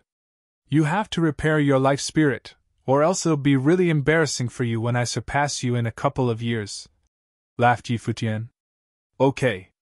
When I'm fully healed, I can guide your cultivation properly." Hua Fenglu smiled at his disciple. Yi Futian shivered at the fake smile on his face. "Master, your gifts are peerless. When you're fully healed, you'll definitely do great things. I cannot compare." Only then did Hua Fenglu nod in satisfaction. Deep down, Yi Futian was cursing him for being so shameless. He's such a bully to his disciple. The next morning, a group had gathered outside the imperial palace. They were the brilliant cultivators from the Fenghua banquet. Their attention fell on Yi Futian, Yu Xing, and Yi Danshan when they stepped out. Everyone had a different look on their faces. Wasn't Yi Futian from the Nanda nation? Going to attend the Tingfeng banquet was the perfect chance for them to check out just how powerful the cultivators in the Nanda nation were. "Where's Hua Jieyu?" Lin Yuyao could not help but ask when she noticed that Hu Jieyu was missing. "She has other business to attend to and won't be coming with us," Yi Futian answered. He was quite surprised. He didn't expect that Lin Yuyao would ask about Jieyu. Lin Yuyao nodded her head lightly and didn't say anything else. Moments later, a group of people came out from the palace. It was Emperor Yi and his people. Besides the emperor, there were a few very dignified-looking individuals. They must have been people of very high cultivation. A loud roar came from within the imperial palace. Everyone looked up and saw a fearsome creature headed toward them. The scary beast was a flood dragon. The flood dragon approached and moved to stay near Emperor Yi. "Let's head out since we're all here. I wanted to bring you guys on this trip to show you guys cultivators of other countries. Do not limit yourselves to the Kangi kingdom. There may be a day when you will leave here." Emperor Yi smiled and walked to the flood dragon. Everyone followed the emperor on to the dragon's back. With a loud roar and a huge gust of wind, the flood dragon lifted into the air, rising higher and higher. It broke through the clouds at an alarming speed, headed in the direction of the Nanda nation. The Kangi kingdom was over 100 kilometers away from the Nanda nation. However, because of the flood dragon's high cultivation, It moved with the wind, and they arrived in the Nanda nation's imperial city in a single day. Presently, powerful cultivators from all around the country had gathered in the imperial city. Emperor Luo had also invited emperors from other countries to attend the banquet. Countless beasts soared through the skies, filling the air with their cries. But when the flood dragon flew by, everyone stared from far away. They looked at the line of people mounted on the dragon as they tried to guess their identity. The flood dragon was a ferocious beast like no other. It must be a powerful demon beast. What kind of person would be able to control such a beast? Emperor Yi stood on the dragon's back quietly, allowing the wind to blow freely on him. His long hair blew in the wind. Beside him stood Yi Futian, who was looking down on the imperial city. "What are you thinking?" asked Emperor Yi with a smile. Yi Futian must have been experiencing a wave of emotions, coming back here. "I was thinking about when I can finally wipe out the imperial Nanda palace," Yi Futian replied as he looked out far ahead. A light smile crossed his face, his tone calm. Chapter 130. As the dragon came closer to the palace of the Nanda nation, a line of figures flew over. The dragon roared ferociously. "Stop!" Emperor Yi said. Then the dragon halted. Those comers bowed and said, "Your Majesty!" "What's the matter?" the emperor asked. "We were ordered by our emperor to welcome you. The accommodation has been arranged for you," the man said. "Lead the way," Emperor Yi said lightly. The other nodded and walked in front, leading the way. Soon, they arrived at a giant palace near the imperial palace. Though the two nations were rivals, courtesy was necessary since the emperor was invited here. Everything in the palace for the stay had been arranged well for them. Since Emperor Yi was the emperor of the Kangyi kingdom, only people from the Kangyi kingdom could share the palace with him. "Yi Futian, come with me. Emperor Luo won't hurt you, but don't leave the palace for safety reasons. If you really have to go out for some reason, let Jingyu go with you," Emperor Yi warned Yi Futian. Jingyu was the emperor's bodyguard. The emperor had assigned Jingyu many things in his daily life. "I'll be careful," Yi Futian nodded. Although Emperor Luo wouldn't hurt him in public, there was still the possibility for him to arrange an assassination or kill him by another's hand without any evidence left. Emperor Yi couldn't blame it on him then. The group settled down in the palace while the outside world was stirred up. The Tifeng banquet was to be held the next day. The decennial banquet was more magnificent than the Fenghua banquet of the Kangyi kingdom. The whole nation paid great attention to it, and all the heroes would attend. A sensation was inevitable. Everyone was looking forward to the opening of the Tifeng banquet the next day. 1 hour later, outside the palace, a row of figures strode over and went directly into the palace. The leader was a beautiful woman. She seemed like an unordinary person. Following behind her were her strong bodyguards. Jingyu stood before her and said, "This is the Emperor Ye's palace. Any intruders will be killed without pardon. I'm looking for Yi Futian."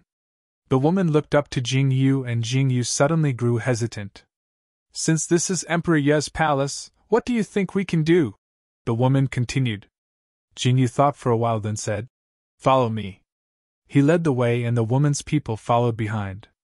They came to a place in the palace where Yi Futian's group lived. Seeing many people coming over, Lin Yuyao and the others went to Yi Futian's room out of curiosity. Yi Futian sat in the courtyard. When he saw the newcomer, he was stunned. "Yi Futian, why did you join the Kangyi kingdom?" the woman asked angrily. She seemed to come here for an explanation. Yi Futian looked up to this beautiful but capricious woman and said indifferently, "Are you talking to me?" This woman turned out to be the princess of the Nanda nation, the daughter of Emperor Luo and the sister of the crown prince.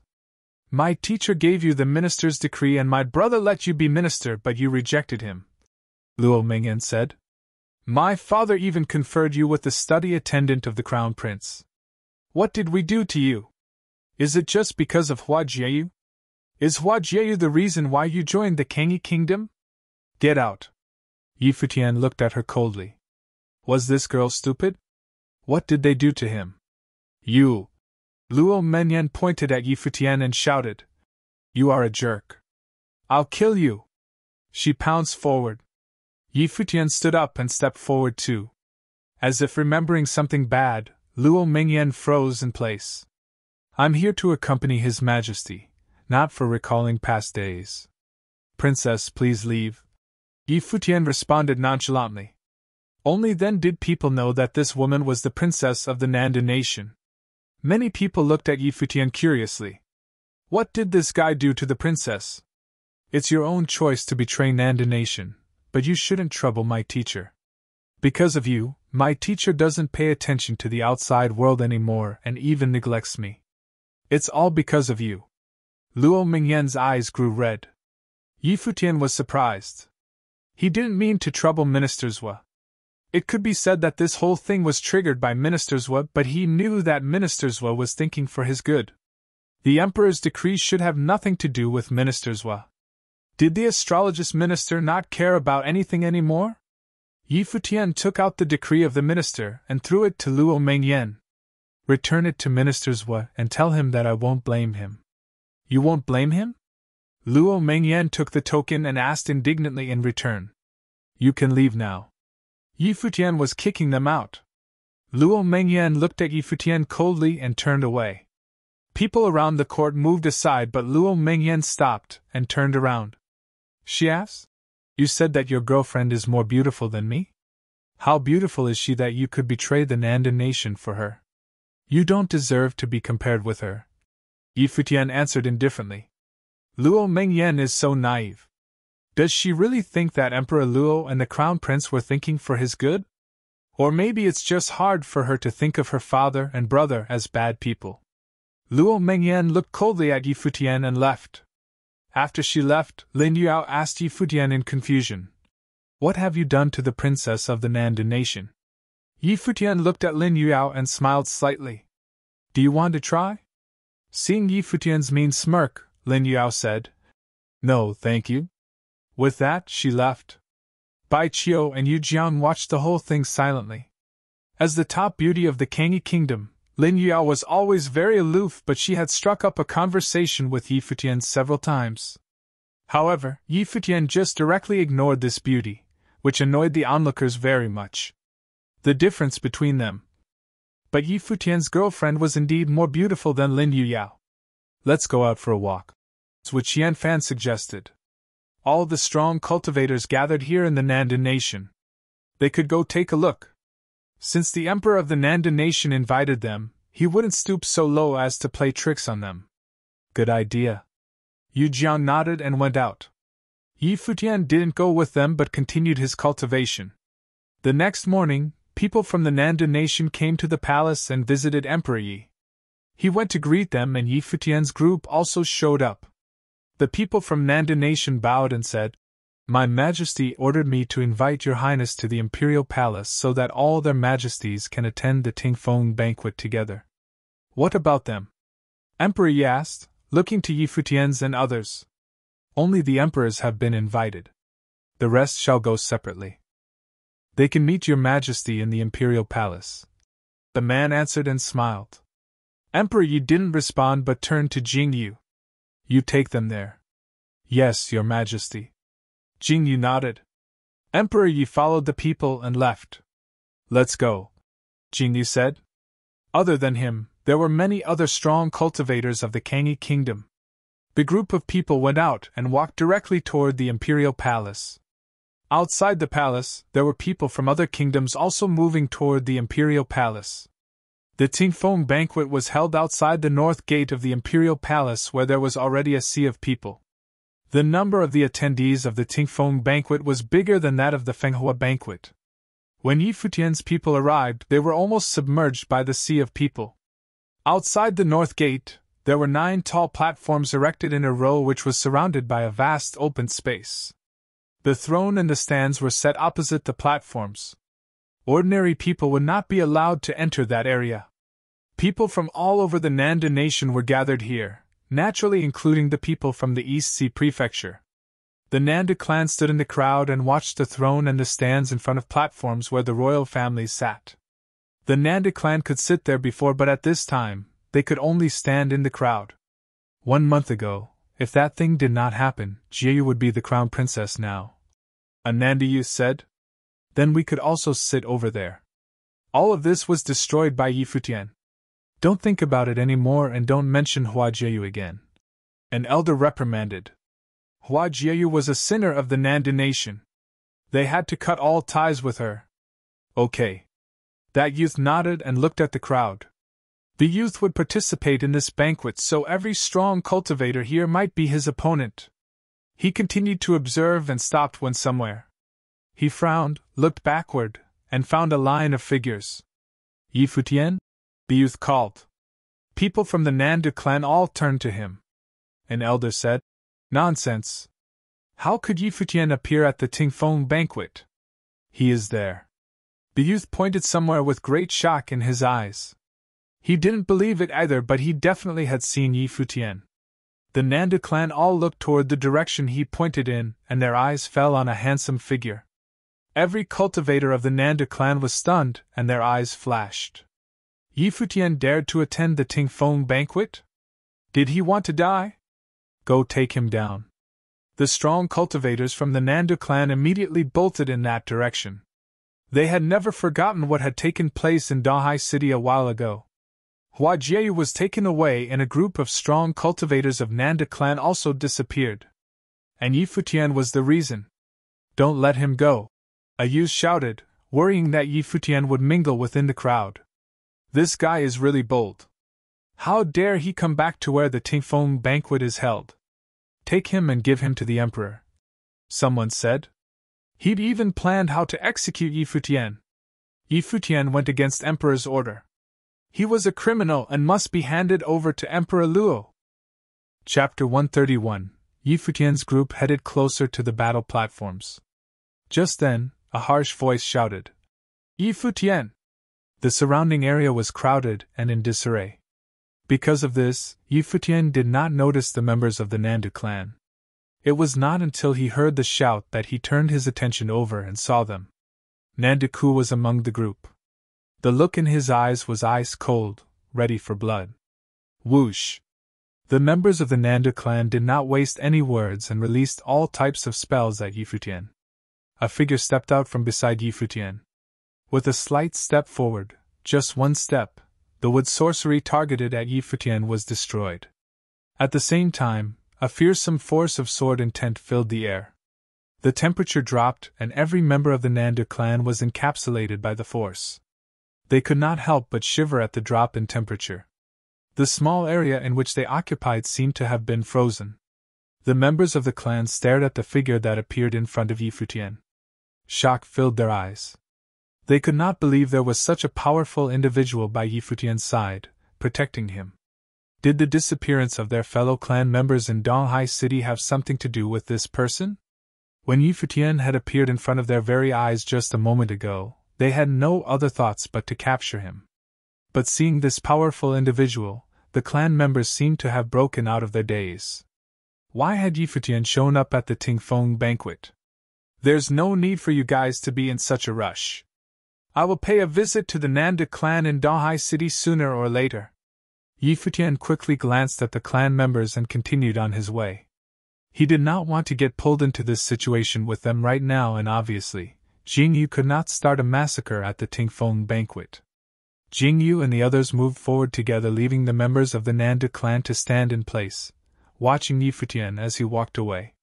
No one chased after him. They were all intimidated by the powerful field Jingyu gave off. What on earth was going on? It was true, everyone thought it was odd that Yi Futian had the guts to show up at the Tingfeng banquet, an imperial event held by the emperor. Jingyu was strong, but no matter how strong he could not go up against the emperor of the Nanda nation. Emperor Luo was a cultivator in the noble plane. He was the only one in all of the Nanda nation. The Nanda clan could not even take care of themselves as of late, so of course, they did not know what had happened in the Kangyi kingdom. To be honest, only the royal Luo family would care about what happened in the neighboring countries. Thus, never in a million years would the Nanda clan members guess that Yi Futian came with the emperor of another country. Many imperial bodyguards appeared to maintain order. They stood around the 9 battle platforms. Up ahead, a crowd of powerful cultivators had arrived. Some of the guards cleared the road for them while royals, nobles, and clans stood on the sides to welcome them. From the imperial palace, a group of figures headed their way. The 4 people at the front of the group seemed to be chatting happily, as if they were the best of friends. The 4 of them had a certain aura around them.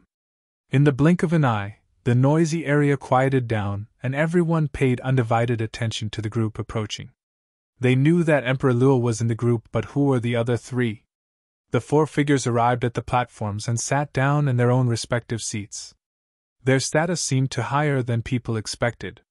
Today is the beginning of the Nanda Nation's Tingfeng banquet. I have specially invited the emperors of the Kangi Kingdom, the Yunchu Nation, and the Yan Kingdom to come watch the competitions. We shall enjoy the performances put on by the youths of the Nanda Nation.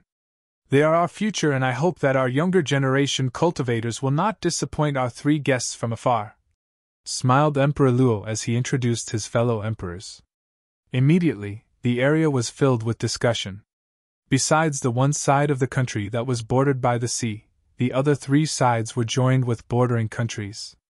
Today, the emperors of those 3 countries had come to attend the Tingfeng banquet.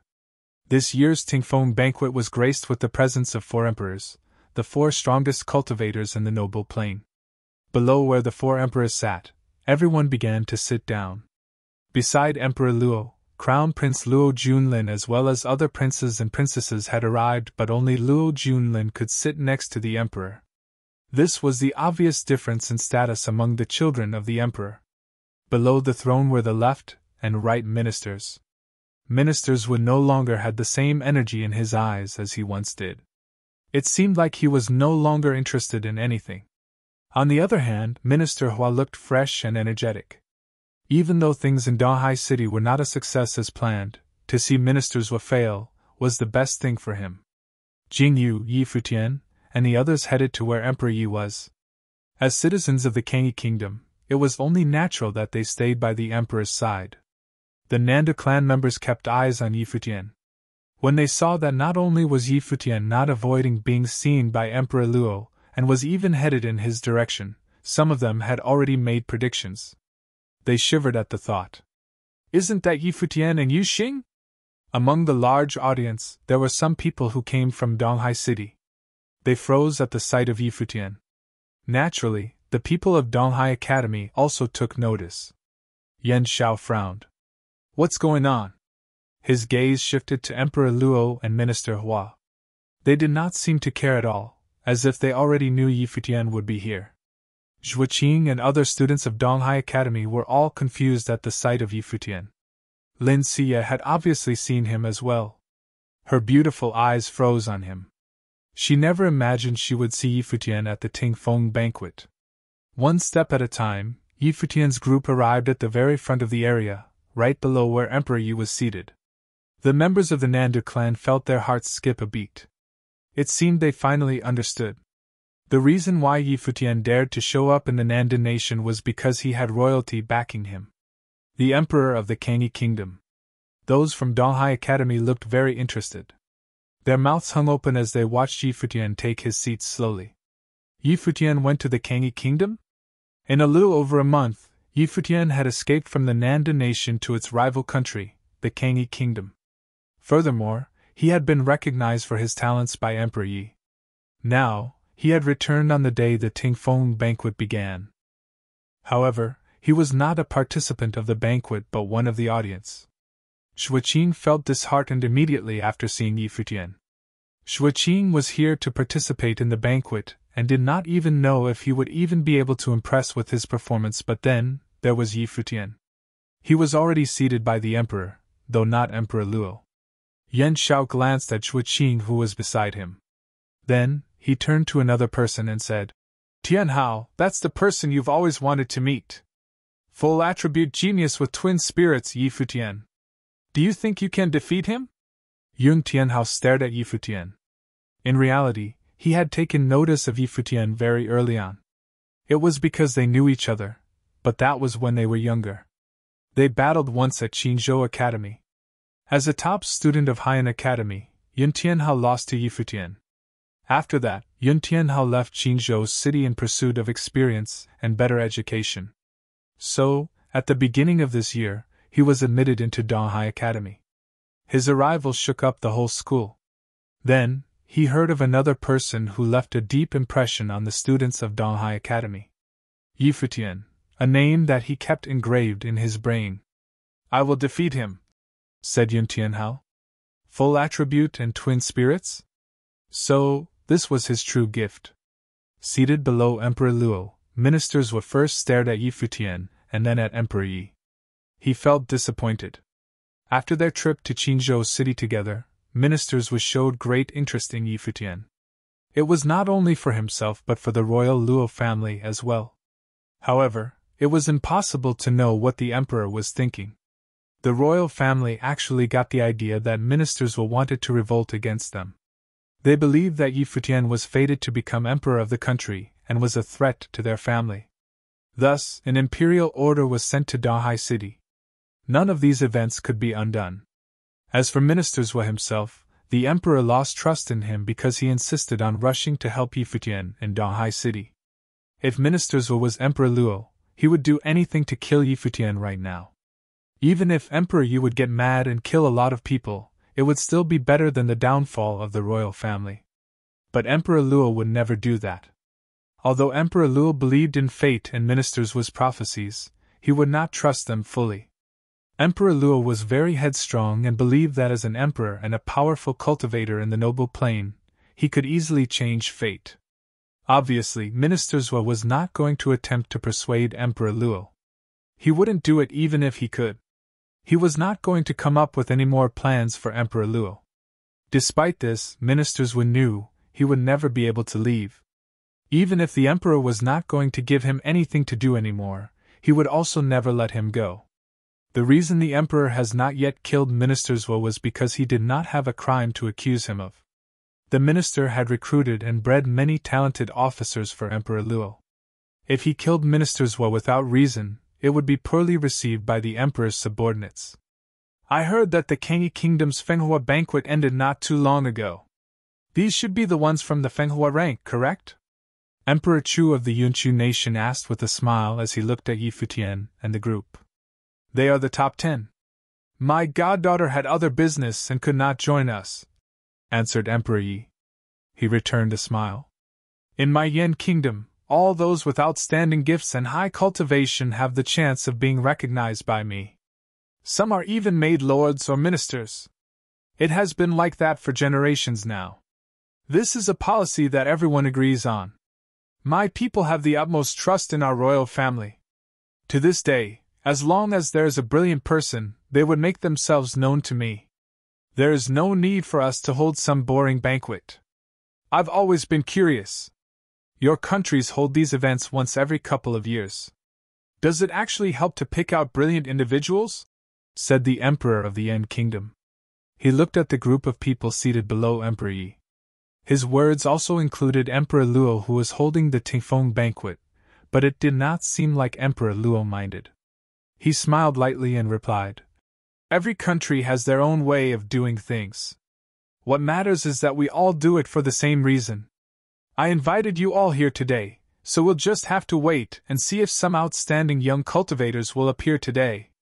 And all of you have brought some younger generation cultivators along. If interested, you can tell them to give it a try as well." "I don't mind," Emperor Luo continued. The people that the emperors of the Yunchu nation and the Yan kingdom brought along were indeed younger generation cultivators. They were all people their country had high hopes in. They had been brought to attend the Tingfeng banquet to check out the genius cultivators of other countries. As of now, the Tingfeng banquet had not begun. Nobody knew what kinds of outstanding individuals would appear. But Futian and the others had already piqued the interest of the cultivators from the two other foreign countries. From time to time, they would turn their gazes over to the group from the Kangyi kingdom. Just then, Emperor Luo stood up. To everyone in the large area, he said, "Today is the start of the Tingfeng banquet. 4 emperors have gathered to observe the event. Starting from now, the stage is yours. I look forward to all your performances. You're tuning into the Phoenix Knights YouTube channel. Don't forget to subscribe and join us on this journey to catch the most captivating stories.